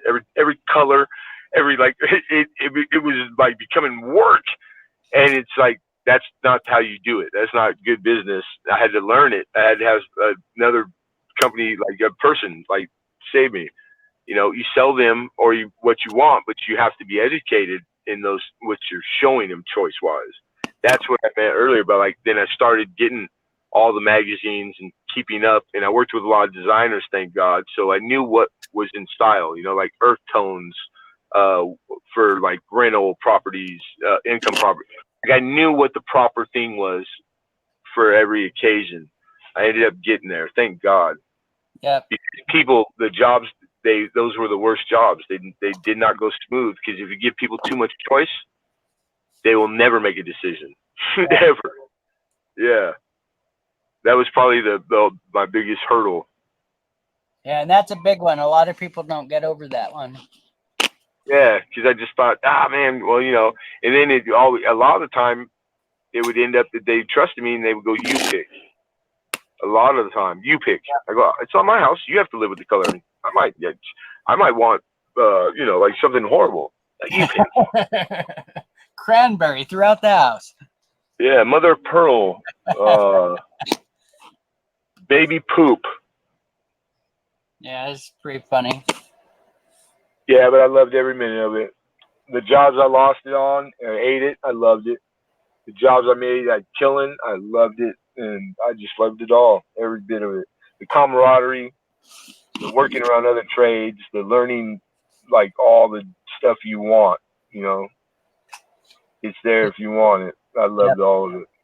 And that's where I got really lucky, because I did such high-end stuff, I slowly ended up meeting a high-end electrician, high-end plumber, guys that were masters of the trade.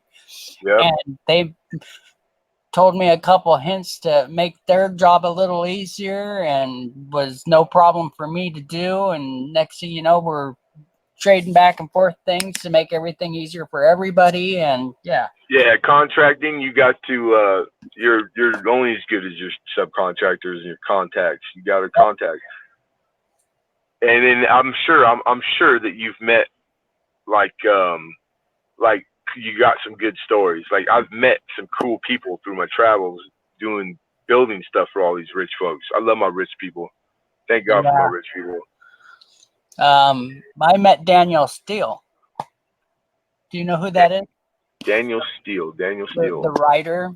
They've actually done a few of Steele. Yeah, I know who that is.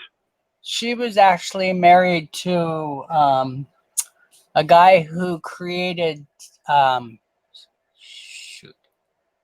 all the early micro computer stuff, Sun Systems.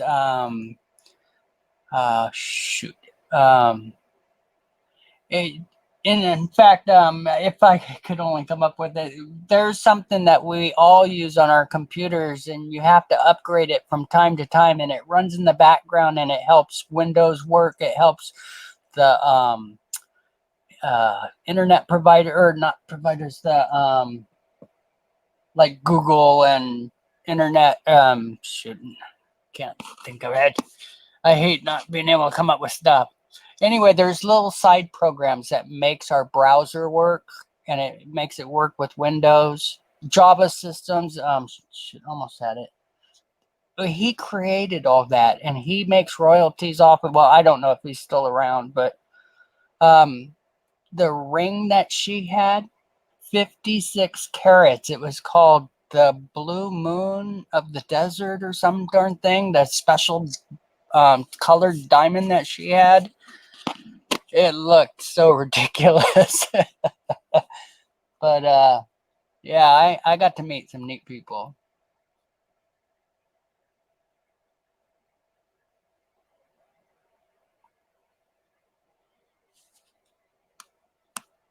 You still on there?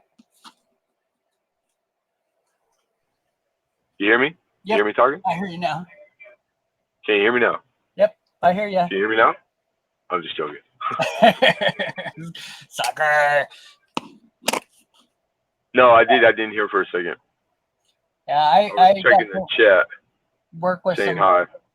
really unique people. Yeah, and like old money, because there's a difference. There's a lot of rich folks, but they're not all equal. No, You know, like they might have the same money, but they're not. But old money is different than yeah, there's a whole nother respect. yeah, in the way they carry themselves, and like it's like so the people who own the Hyatt chain, the Hyatt hotels. Mm-hmm. I worked for like one of the family members, and it was the female, and she was married, but her name was so old school. Her first name was Sugar Bee Hyatt. Yeah, and I just thought, wow, what a like regal name, you know, like that's really like only some really wealthy old school people would name a child that in this modern time, you know? Yep. Because it doesn't, yeah, so they had a house on Newport Coast Drive, which is like a gated community, has its own high freeway, and it's a toll. You got to pay toll to drive on that freeway. And it's just one of the baddest houses I've worked on. It was pretty nice. I mean, I'm sure there's way bigger. I've worked on smaller houses that were worth more because the real estate was more. Palisades, and I've worked for TV directors and movie producers, and like I've been lucky. And I spent 3 years at NASA at Jet Propulsion Laboratories in Pasadena, JPL. Oh wow, cool. Yeah, that's probably some of my fondest years. I saw the coolest stuff. My lead man took a picture hugging the first Mars rover, the real one that froze on Mars. Like I was around that type of stuff, and to this day I can't figure out how. But yeah, some crazy stuff. I've seen some crazy stuff. So I loved it all. The first moon landing, what was it, Apollo 11? I forget which one. My uncle actually worked on that, and his kids ended up working at some of the places too. Yeah. Some of the stuff they did, you know, they never had stories to share, and they just smiled when everybody else was telling their stories. And then years later, my uncle finally started talking, and well, he probably had to sign they make you sign a paper that you promise you can't talk about it. Yep. Like I worked on a modern nuclear warhead that's the size of a skyscraper, and I can't tell you where it's at, but I know where it's at. Wow. Yeah, it's like, again, I don't know how the hell did I end up there working on that, but it's like I could tell you some shit to give you goosebumps. Yeah, and I'd rather not. Yeah, that's what I'm saying. Your uncle, but it's cool because your uncle spilled beans later on. Everybody does that. It probably was because it was okay to. Yeah, because it was like probably 60 years beyond. Yeah. Was it? And I bet they were all exciting too. You know, like I've kind of been in that situation before, and it is exciting. Yeah. I was proud of all that stuff too, man. But man, at the end of the day now, nobody gives a shit. People nowadays, they don't give a shit. Well, one of the funniest things was the computer I had. I was really proud of my computer. I've built my computer since computers started, and my uncle was part of that for the space programs. And I was trying to quiz him on just how much computer they had. And so he started telling me, and it's like, no, you've got to have that wrong, because, I mean, I have that. And he's like, no, you can't have that. And so I went over the specs and stuff with him, and he's like, oh, man, because I had no idea computers have come so far. It's like, Yeah. you're serious. I had more than they did. He said, oh, yeah. Said the memory you have, God, it took these huge banks and they just had, so little on them. And yeah, it's crazy.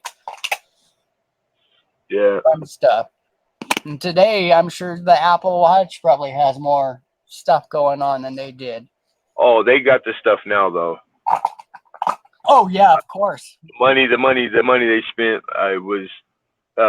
There's over 300 buildings on. They call it lab, right?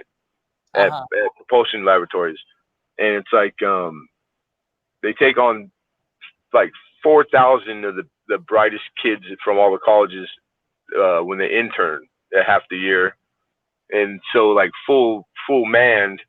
It's like a city. There's like 7,000 employees with the interns, and then all the contractors because they're constantly building and doing stuff. Well, every building is for a satellite. It's dedicated completely to Galileo. It's a 6-story building, and there's all these like you could see through the years as they added. It's really cool, and there's some cool stuff going on up there and stuff that I probably never saw too. It's like in a mountain, like a little mountain, badass.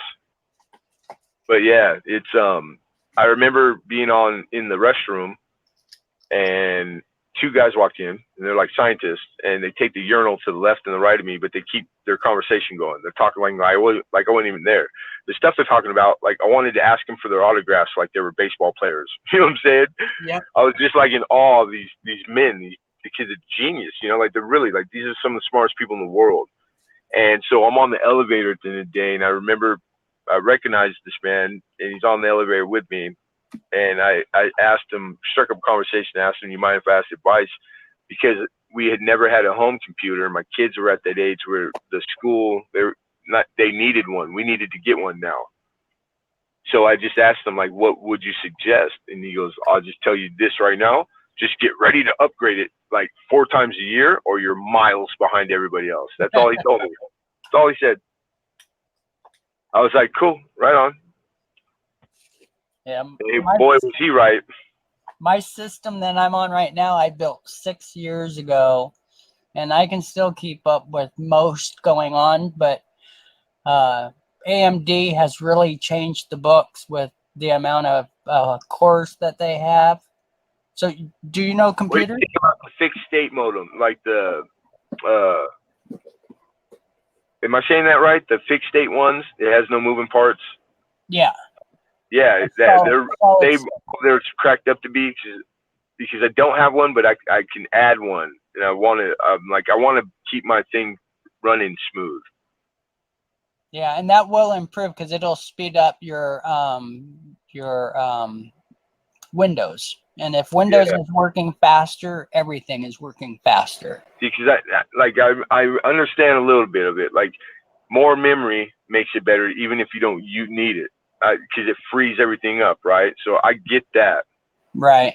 So I got a lot of memory on it because I bought a rebuilt, but it works really good. But it just seems like it's just starting to, like they all do, it's starting to slow down a little bit. Yeah. To give you an example, like for RAM, a lot of people on their laptops have between 4 and 8. Home computers, you see 16. I have 256. Oh, yeah. Shit. Well, in that case. Yeah, and that's why I'm able to stream. I don't shut my computer down for several days at a time. I can do several streams at a time. I have a 20-core processor, and it's two 10-core Xeons. Hey, good night, Cajun. Night, Cajun. Yeah, sorry about that. I just oh, no problem. I'd rather know where you're going. Yeah, I'm just periodically I'm checking the chat. And see, I'm not used to doing that, so sometimes I get carried away and if it's kind of an unsaid responsibility. I think you got to figure out a way to have both windows so that you can see, because like that the people in the chat are who make you, oh, absolutely.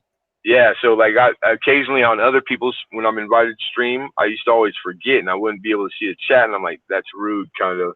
Yeah, and Cajun does it for me all the time. He's constantly going to it and telling me. This is like my 5th stream, so it's still pretty fresh to me. And I actually have two 28-inch monitors, so I've got it set up for doing my editing. So I just need to set it up so I can do the chat there and have it right in my face. And that way it won't get past me like it does from time to time. And then luckily I have a gal, Rhonda, that helps me out a ton. And, you got to have good mods and you got to pay attention. And I'm not quite there yet, but I'm getting there. But yeah, the computer stuff, I'm like 95% stuck in bed. And I built everything in my lap on the bed with the computer. And I love it because it just does so much as a workhorse. And I had so much video and stuff of my kids and my grandkids and me when I was little, and all the photos that I have. I've got over 10,000 family photos before my family was alive. And I knew that I didn't have enough time left in my life to edit the videos at the speeds I was going. So that's when I really started doing the coins. That was about 6 years ago, and I got some of my coins graded and made thousands of dollars off of coins that cost me nothing. And Nice. so I dumped almost 10 grand into this computer. But Yeah, when the second you told me how much I know. It's like that's the only way you can get that much. Yeah. It's like Cool. the hard drive you're talking about. So you'd probably want like a 1 or 2 terabyte solid state. And it's like $500. That's exactly the one I shopped, was a 2 terabyte. Yeah. See, They're not that bad. They're not that expensive.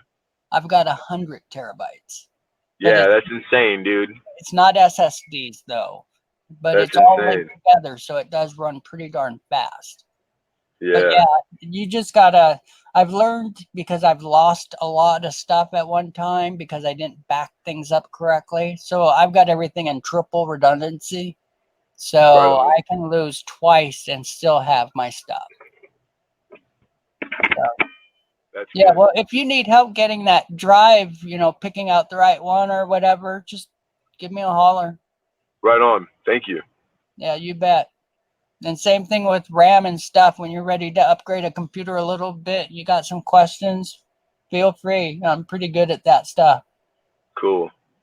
I do all my kids and grandkids' computers, and the families. The family always comes to me with these well outdated computers, and it's like, okay, well, you can either pay this much for one or half, and I'll build it. Windows Me. They're all running Windows Me. Yeah, just about. Yeah. I like XP. Yeah, I actually like Vista, and I liked a few of the real old ones, but yeah, Windows 10's pretty cool. I wouldn't be able to run this system if I didn't have it. And there's some others that you can run that would do the job, but I like all the little fancy. I like being able to go to Notebook and WordPad and have a word processor and stuff right there. And those ones you have to download everything into it to have that. Yeah. So, yeah, it's a lot of fun. Yeah, it is. All of it. It's there's all you gotta wear a lot of different hats. You gotta learn a lot of stuff. I had to learn a lot of things to do this on YouTube. Like I wasn't computer generation, so trial and error, and then getting a camera. I saved up, got a camera. I saved up, got a label maker, and that was the best purchase I ever made. I had being able to print shipping at home, and like I got the shipping down. Nobody can outship me. It's one of the things that made me big on eBay. Was I was a little guy and only the big guys. I had gotten some award that only everybody else that had it. They were all $1 million sales. Yeah. And and it was the only reason is because you have to do this was because I did 24-hour shipping and I maintained it for like however long.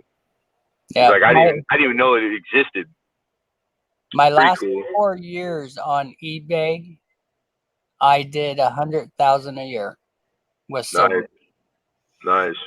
But in my case, there was no profit because I was only cherry picking everything and Yeah. changing my collection out. And Yeah, but it gets you building it for my the friends. numbers. It gives you the like breaking even. That's pretty good because most businesses when they're startup, you got 5 years basically. Like I took business in college, so like breaking even is good because of all the name and all the stuff that you need to get, and you need to just get the ball rolling. That's better than most. You know what I'm saying? Yeah. Yeah. So you can claim loss for 5 years. You got time. So business plans are built around that. Except that now these guys, like from the big schools, like they're really, they're really smart.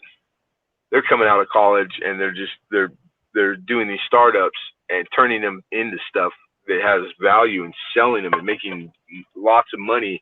And they're doing it very quickly. And it's like they really are changing everything. Yeah, it's pretty cool. Yeah, it is. It's progress, man. It's going to happen with or without us. So it's like people who fight the grain and hold on to old ways, it's like it's foolish. Yeah. You know? But I even knowing it doesn't mean that you can accomplish it. I end up doing the polar opposite of what I say. It's like the best coaches ever were not good players. Yeah, I can give unfortunately. good advice. I just can't follow it.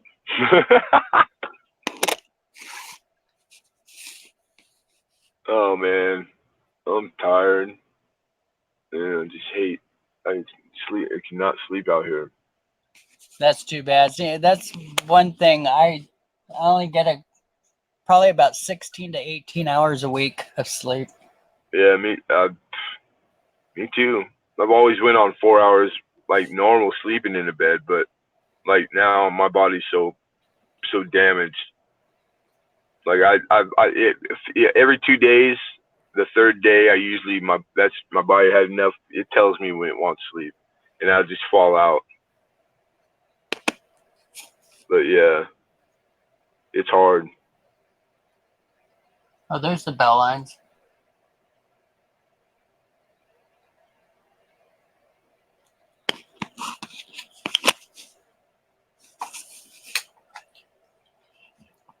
Found a double dive on the 64 Kennedy today, but I don't have I can't do attributing. I can't. Well, so, but it's doubled. Nice. Yeah, there's so much right here. so much to watch for. Oh yeah.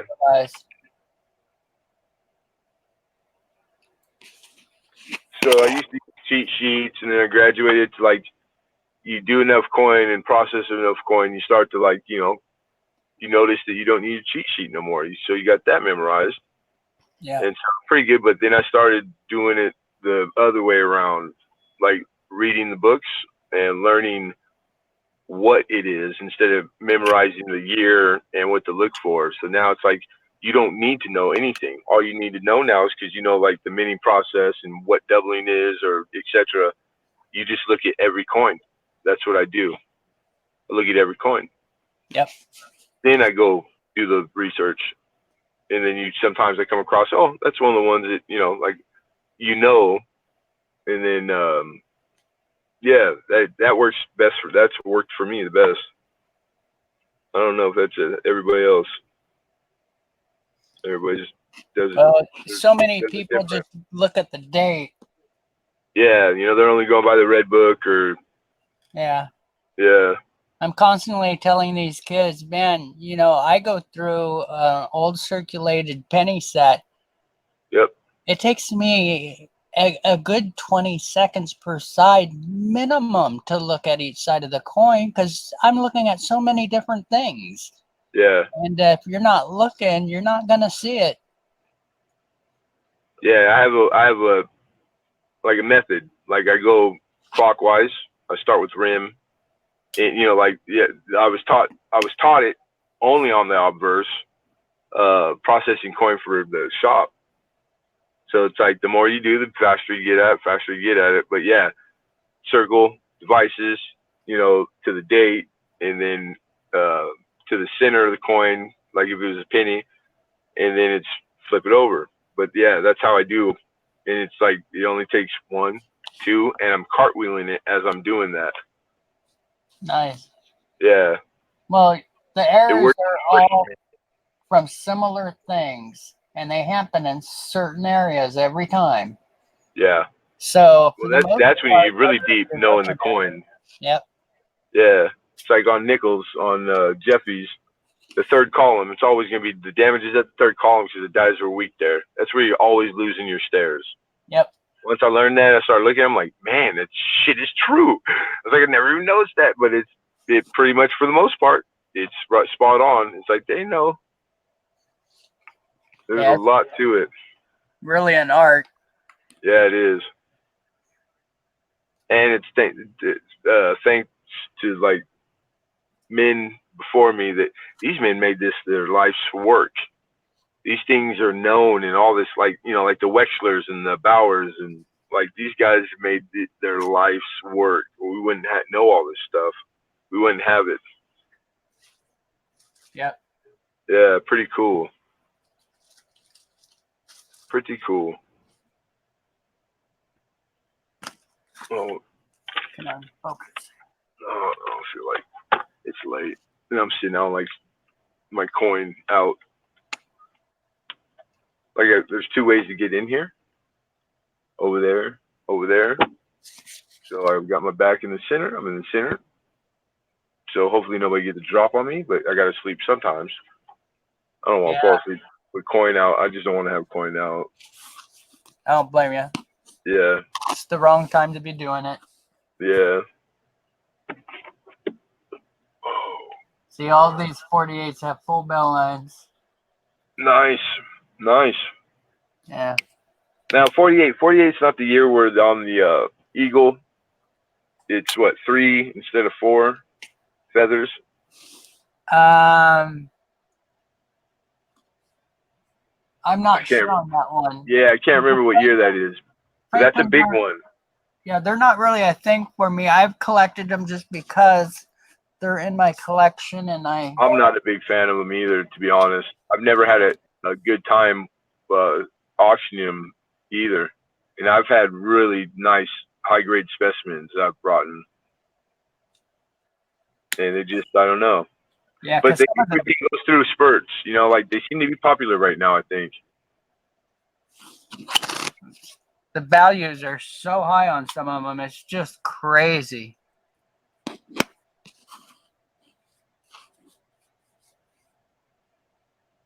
And I got a lot of 48s. That makes 6, 7, 8 of them. See, I was collecting first years for my typesets for my grandkids, and I have 10 grandkids. Oh, wow. So every time I come across the first year coin, especially in really good condition, I stash it. Yeah. And that's why you see like the 53 seated, I have those because of the arrows, and it's the first year for that, and the 1860 dimes or half dimes, and it's just what I collect because of doing these same type of kits for my grandkids. Nice. Lucky grandkids. Yeah, and lucky for me, I've got several that just love the coins. Oh, that makes it even better. Oh, yeah. I did a test the other day. It was so funny. I had a Mercury that I marked a 16D on and said it was $1,000. And you couldn't see the D or nothing. It was a pretty wiped out coin. And then I put a bunch of nice Morgans on the table that were like 100 plus. And I asked the kids to pick their favorite coins and that they could have them. Well, my oldest granddaughter picks this shoddy old Mercury dime that has $1,000 listed on it and says, "Oh, I love this one." Yeah, smarties. Said, what do you love about it? She goes, "I don't know. It just really gets me. I really like it." And I said, "Okay, you can have it." I said, "But let me take that tag out. That tag goes with another coin." Yeah. It does? I said, "Yeah, that was not worth anything." She That's goes, funny. "Why'd you do that to me?" I said, "Because I'm trying to find which one of you want the coins because they're beautiful, not because of the values on them." I said, "That means nothing to me and it shouldn't to you." And I said, "If it does to you, we may have to change your collection."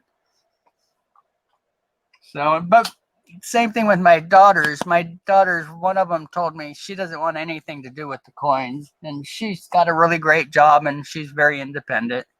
And then my other daughter said, "When do I get your coins? And how much are they worth?" It's like, yeah, well, they're being past you. Your kids are getting them. But at least she's honest.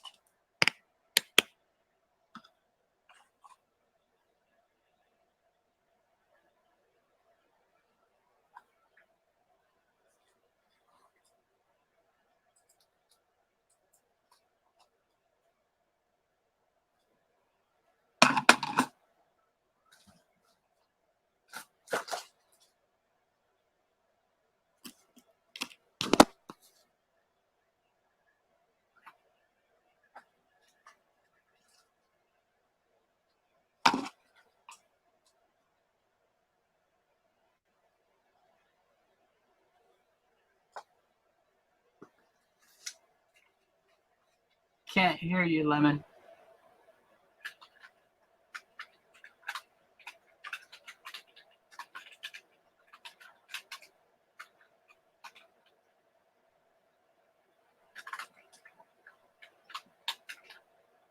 I saw you get the yawns. Damn it. Excuse me.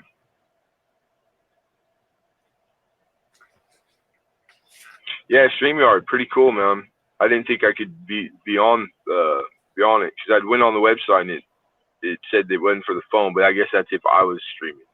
Yeah. Yeah. Well, the specs are super low for computers, so it doesn't take much. I know one Well, of the that's guy good. had a 2-core laptop, which is really low. That's like Yeah. 7 years old, and he uses it fine. So that's great. Cool. It's all based on the browser and internet. Yeah. Your service, how far you are from the main. Well, it doesn't need a very big bandwidth. So no, you can have the lower end internet and it'll be fine. Yeah, right on. Yeah. Yeah, they'll make a killing because of that. So, and that's the sad thing is there's so many of our companies that they own the expensive stuff that hardly works, and the guys that built the better of it that uses less of everything, Yeah. their patents get bought out by big wigs and that product never gets made. Yeah. Well, I mean, business things are done make sense. Yeah. It's like, do we waste all the hard work from these oil companies and all the billion-dollar drill rigs and all the tooling and and just stop it all instantly because they got motors that run on freaking water? You know what I'm saying? They're not, Yeah. And no, they you gotta let it run its course. And yeah, but there has to be you got to be responsible for where it's going as well as far as damage done. Because that's pretty key to take care of where we're, what we're breathing and what we drink. And it's all showing up in our air and our water. So that's a tough one. And if we would have paid it more attention in the 50s when we had the tech to go further with these devices that didn't need oil and gas, would we be in solar-powered flying cars now? Maybe. Never know. Could be on a much better track for the entire world instead of just groups of people. So years ago, I saw some guy showed it on YouTube, and then when I tried to go back to the video, it was gone. He had a little laptop that was just like a 1/4 inch thick, and it folded in half twice, in half lengthwise and then in half again lengthwise, or no, and the other, and made a little square. It had a colored LED screen that completely folded up, and it had a keyboard and stuff, and it was all part of this thin little thing. Well, I wonder what happened to that. Hey guys, up, Lemon's out. Take it easy, Lemon. It was nice chatting with you. Anytime you want to get on, let me know. Okay, guys. Hey, thank you, John Wolf.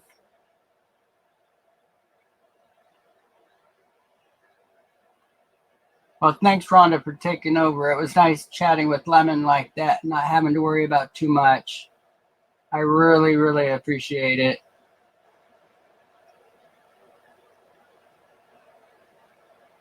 So that was about 75 plus Morgans and about 30 peace dollars, almost 100 coins, or just a little more.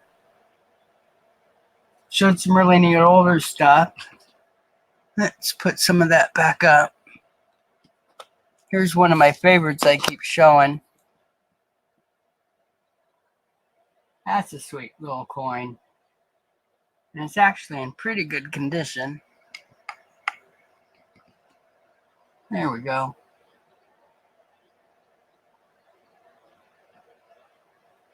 Yeah, thank you, Rhonda.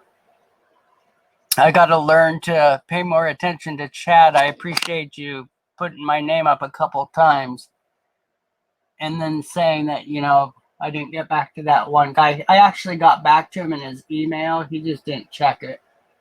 But no big deal.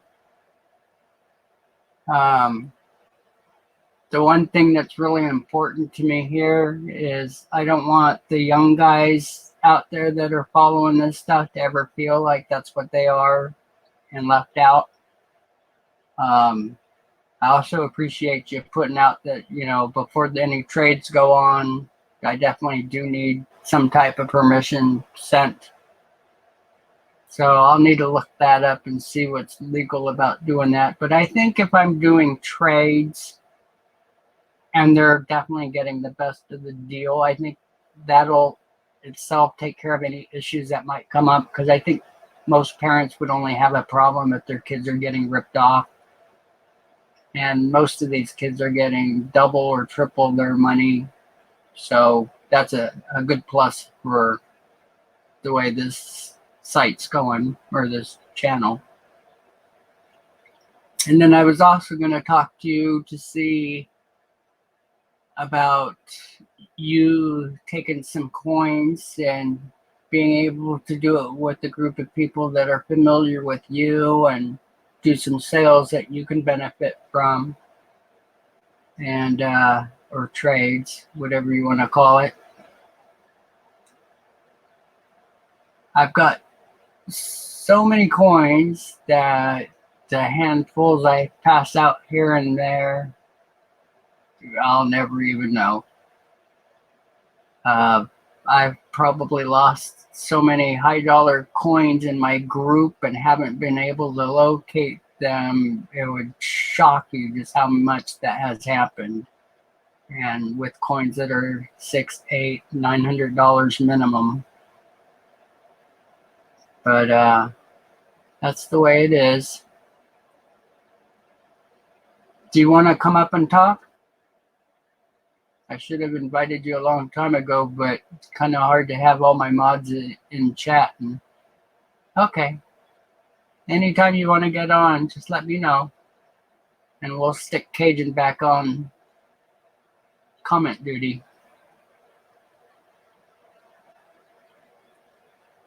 So I know our talk got a little outrageous from time to time, but Lemon's a kick. I really like Lemon.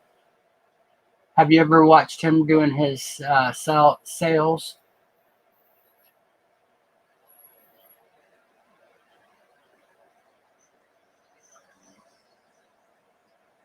He's done sales for quite a while now, and it's pretty successful. He has a huge group that follows him. And he's really good at errors. And I didn't realize he worked at a coin shop. That explains a lot. And having an older person like that mentoring him, that's huge.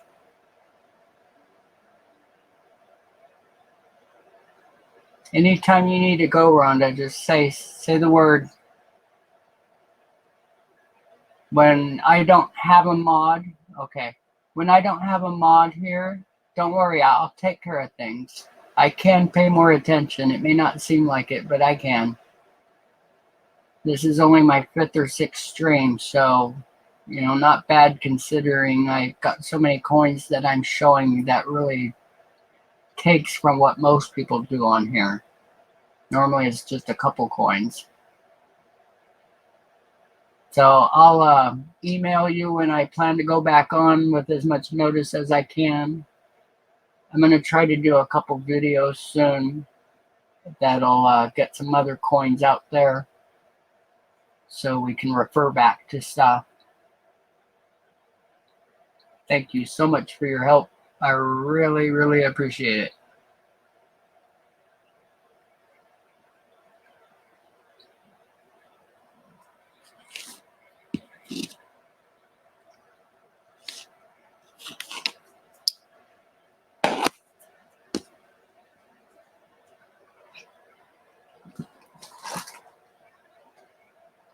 This one's actually got a lot of purple hues, reds and yellows around the edges.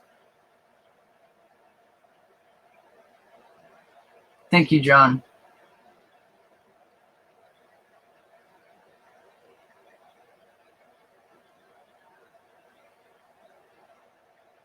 Well, thank you, Rhonda.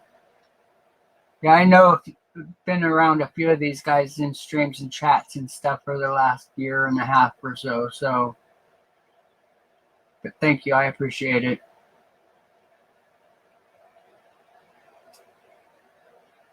And please don't ever hesitate telling me that so-and-so's a good person when it's somebody that you've got a lot of experience with, because that really helps knowing that too.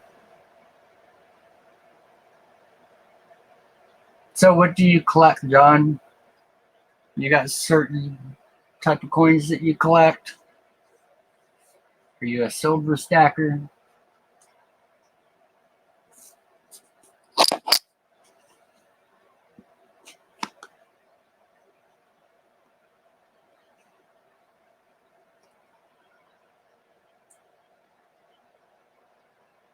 So you can't really tell in the picture, but there's a whole bunch of clashing going on in this one.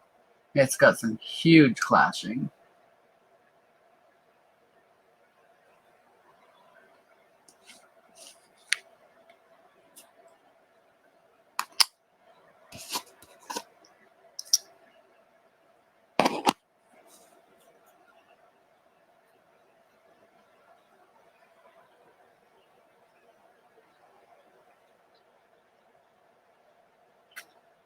Just did about 65 or 70 Morgans just probably the last hour.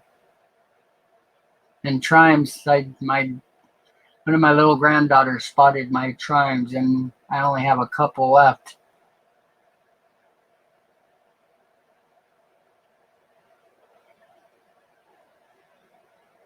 All right, thank you very much. Nope, I don't care. I can take care of it from here. Thanks again so much. I really appreciate all your help. And I'll try not to make it so frustrating soon. I'll get it down. How long ago were you a collector, John?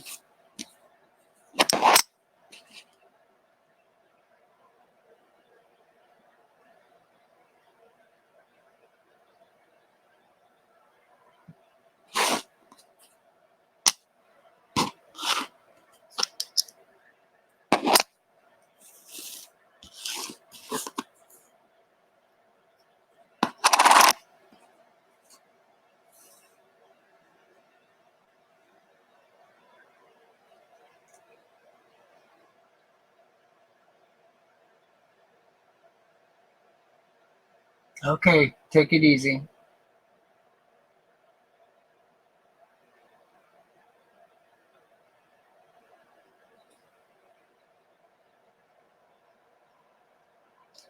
Well, John, if you're ever looking for anything, I do a lot of trading for 90% and bullion silver. This last week, I was honoring $20 an ounce. Not sure if you caught the stream or not, but I had a whole bunch of graded coins that were $20 to $40 or so. Full step nickels, full banded dimes, some silver war nickels in higher grades. Thank you, Rhonda. You have a great day. Ancient coins. Yeah, I was into ancients a little bit here and there. Never got much of a big collection going though, but I did follow a guy that he did a real neat thing for organizing coins. And I think he had like 14,000 ancients on eBay at one time. He's still around too.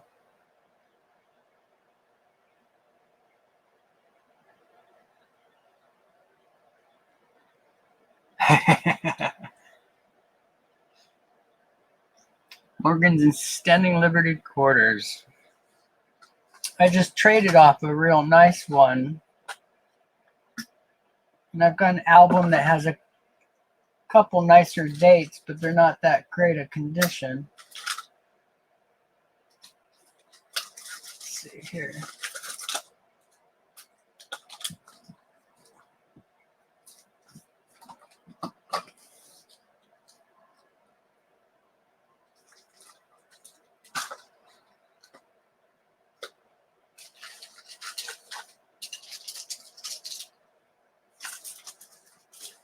Actually, it's right here.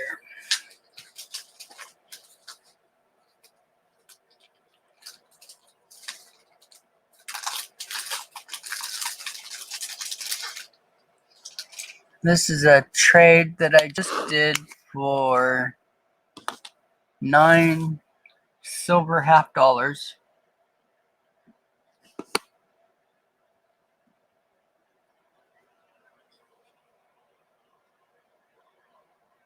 $26 Philadelphia. Pretty good shield.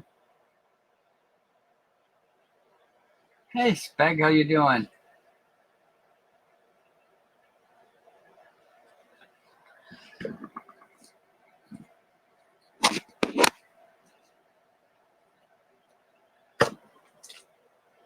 Oops. Not too bad of a coin. And then he also got a real nice Morgan. Oops. How you doing today, Speg? Spectacular.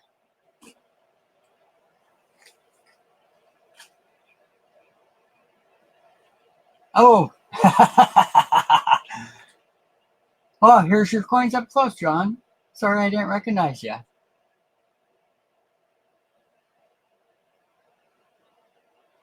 Yeah, I think I did. It wasn't that in a video you just did?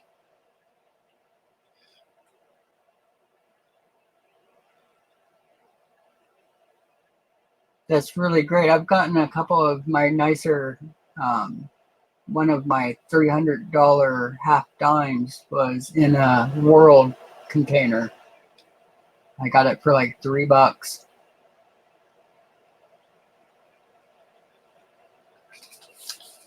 Felt too guilty though. I did go back and give them some more money.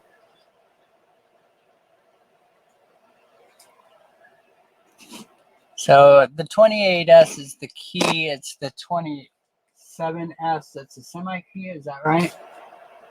Talking about the Standing Liberty Quarter.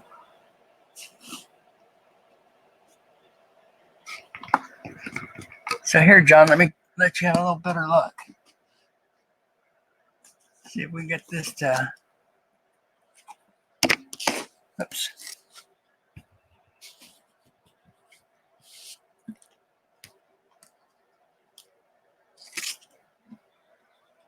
pretty good detail. There's a little bit in the field. It's not too bad. Not bad for an AU coin. There's just a fraction of wear on this side.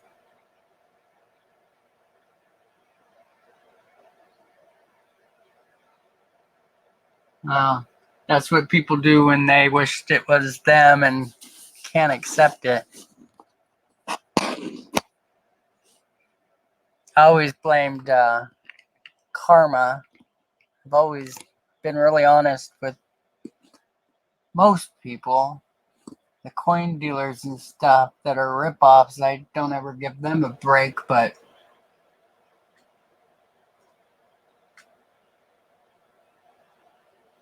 AU55, nice. Yeah, they're hard to get in higher grades because of the way they wear. That's cool.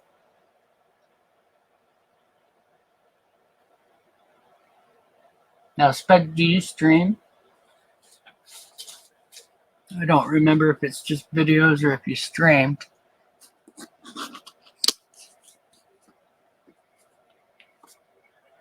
It cracks me up, John. I'm telling you about somebody else's coin and actually yours.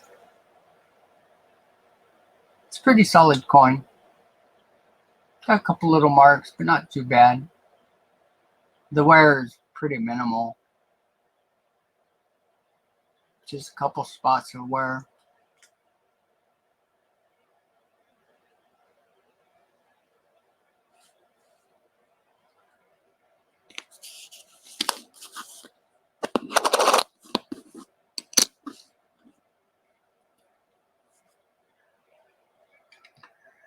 How close can we get?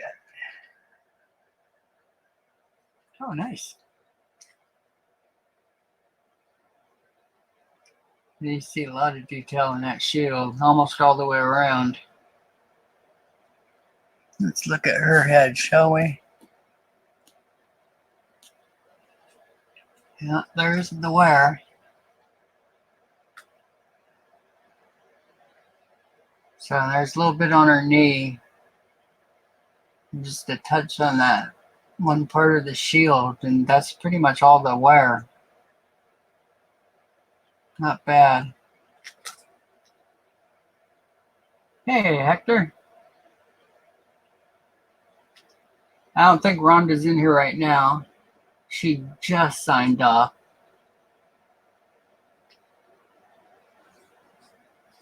How you doing, Hector? Couldn't sleep?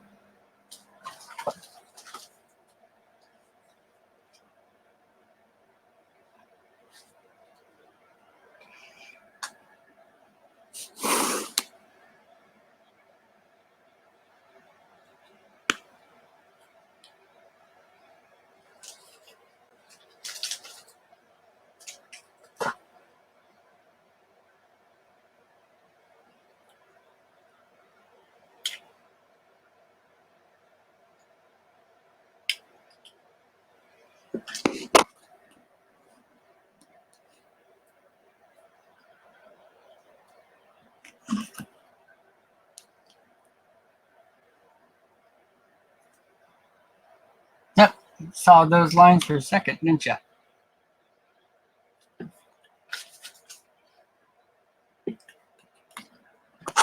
You move some stuff here.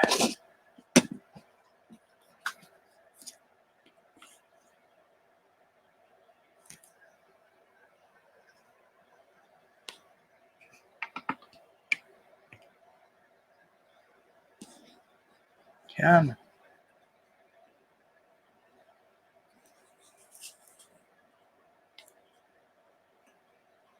There they are. One last little yucky.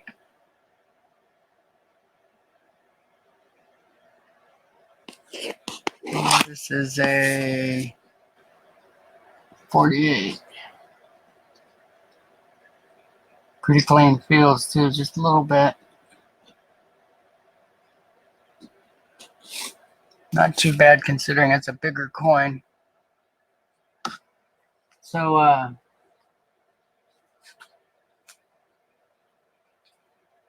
All right, John, take it easy. As soon as I get your trade items, they'll go in the mail the same day.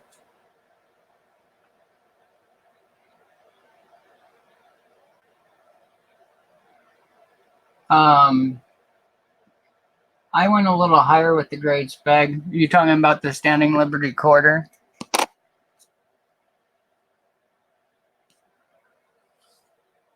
Because the shield's missing a little bit in the face, but there's really no other wear on this coin. And the reverse also pretty darn clean. See if I get a little closer on that face. You see a little bit on the wing. See if I can, right there.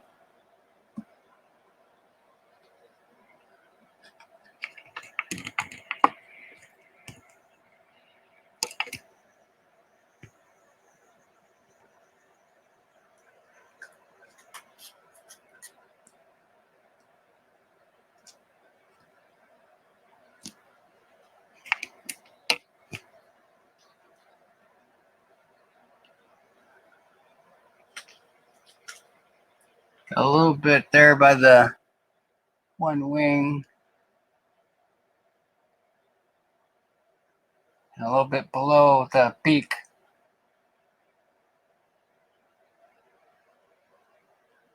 But as far as wear goes, there's just a couple spots.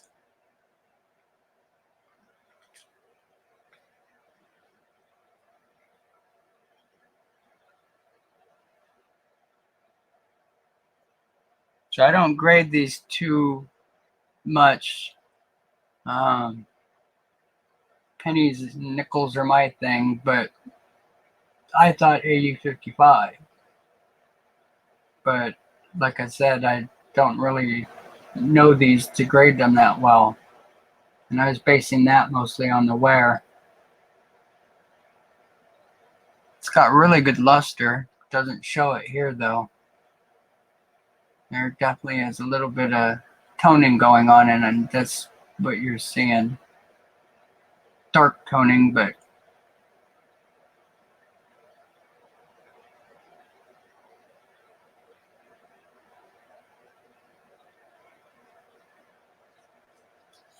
real nice though.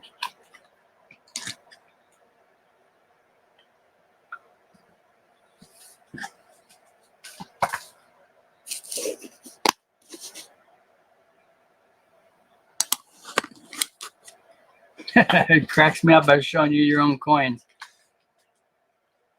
Take it easy, John.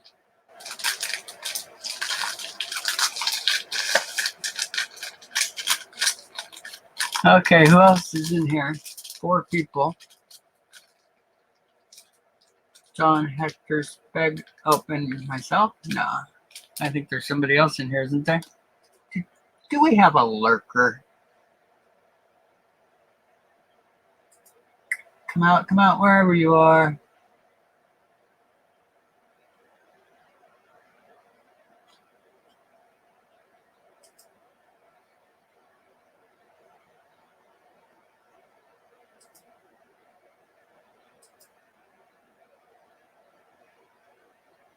Oh.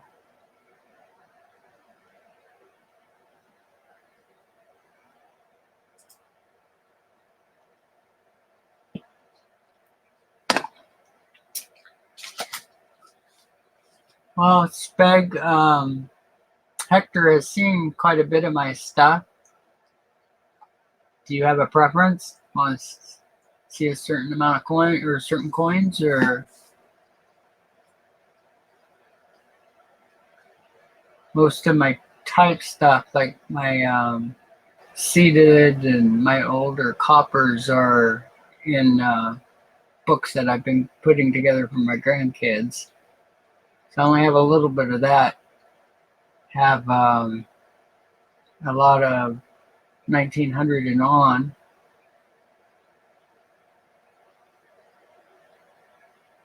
And if it's Morgans, I don't care. I can show the Morgans again. I like seeing them on this big screen. I'm not used to seeing them on the bigger screen.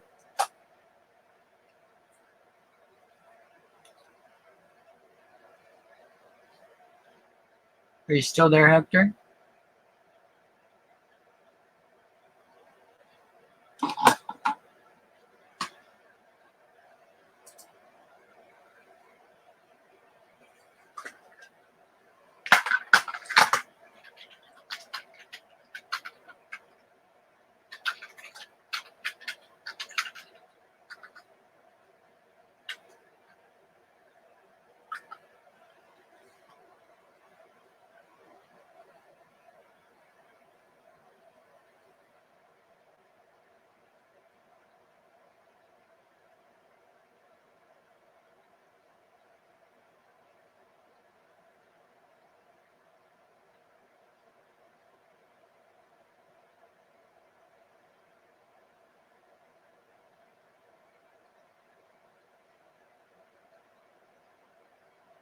I have about a 2,000 card postcard collection from the 30s and back.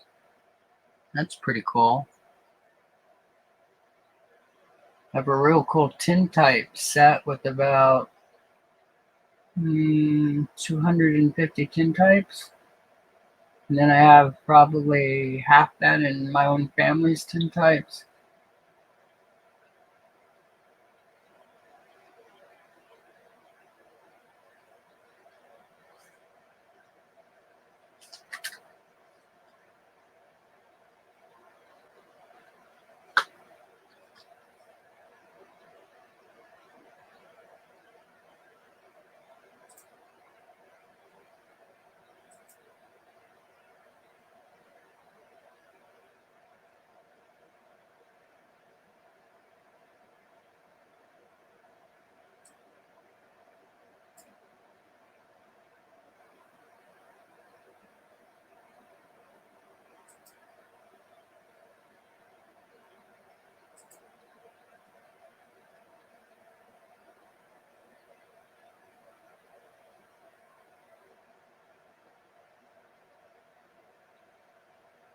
Do you want to come up and chat, Hector?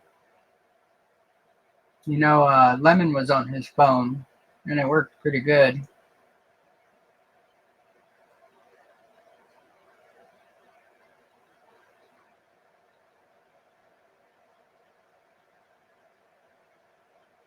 I think John is going to work.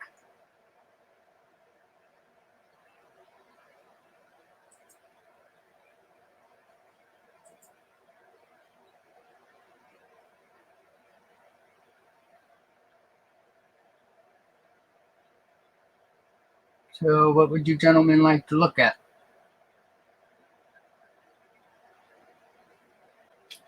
I could do some stamps if anybody's into stamps. I could do my foreign currency. My US currency is not that interesting because it's mostly silver certificates and such. I probably have 20 different notes that aren't silver certificate, well, that aren't the basic silver certificates.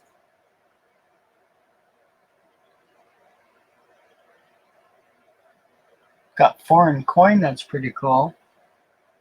I can show my BU foreign.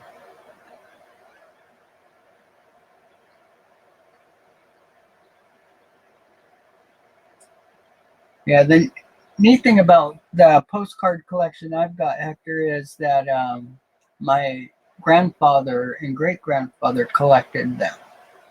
And my grandfather was a boy at the time. And the family, of course, that's all they did was send postcards back then constantly. And they did a lot of communicating and would send him the postcards that his family would send them. Sure. Do you have the link? Can you get to your email on the phone okay? I can send another chat if you want me to, or another invite.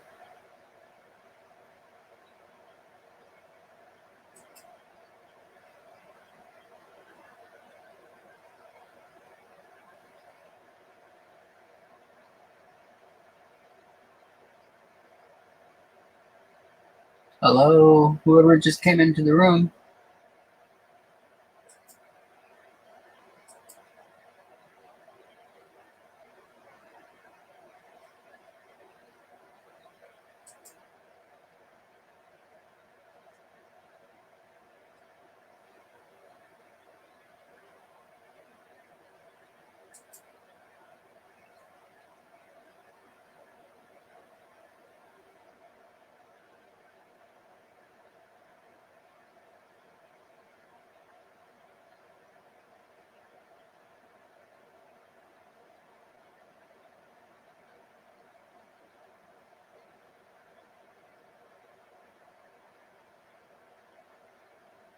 Stamps are awesome. I'd be more than happy to show some stamps, Hector. I only showed a couple. I've got those all the way back to the teens. Although I couldn't find those teen ones. They must be in my other. I've got like 4 containers. About 2.5 feet by 1.5 feet by almost 2 feet tall. Lots of stamps.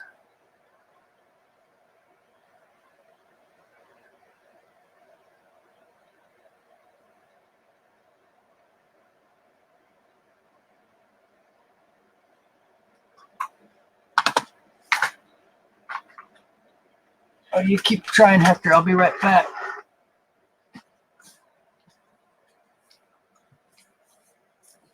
Just a second, everybody.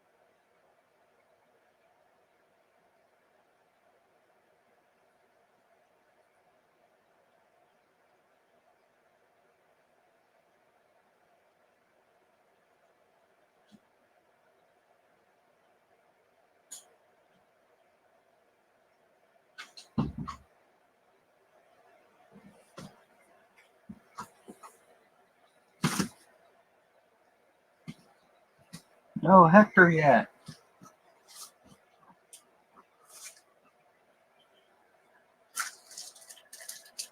So I don't know if the little phones are set up like your computer, but I know the computers need to be shut down and turned back on. You might need to try that with your phone if you're not having any success.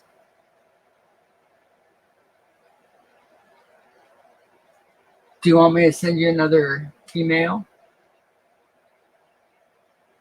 I'll just do that so you have one.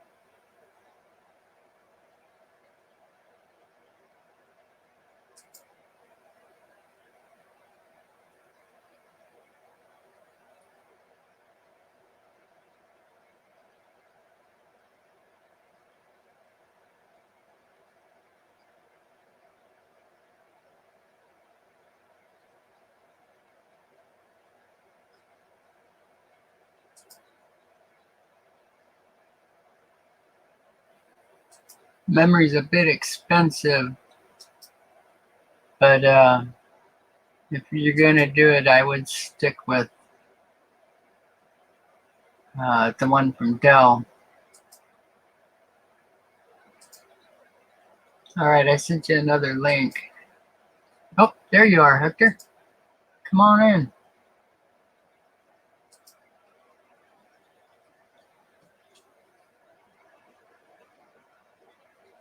Hey, Layla lady, how you doing this morning? If you're going to be around for a few, you can add in on the boat of what to look at next.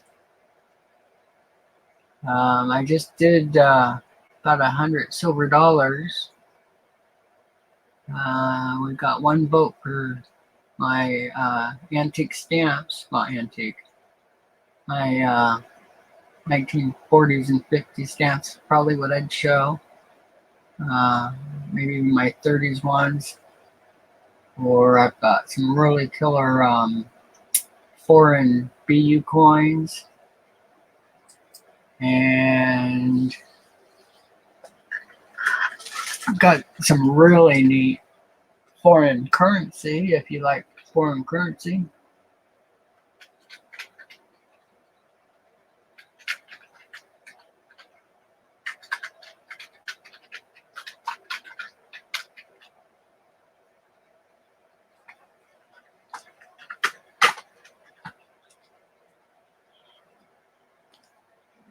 Or I can keep showing this one off. This one's always fun to look at.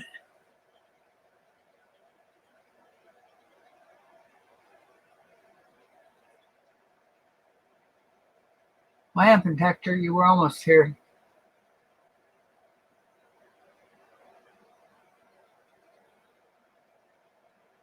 Did you give up on your computer?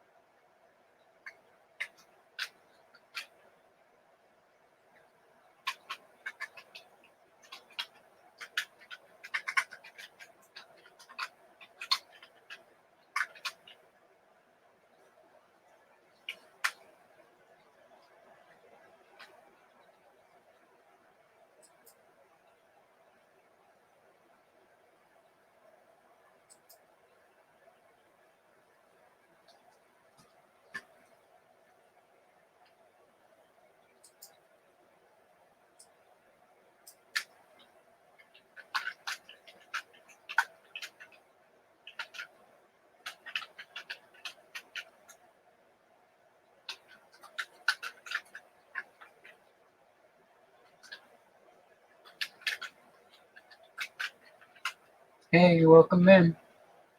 Just a second, I'm typing something. I'll be right back.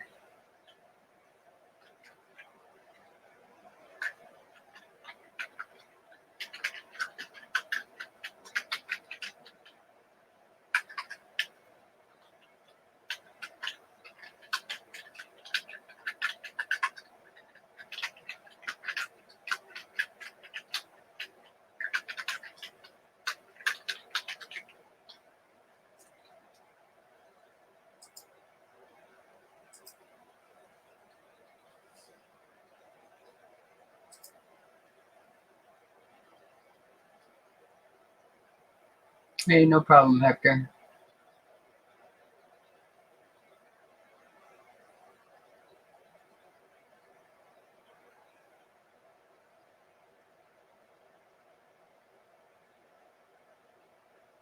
Four people on.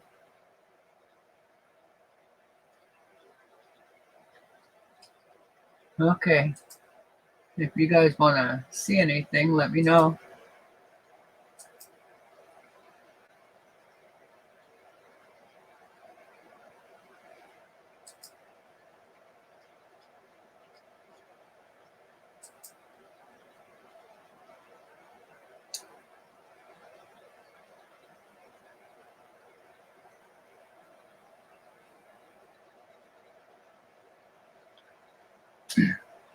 You know, Hector, there might be another resolve for your issue.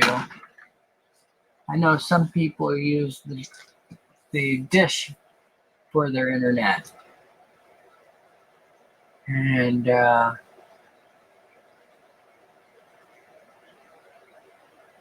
okay. Yeah, let me see what I can do.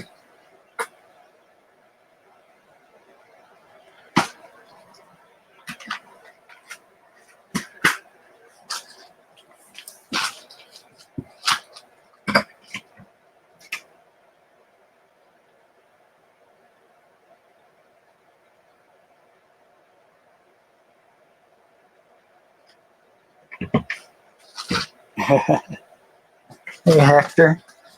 My postcards are all older than the 40s. They start in the 20s or so and go back to about 1870.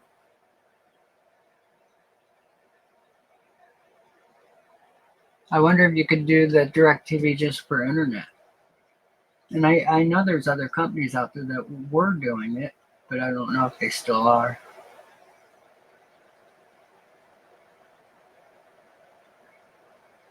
All right, people. Hope only 3 popping in and out. What do you think of my banners?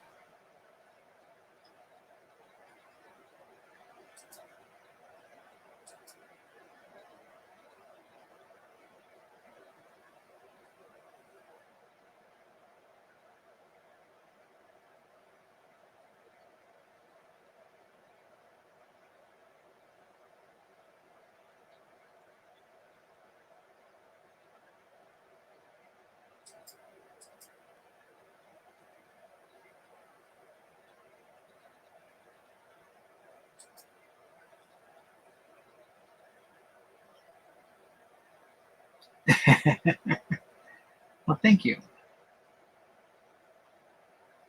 Well, hello, who's ever in the room? Give me a second. I'm just going to grab something and start showing.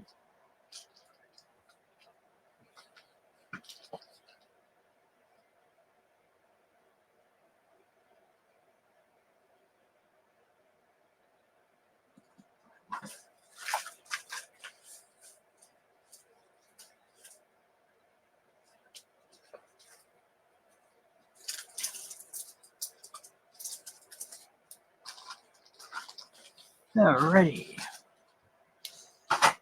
Welcome to my stream. I'm going to show some what I think is called quarter plate stamps. Oh, for those that you wanted to see, that was a half dime.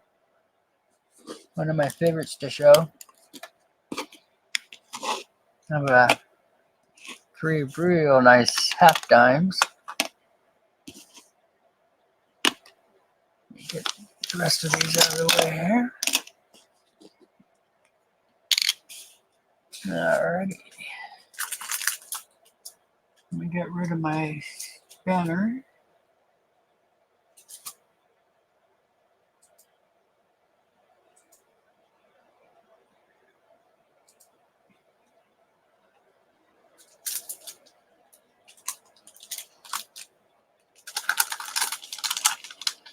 Okay, I don't think I showed these. Let me know if you recognize them, Hector. And if you do, I'll do some others.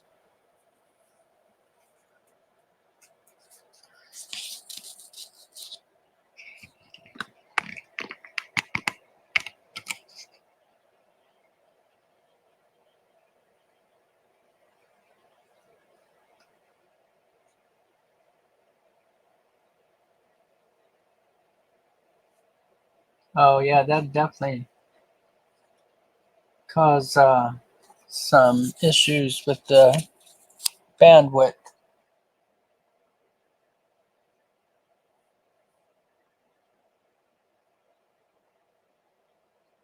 So these are from 1956. They're US stamps. I believe they call them quarter plates, but I'm not positive. Not much of a stamp guy who happens to have a very large collection. Hey, there we go.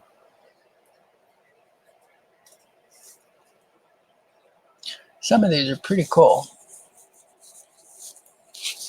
Okay, that's not going to work. Let me get this straighter. Here we go.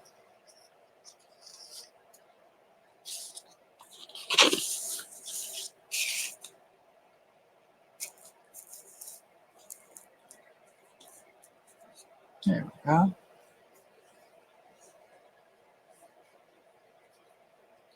Oh, nice.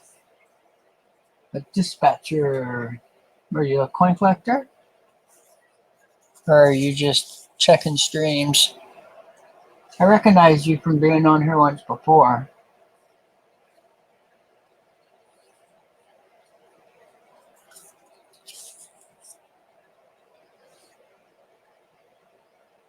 Oh, 1956. Oh, no, that's what I said. Yeah. So, for those of you that know Lemonhead, I think we streamed for about 4 hours with him left just now. He just left about a half hour ago.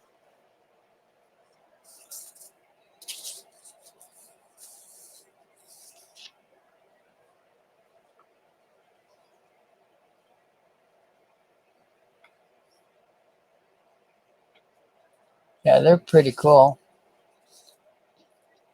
They're in real nice condition.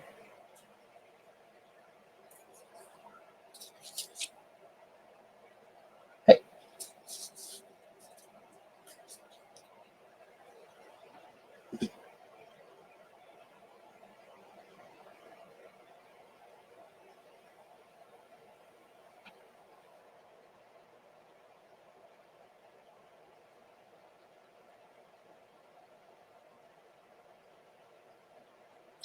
Retired furniture maker.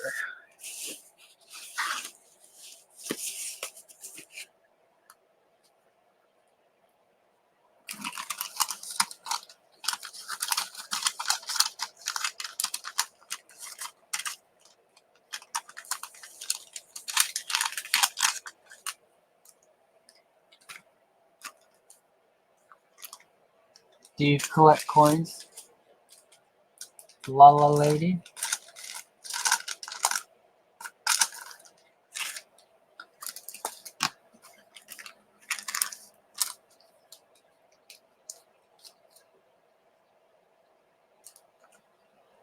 There's a couple specialty ones.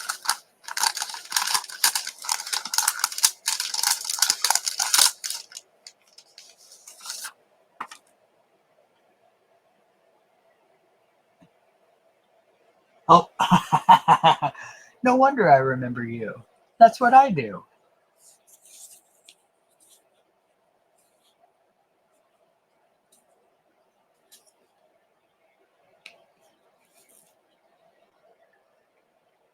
There you go. That one's a nice one.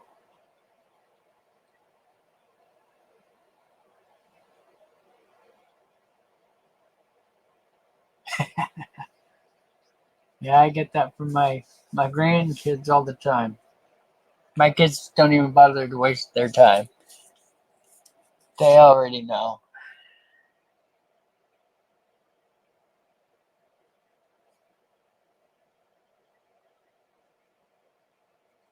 What coins do you collect?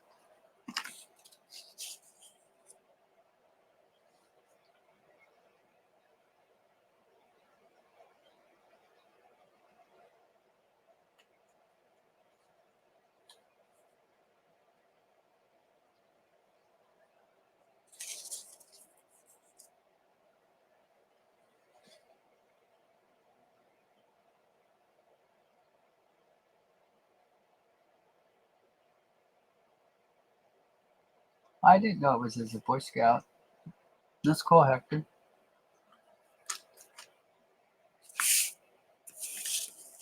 As in Boy Scouts. That's some good times.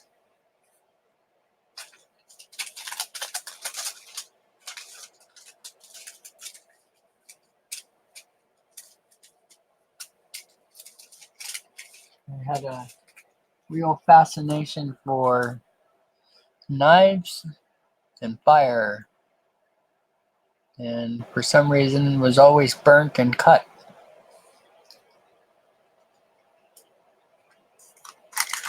I was sure having a good time.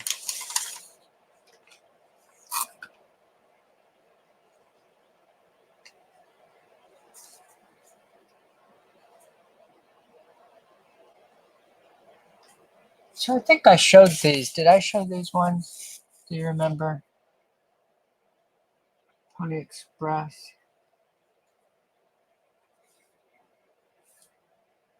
So I collect a little bit of everything. Typeset collector. Hey, wrong way. So I collect like the first year of all the different coins.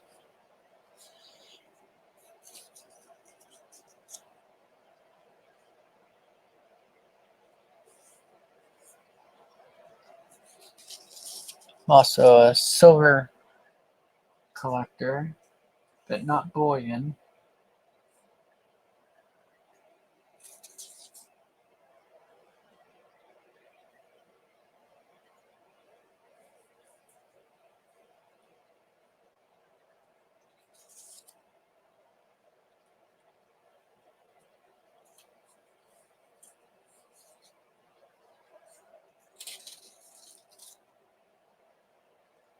Me and Hector were just discussing just the other night how amazing how much history is involved in all of this. And of course, stamps especially, because they always represent history. And the coins are such a big part of it because they were what made everything go around.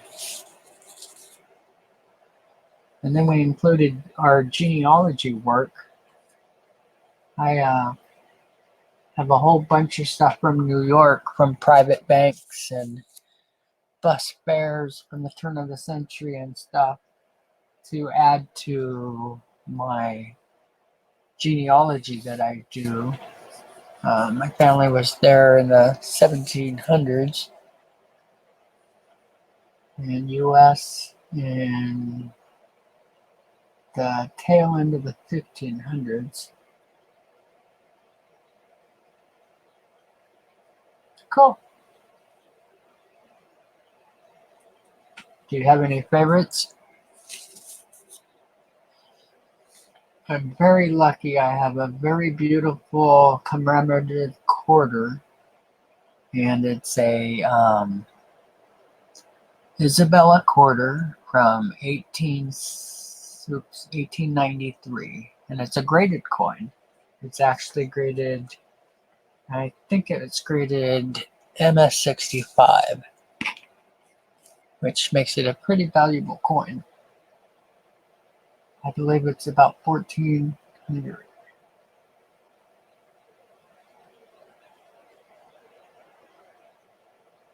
Good for you. Well, I hope it's good for you, life changing. Um, it certainly is a motivator. I know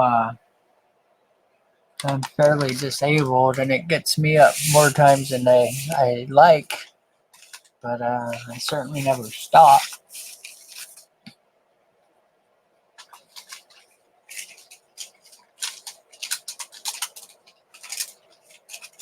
And I like meeting all the new people.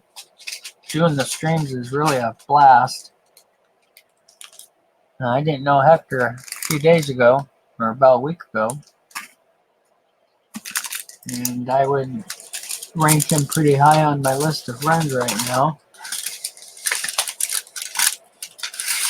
So one neat thing is, regardless of the acts that people put on, when you meet real people, it's really pretty obvious.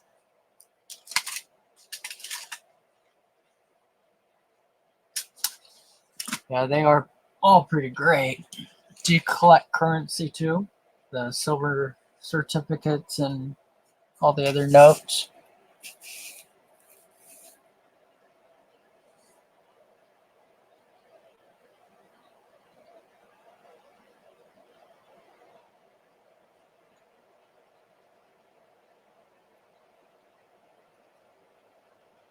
I've been pretty lucky with what I've got. I've got a lot of full step nickels, full band dimes, full step Franklins, full band Mercury dimes, and Roosevelts. That's cool.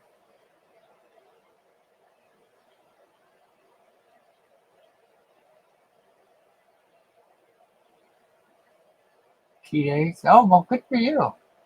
You're able to get key days. That's a big deal. I have a few key dates. I have a semi-key 1885 Carson City Morgan. That one's pretty nice. Got real nice toning on it.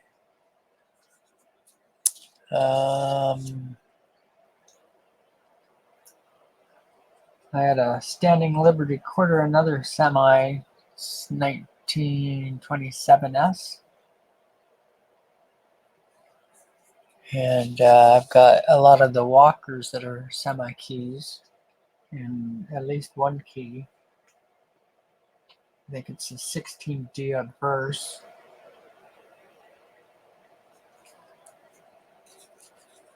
And I have a lot of semi-key coins in all denominations. But not that many of the actual keys. I've sold a lot of 84S Morgans. These are pretty expensive. Oh, nice. Do you know who Dr. G is? Because that's what he collects, are the older proofs. And Michael Kittle, Rare Coins. He's on here a lot too, and boy, those guys, they've got some nice coins. They've got some very, very valuable coins. Some of the 1800 proofs. Michael Kittle was showing on his channel, his website, his 1909 typeset that has both the Indians and the Lincolns, and they're all in MS65 grades or better. Amazing coins.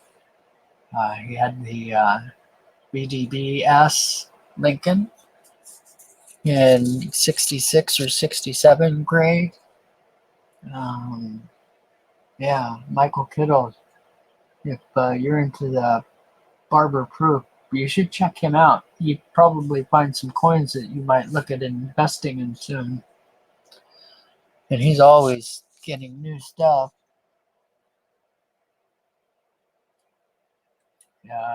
Take my hats off to those guys. It's nice when you have people that deal with such high value stuff and are so down to earth. Give you an idea, Michael Kittle, who I really look up to. He did a show that lasted, I think, 5 hours just a couple days ago to give away 5,000 wheat pennies, basically to the kids and very young coin collectors out there. One of them got like 1,000 coins, and I think he did it for $5 entries or some darn thing. It was pretty little, and I really have a lot of respect for guys who are trying to keep our hobby going, because that's the kind of stuff it takes. The kids have so much going on these days. Oh, I'm sorry, I didn't tell you when these are from. So these are supposed to be from the 60s to 62, but these 4-cent stamps, I don't know.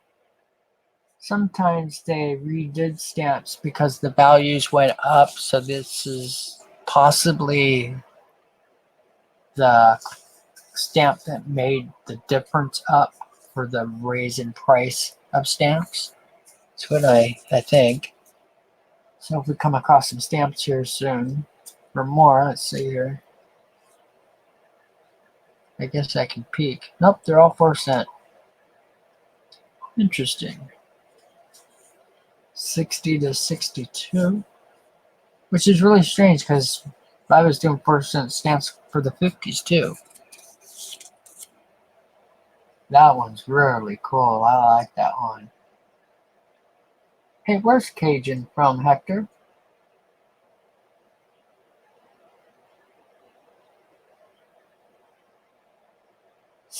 Stop alcohol?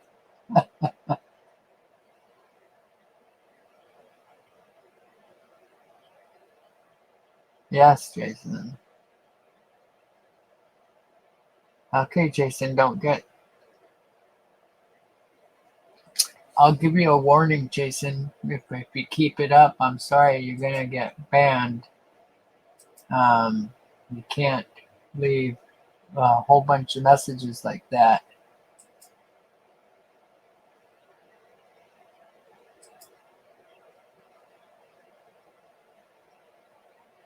I don't care if you send your message across. You can mention it once or twice. But I can't allow you to get carried away like that. Hector, if it happens again, I think I just timed him out.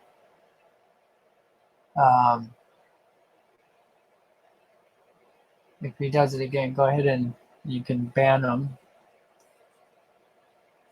You're more than welcome to stay. You're more than welcome to share your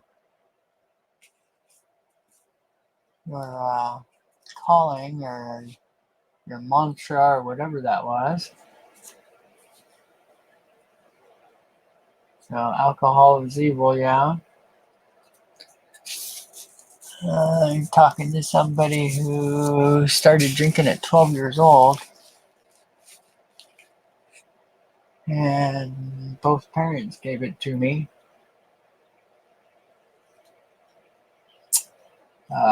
Something that was very accepted in my lifetime, or my early life. So I would agree with you. By the time I hit my early 30s, I always say that I drank my lifetime's worth for an alcoholic, which I probably did. And every once in a while I'll have a beer. No, every once in a while I'll have a margarita too, but only one.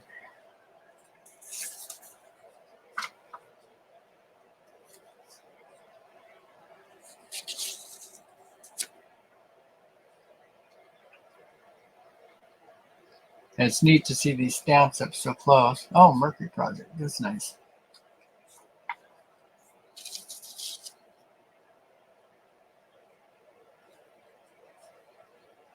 Nursing. hats off to them. I hate to say it, but I trust them more than the doctors. We've had so many doctors make bad calls, and the nurses are the ones that save us. It's actually happened many times in my lifetime.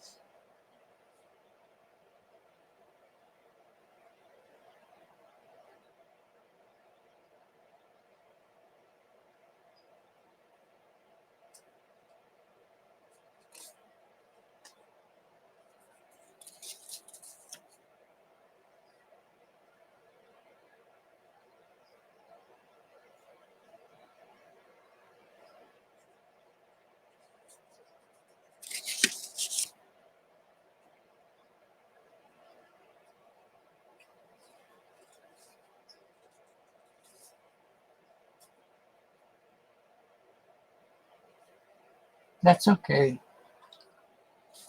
Being clean's not that big a deal when it comes to the proofs. What happens is, if it's the older proof like that one is, in the 50s, people were, well, even the 40s, all the literature that was going out for coin clubs and stuff. Hey, CP. Yeah, I had Lemon had on here for almost, probably close to 3.5, 4 hours. The old proofs, they toned really bad because the shininess or the luster of those coins are prone to toning. And all the old magazines for coin collecting told you to clean them. So to have one that's not cleaned is pretty rare. Luckily, they did give a pretty good idea of how to clean. Unfortunately, people went off on their own and tried different things, and that's where the damage comes from. Hey, get on there.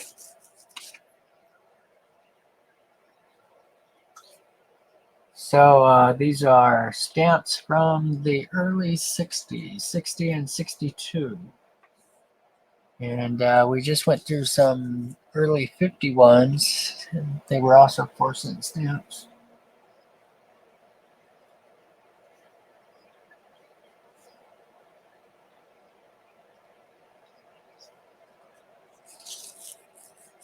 Yeah, if you like Lemonhead Penny, he had a lot of really neat things to say. He always does. I've always enjoyed watching him. Kind of fun to go one-on-one with him. I'm a furniture maker. He was a furniture finisher and construction, high-end, which was cool.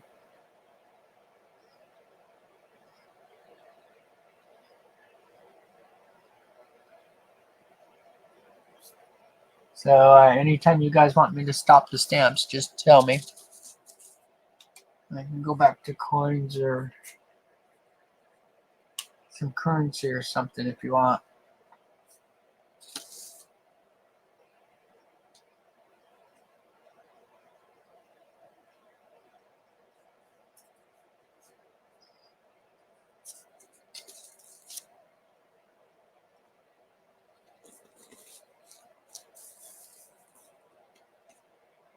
Range conservation. I remember this one. I remember a couple of these, but that one, for some reason, I remember a lot.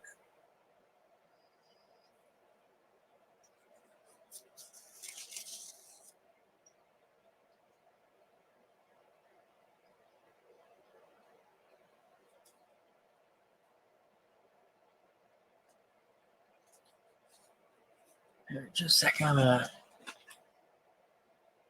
get rid of that.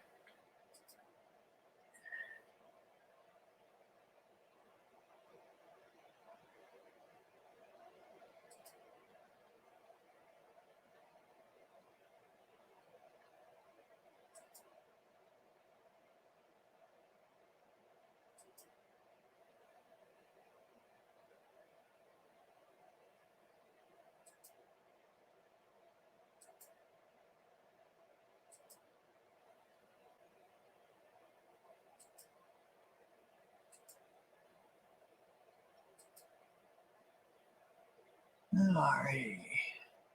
Sorry about that.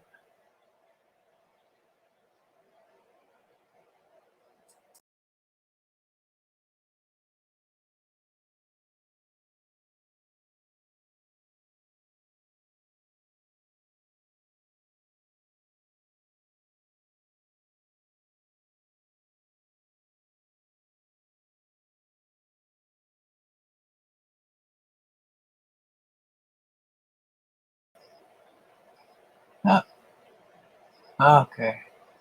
Almost lost you. Oh, going almost 6 hours. Nice.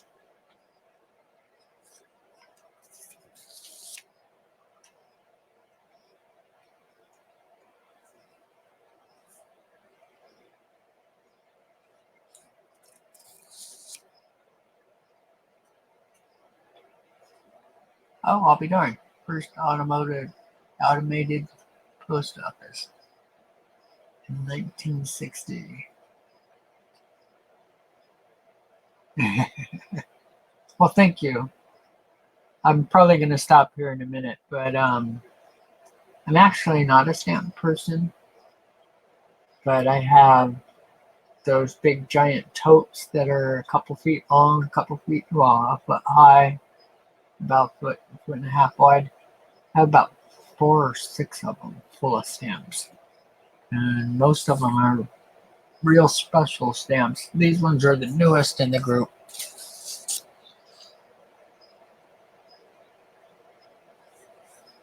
That one's kind of cool.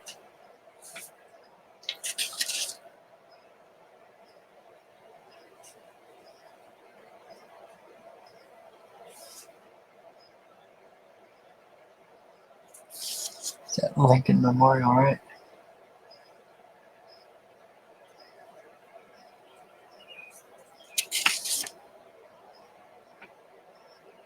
I guess I could have raised my screen and turned these right, because boy, all these have been almost all.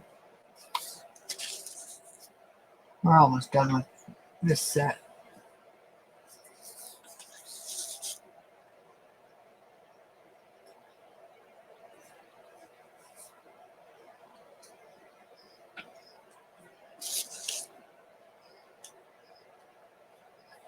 So I actually have some pretty valuable stamps. I had an uncle that collected them in about 1910, and he collected antique stamps for him. So some of my stamps go to the, I think, 1850s. Just never really been that involved in them.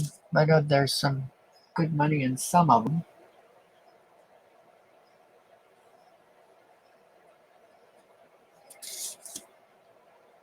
There we go. There you go, Hector. 1960. Nope, you weren't that age yet, were you? Not in 1960.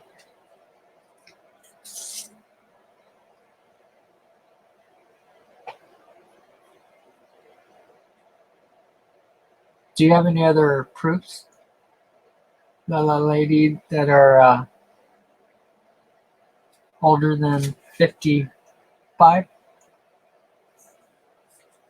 I have the proof sets, silver sets to, I think, 53. I thought 52, but I couldn't find it the other day, so I think just to 53. And I'm missing 55 because that one I got put in another set and given to one of my grandkids.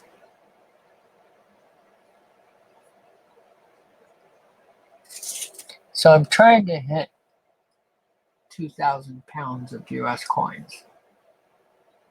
And right now I'm at about 1,700 pounds. And because of my health, I had to stop building a table that I had been building. It is a 300-pound, 10-foot long, 4 foot, almost, well, about 3.5 foot wide special black walnut pearl table. I believe they call it spalted. I keep coming up with malted and all these other things, but I think it's called spalted. And it's the way the grain is, and it's just really colorful. It's really cool. And I'm hoping that I can finish the table. And when I hit 2,000 pounds and show the collection all on that table, it'd be pretty cool. Hey, thank you very much.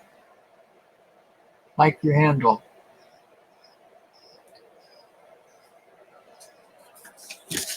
Yeah, these ones were from 1960 to 62. I did just show earlier ones just prior to this that were 52 and 56, I believe.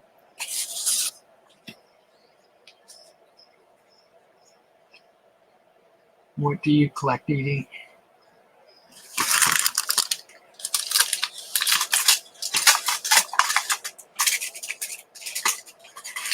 Are you a coin collector?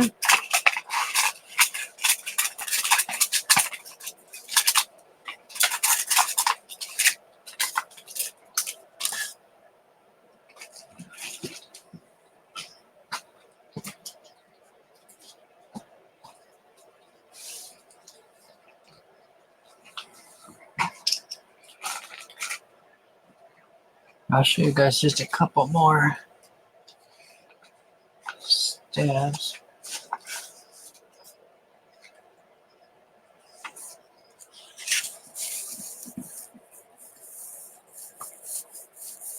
Let's see. Interesting.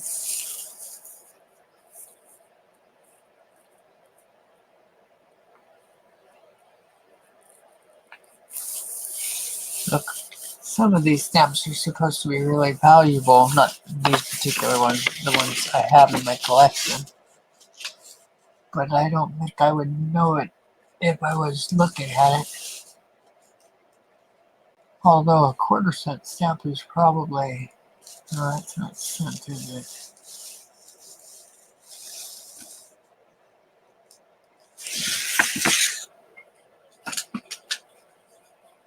And this one's pretty cool.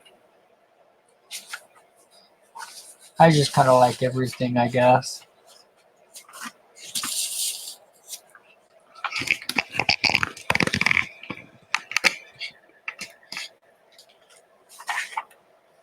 That didn't work out too good.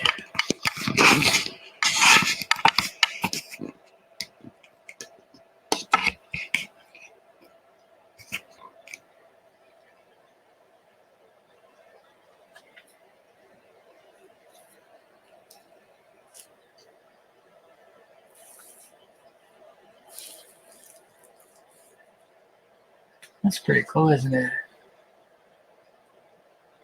I like it when they're on these sheets. That actually came from a little booklet.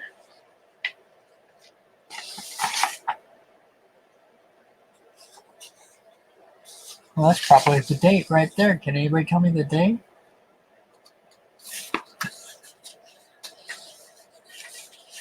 Serious collector. Got stamps. Seashells, nice. That's the way you should collect.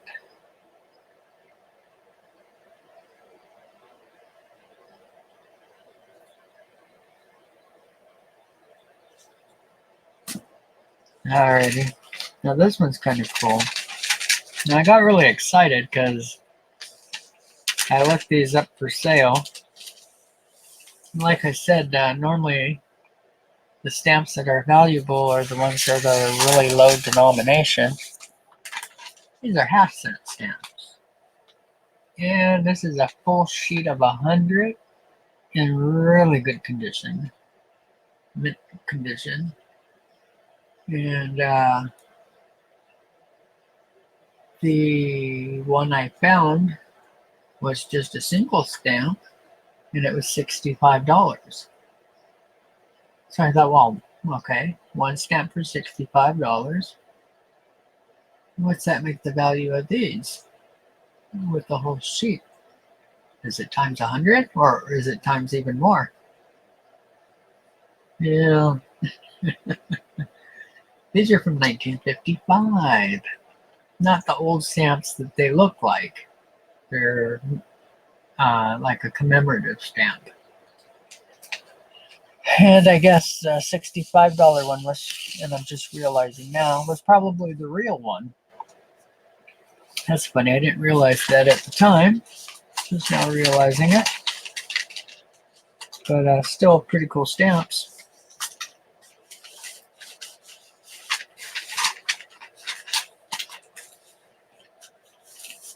Uh-oh. I'm losing people.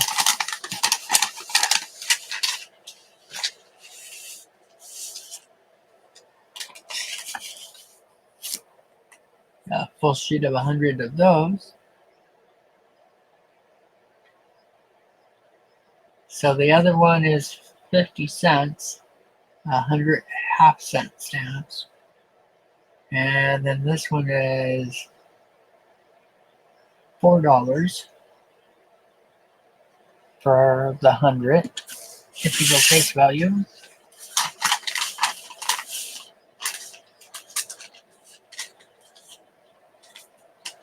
So, and I have an outrageous amount of these 100 sheets. In fact, one of my big bins is about half full with these.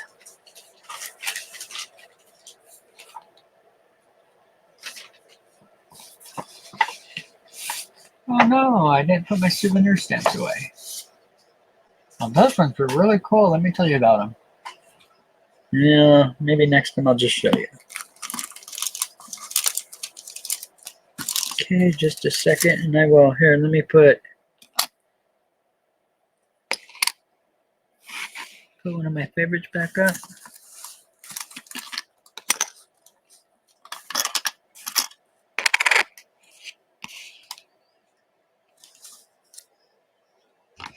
What are those? Oh, let's look. Let's really look.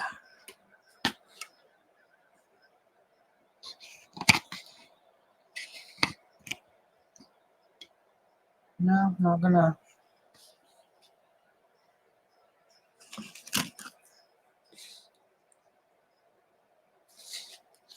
There we go.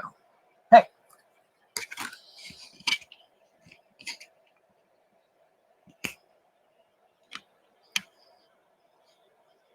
There you go. Hey, Fire Fist. Well, what really makes these neat? Hey, out of focus. Get back in the focus. I'm trying to talk about you.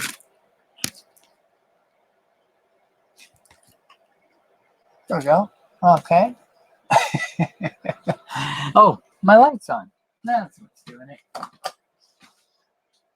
Come into focus.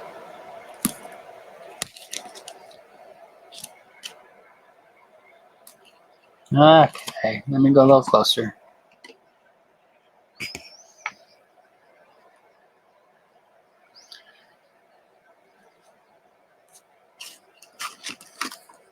I am so sorry.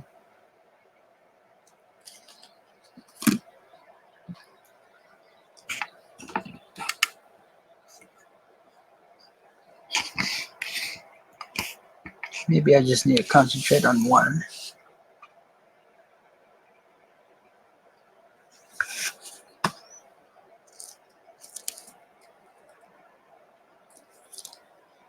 How strange.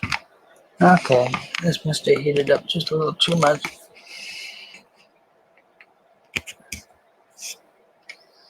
Not really that hot. Oh, there we go. Okay. Can we do two side by side? Okay. Now the neat thing about these is, first of all, the one on the 1837 one is like extra fine. And, well, fine for sure. Probably not quite extra fine because the shield's not showing. But the 1861 is a mint state. It's kind of hard to tell because the glare is kind of tough. But these are half dimes. Makes them a little more valuable than the dimes. Oops.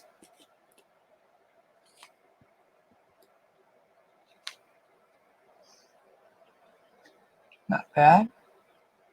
Yeah, the 1860, and it's covered in clashes. I'm shocked it doesn't show up because this coin is so heavily clashed. There's these huge lines through it. It just doesn't ever want to show up.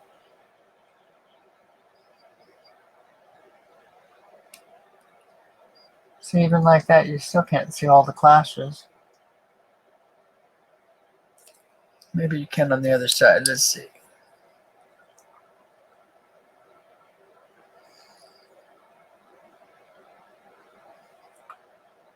Nope, clashes don't want to show. But yeah, it's real nice.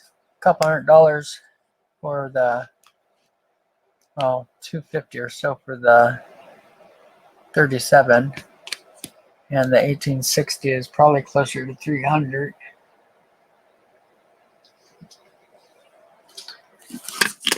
And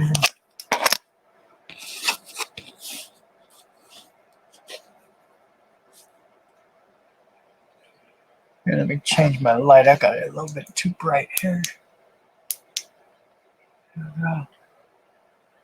Oh, it's pretty nice. It's got some major marks, scratches. But if you look at Liberty, that's really nice and full. The shield's really nice and complete. Her hair goes up past her temple. That's nice. Wish that was a half dime.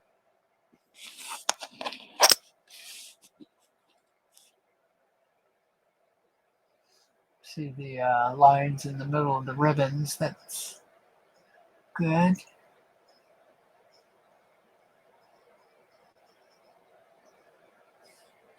All right. What do you guys want to see? You want to see coins? Do you want to see U.S. coins? Foreign coins? Would you like to see some foreign currency? Uncirculated brilliant coins?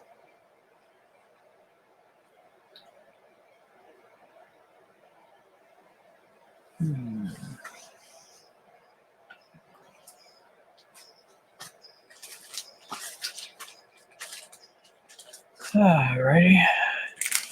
Oh, I buried my mouse again. Here we go.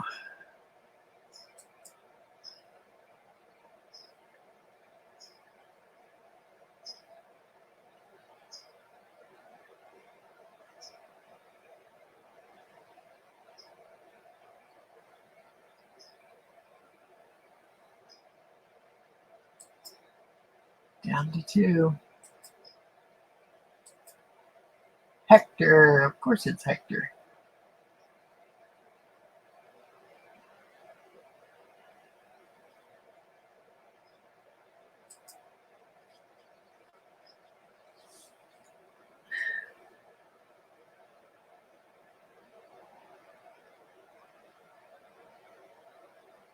Fire Fist, are you still in here?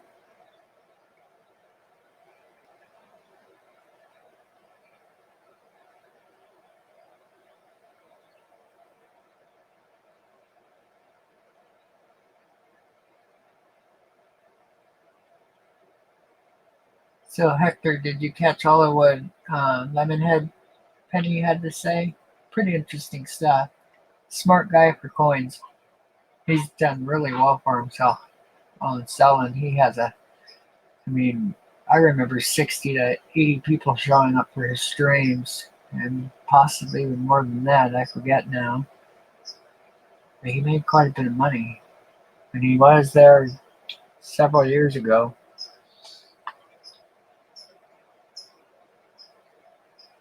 Hey, up to 3. So I was giving choice in coins. Should I just show something? All right.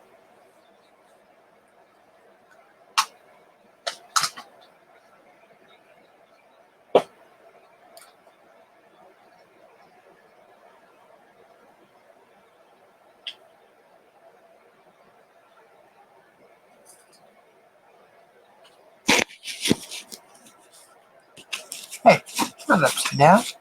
What are you doing?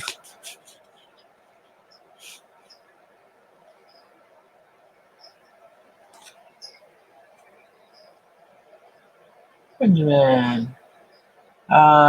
They were half dimes.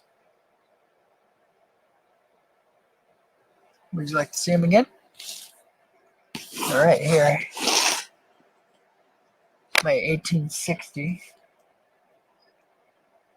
and 1837.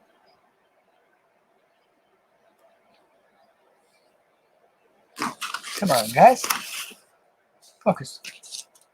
Pay attention.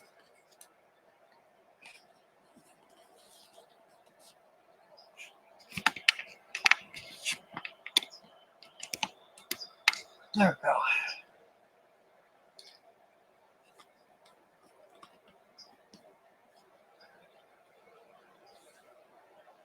The one that's out of focus, my 1860.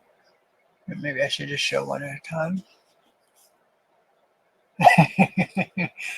I think it's because it's got a lot of high shine to it. It's mint state, probably 63. It's definitely got some marks on it, but for that old a coin, it's not bad. And it's a heavy clash coin. Huge clashes. And my 1837. This is a first year, I think it's first year type. I know it's a last year type. Because the next year, 1838, is in my other book. And that's a first year for the banner. So the other ones had a banner with E pluribus unum, I think, is what it is. Okay, let me grab a couple other things here. I'll be right back. Let me put you, I guess I'll leave you there.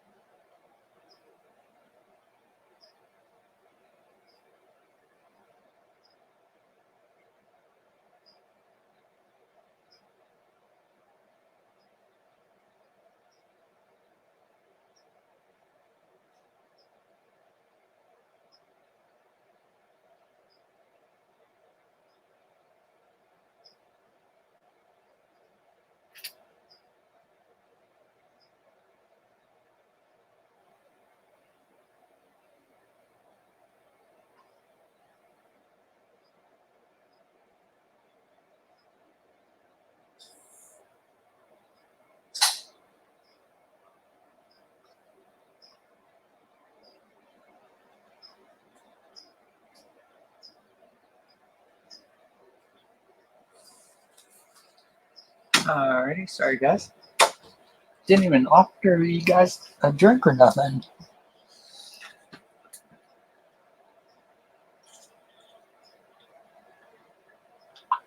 Fractional stamps, yeah. I have some of the fractional money.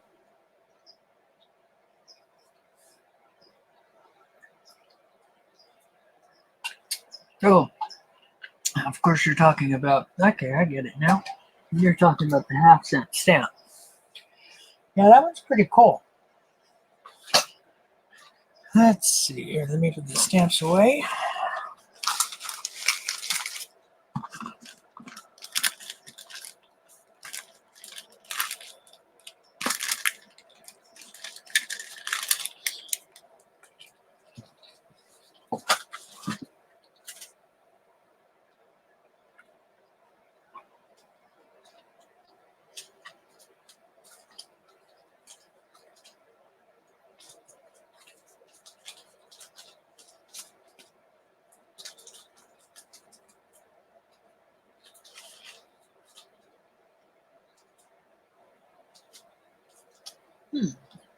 Not sure where my fractional one went.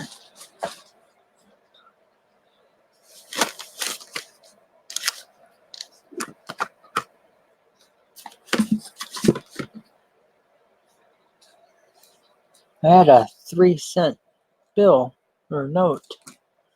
That was really cool, but I am not seeing it. Still not seeing it. All right.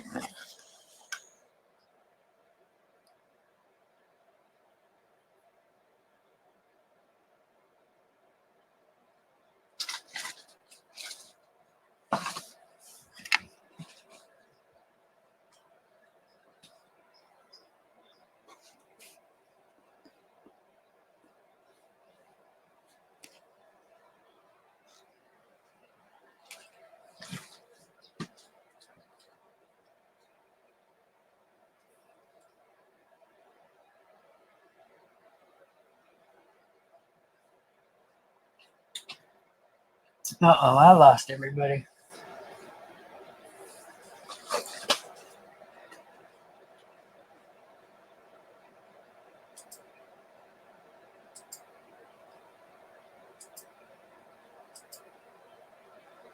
Hector, you're still here. Okay. So when you see one, that means not you.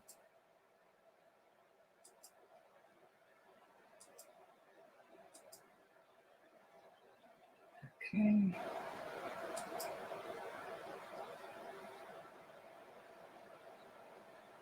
Um,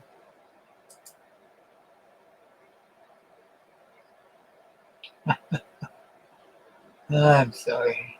I'm kind of simple. I like it. Gives me a branding option too. Could be very cool with colors and personal logos. Looks like I can make the background.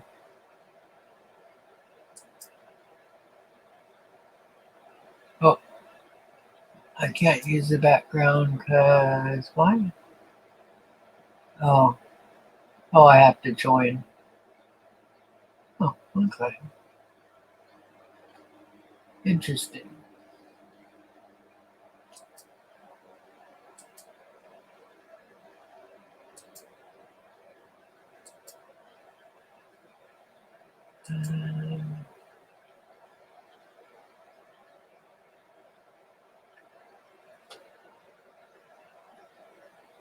All right. Hey, Hector, I think I'm just going to go ahead and. Oh, no, I'm at 4 people. Okay. I don't mind if there's people there. I'm more than happy to show stuff. I just think Hector's getting kind of tired of seeing some of this. Oh, I just lost somebody. Hey, don't go away. All you have to do is ask, and I'll show you some coins.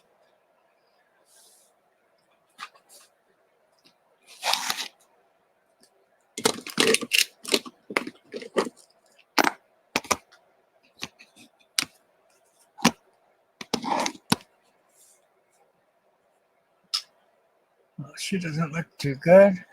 Let's look at her bag. Yeah, he does.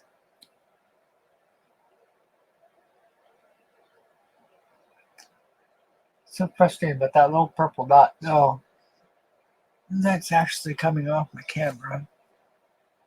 Yep. Huh. Must be part of a sensor.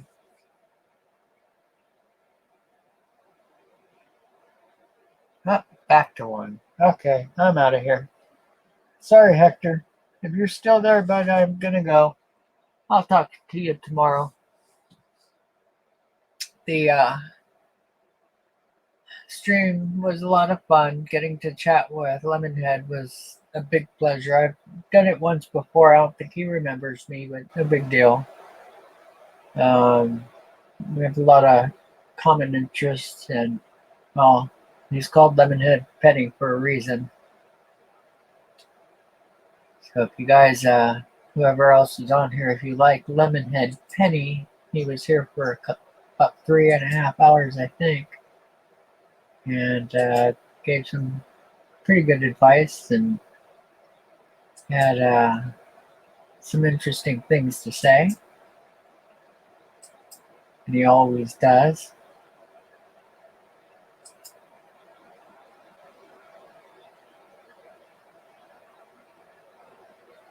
Huh, that's cool.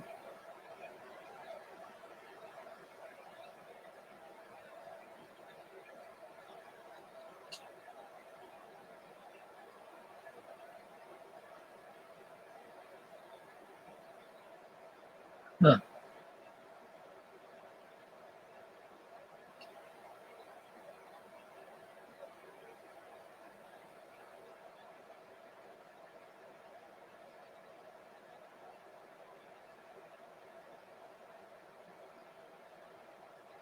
Just a second here.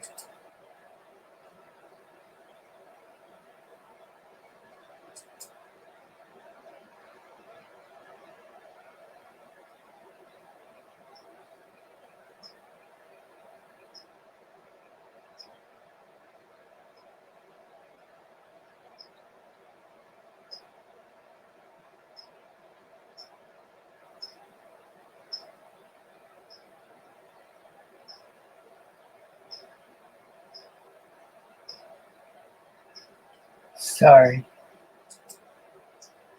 All right. I was just checking out some of the banned people. I didn't realize I had so many people banned. When people foul mouthed or gave really bad advice and wouldn't stop giving bad advice on my channel, I give them a couple chances and then ban them. Just didn't realize it added up to that many in 8 years. So, Hector, I'm definitely going to buy the, I don't know if I'm going to buy the professional one. I might. I'm really impressed with this one. I just wish they had a higher stream for me so I could do my camera goes to 4K. I'd love to stream in 4K. There's not many out there that have it, but for those that do, it would be nice to have it. Custom logos, backgrounds. I don't see anything about speed.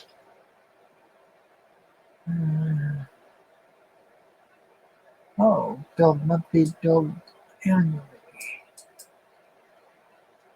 I heard Cajun say that you were thinking about doing the monthly, but I didn't see how you could figure that out.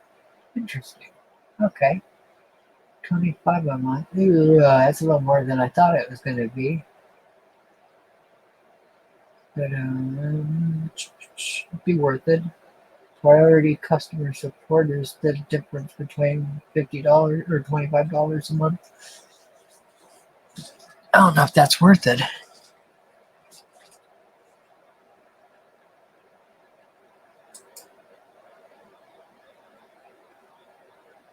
Huh. So did you look at any others?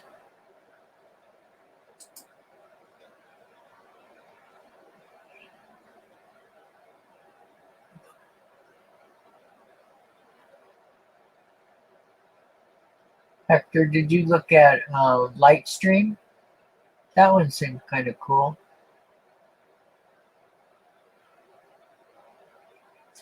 Okay, guys, if you want to hop in the chat and let me know what you want to see, I'd gladly start showing some more coin or any of the other things I hoard.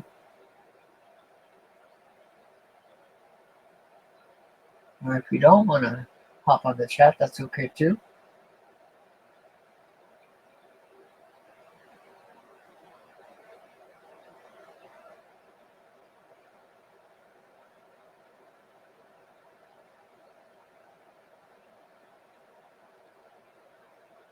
Pretty cool.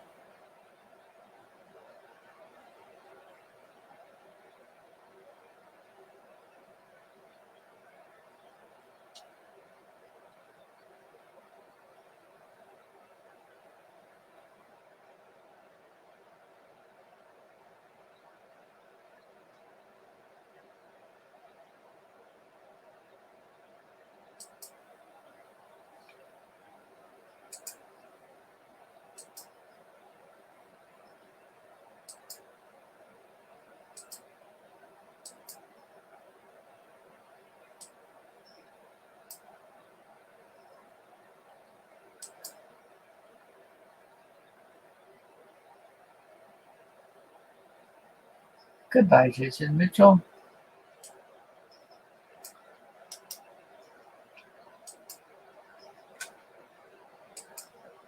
Sorry, guys.